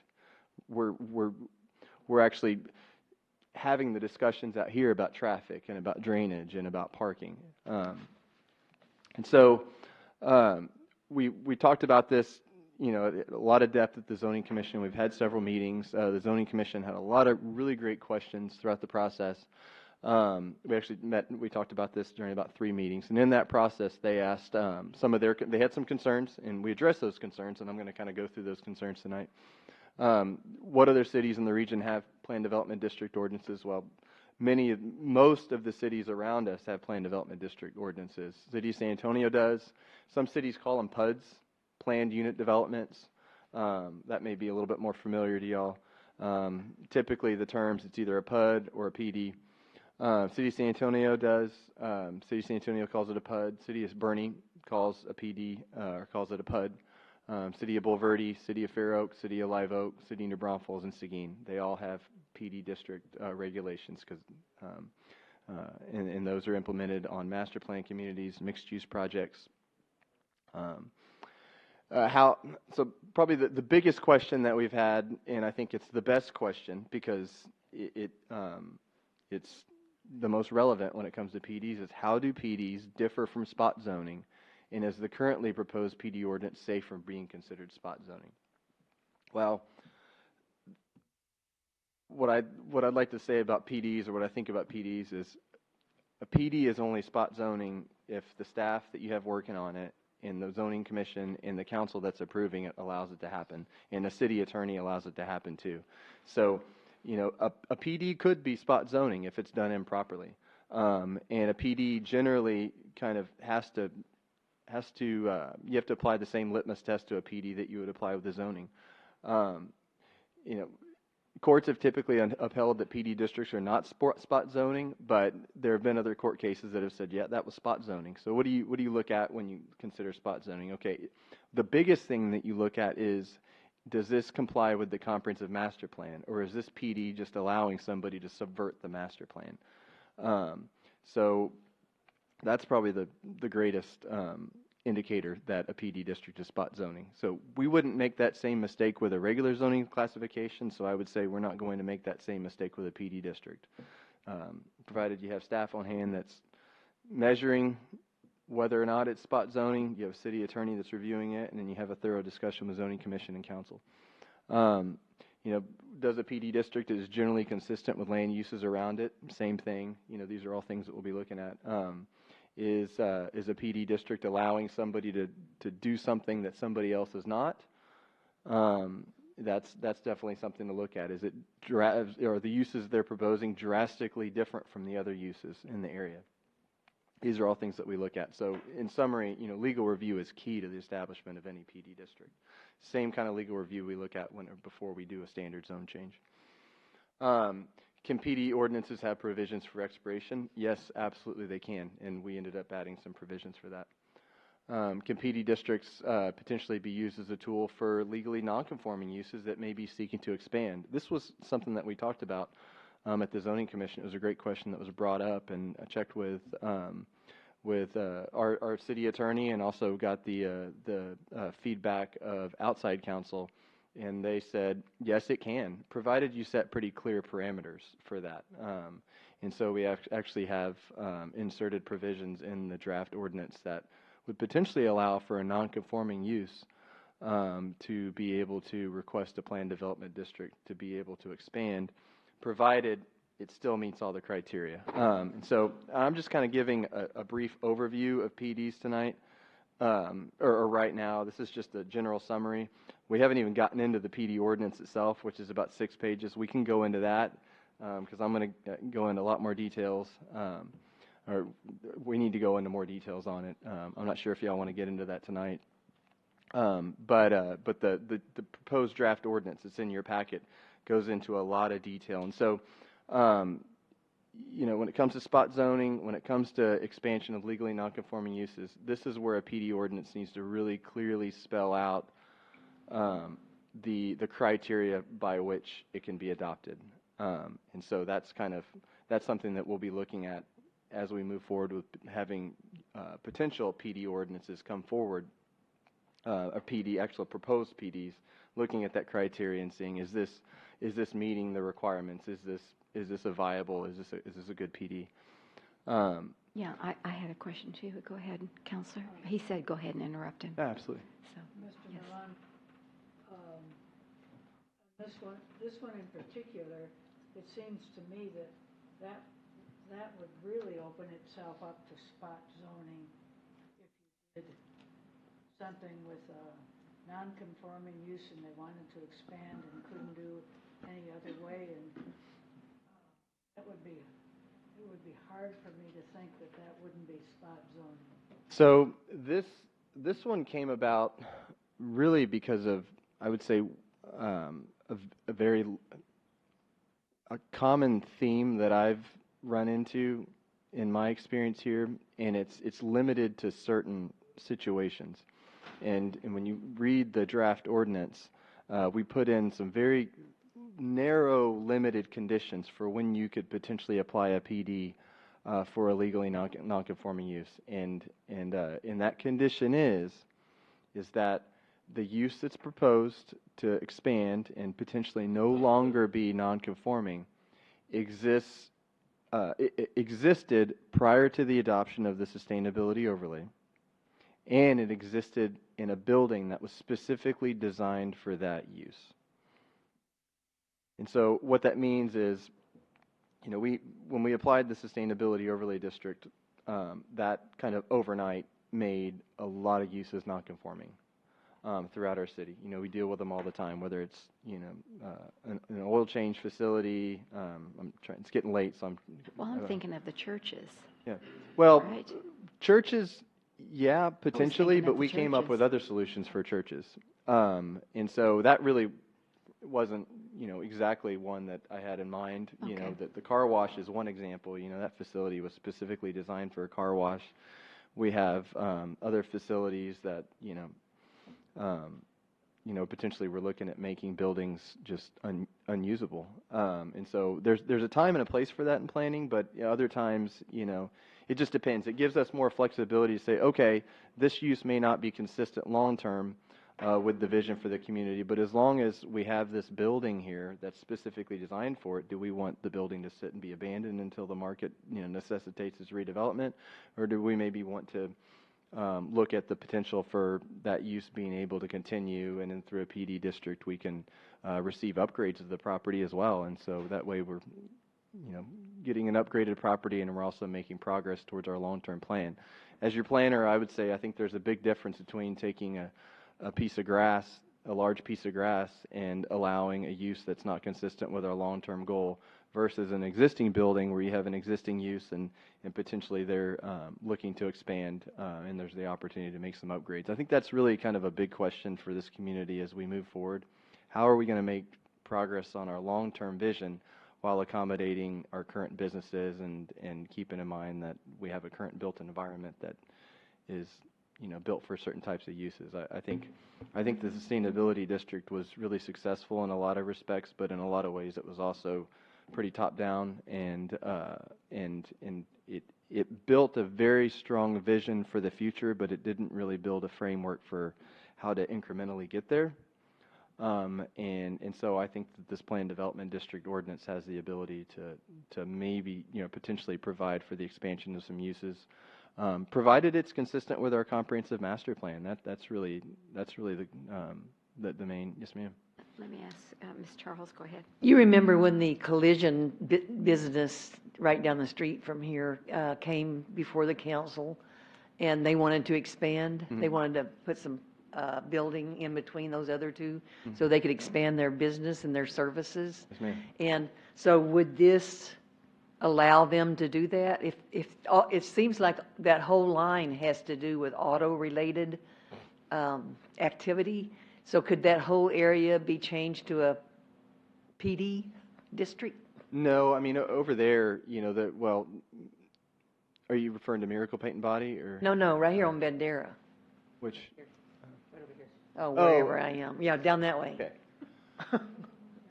I'd say no, because that's not consistent with our comprehensive master plan. But there may be some situations, again, it's getting late and I'm trying to think off the top of my head on some, but the car wash is a good example of, that's really the best example I can think of off the top of my head. We've got a car wash that's, right next to, it's next to neighborhoods. It's been there for 40 years.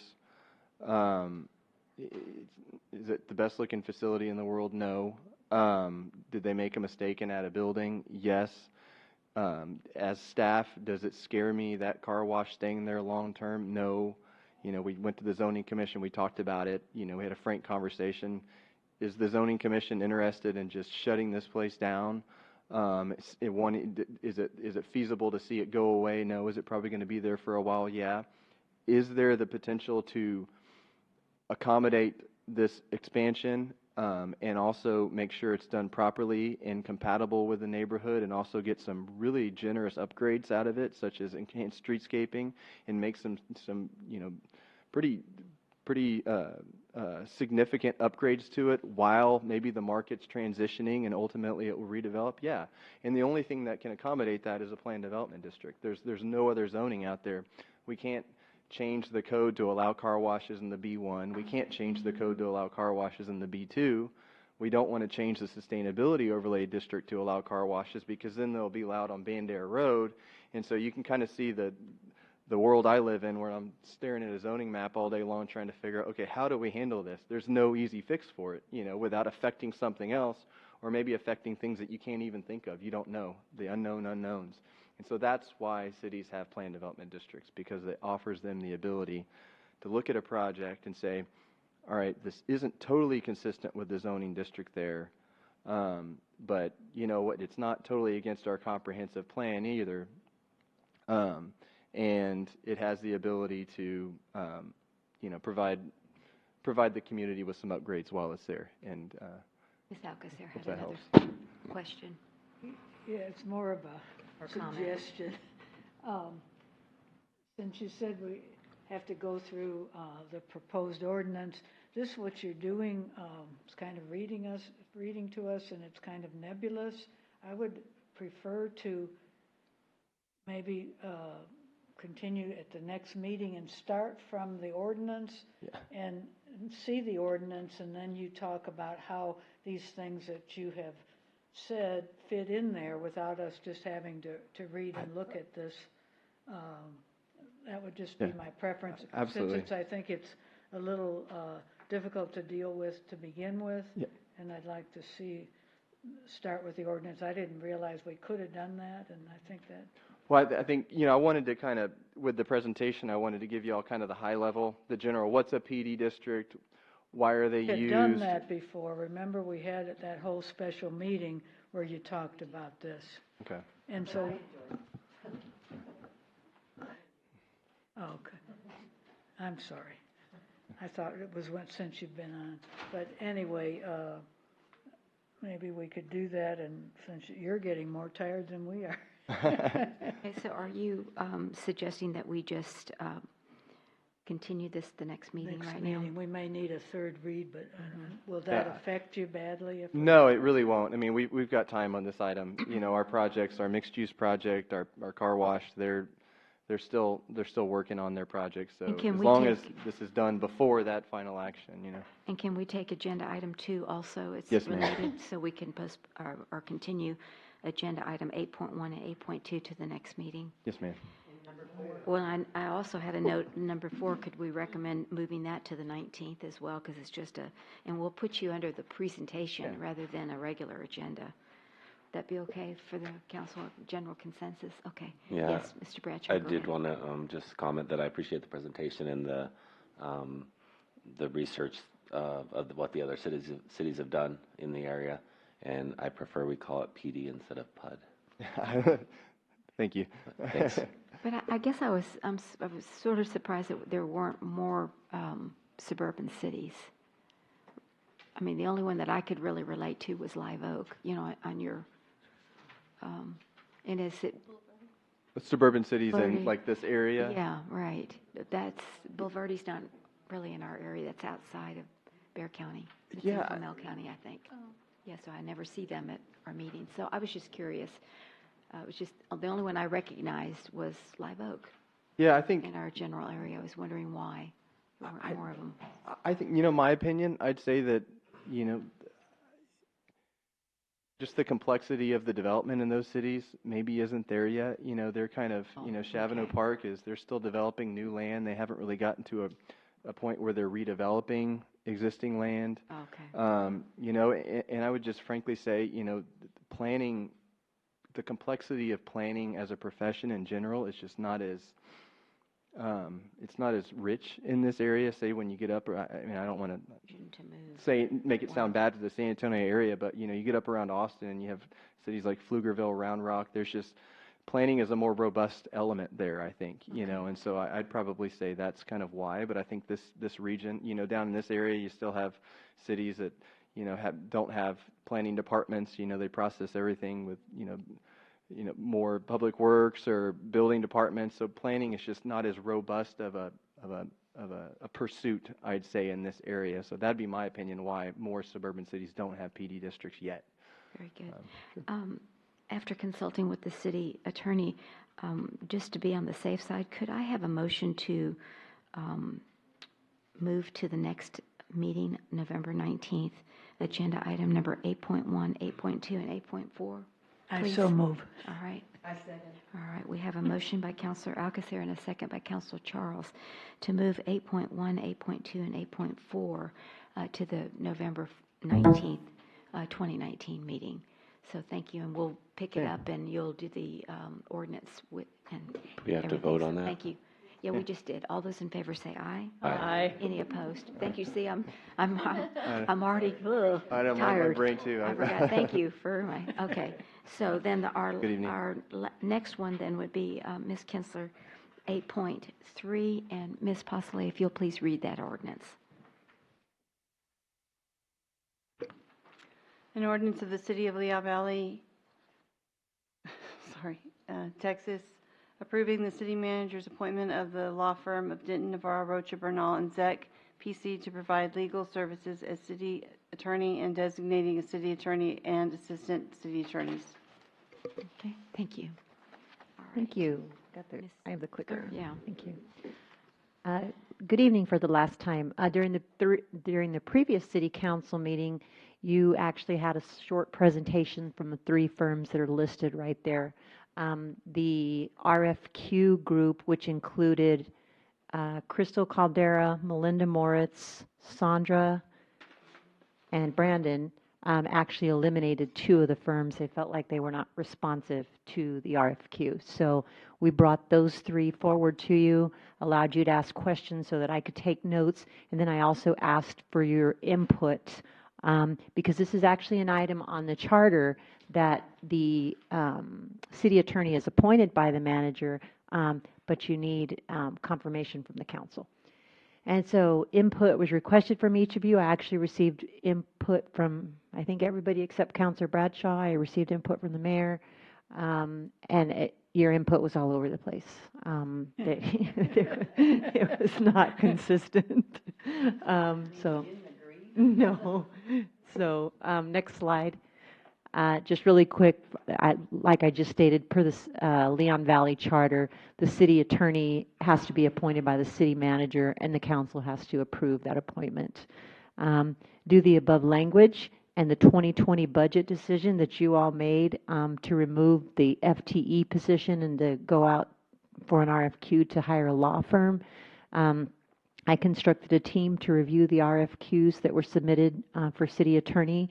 I actually sought Ms. Frederick's advice, but she wanted to recuse herself from that. And then I sought feedback from you all, the council, on the RFQs, the 3 RFQs that scored the highest. At this time, I'm going to recommend Denton, Navarro, Rocha, Bernal, and Zeck as the city's law firm. I have negotiated proposed fees, so you'll see in your original document from Denton, Rocha, Bernal, and Zeck, the fees that they originally proposed. I actually negotiated 3 or 4 of the fees down. Charlie Zeck will actually be the city attorney for the city of Leon Valley. However, not immediately. At the beginning, it will actually be Habib Erkan. While he's transitioning, Charlie is currently at, how do you say, Copperas Cove? Copperas Cove. And so Habib was their attorney, so he's going to transition back to Copperas Cove, and then Mr. Zeck will transition to Leon Valley. Matthew Longoria will be the designated municipal court prosecutor because we've been using him already since when Denise is out. He's the one who they assigned to come, so he already knows or is getting to know our system and our officers. And then in the structure, I have asked for Habib Erkan to be designated as the planning and zoning and the land use attorney. And so what I did is just tried to go by what their specialties were. And so I asked if I could structure the deal like that, and they said that I certainly could. But in the ordinance, you'll notice that it appoints the entire firm as our city attorney. That way, if Mr. Erkan or Longoria or Zet cannot make it, somebody else can come in their place. The firm's submission was attached to the items, and of course, like I said earlier, the rates were negotiated. There's a C statement. Fiscal impact, you really made that decision on fiscal impact during the budget hearing. You looked at the last 4 fiscal years. Evidence showed that it's possibly going to be less expensive to utilize a law firm for the city of Leon Valley rather than have a full-time city attorney and additionally utilize outside firms when he or she is unable to work, has a conflict, or is able to litigate a case. So the city's going to reassess the service and expenses in the next few years, which is pretty much what we did the first time. We looked at them over a 4-year period to determine what we were spending. So honestly, I don't know what the fiscal impact is going to be. It may be worse, it may be better. And it also depends on what lawsuit's pending. Just got one yesterday or the day before. So you just don't know what's going to end up happening. So staff recommendation, it's the city manager and the team, the RFQ team that I just told you about, Sandra, Crystal, Melinda, and Brandon, that recommend approval of the Denton, Navarro, Rocha, Bernal, and Zeck with the negotiations that I made with that firm. And by the way, the Sandra just updated your thing today, and she emailed it to you because Denton, Rocha, and I'm tired. Denton, Rocha, Bernal, and Zeck had actually left off the municipal court prosecutor, so they're on here now. And that was emailed to you today, and my apologies for the prosecutor being left off in the original packet. Okay.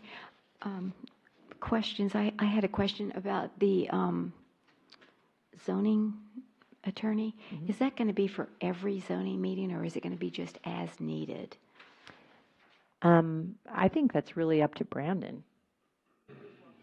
He left. If Brandon needs an attorney for the zoning. I mean, I know he said for PD, meetings. Yes, you need some kind of, and I understand that, but I was just thinking that for until we had Denise, for 65 years, we never had a city attorney at the zoning meeting, unless it was complicated, because I remember for the development of the DMV, definitely, because that was a, a zoning issue, and it was complicated and all that other stuff.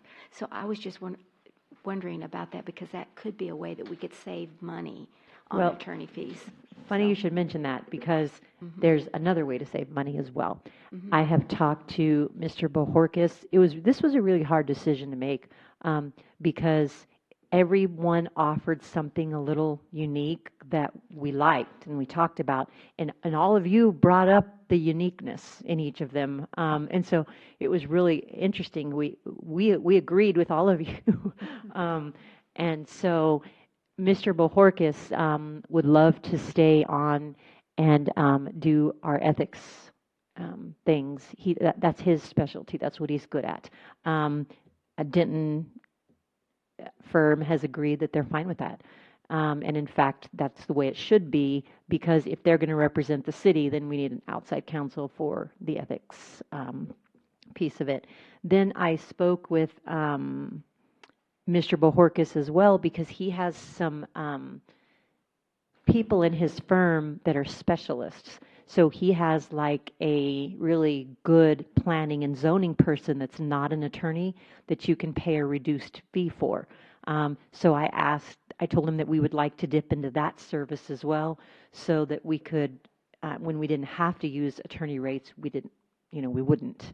And so there's going to kind of be a mixture.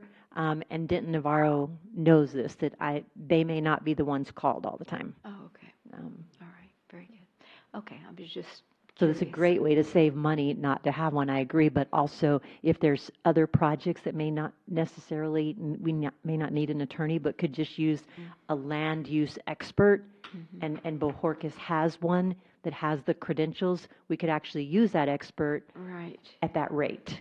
Okay, so it's $210 per hour for partners. That would be.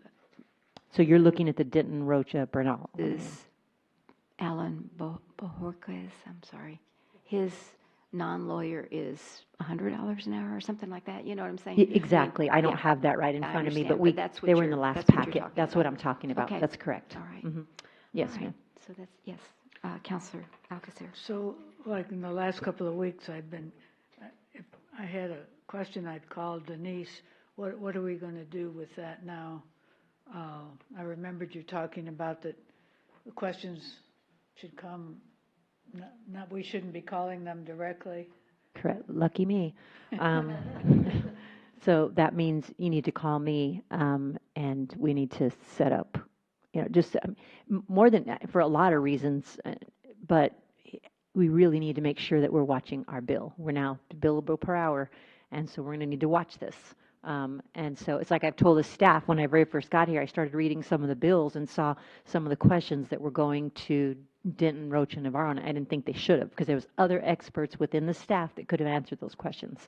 And so we actually sent out an email that said no staff can ask questions without first going through the city manager, just in case there's somebody else that we might be able to tap into for free. I haven't. Okay. Any other questions? So you're not going to have the luxury of a Denise anymore. Staff's not going to have the luxury of a Denise anymore. And we thank you, Denise, for your years of service. And, staff's going to have to, it's going to be a wake-up call for staff, because they're not going to be able to go sit in an attorney's office and just, cuss and discuss for a few hours their issue. They need to move on it, because we're getting a bill. Okay, very good. If there's no other questions, any questions from our chamber? Members of our community? Okay. Hearing none, then we will move to the next agenda item, which is citizens to be heard, because that is the first read. Oh, this is the first read, you're so right. we can't vote on it. You're right. Yeah. I mean, I know it's late, but I have it highlighted, so it reminds me it's a first read. Okay. Any citizens to be heard? Okay. Seeing none, if there's no objections to move to adjournment, yes. Yes. Oh, yes, ma'am. Council and Mayor and Council, I just wanted to, since this is my last council meeting, I realize that. I'm so sorry. I wanted to tell everybody that I wanted to thank you for the opportunity that you've given me for the last 3 years. I've learned a lot, I've made lifelong friends. I've worked with the best people that I've ever worked with in my life, and made many friends in the community, and made lifelong friends in the community. I wouldn't have never known Leon Valley if I had never come here, and I'm honored and I am blessed to have been given this opportunity. So thank you, Kelly. Thank you, Mayor. Thank you, Council. It's been a great time. We've had our ups and downs, but for the most part, I've loved it. So I've learned a lot. Thank you. Thank you, Denise. Thank Best you, of luck to you. Denise, and it's a good place to live, too. I think you've already bought a house. No, you haven't? Okay. Very good. All right. Thank you for that. All right. So move to adjourn then at 10:38 on November the 5th. Thank you all very much. Have a good evening. I got a new gavel. Thanks.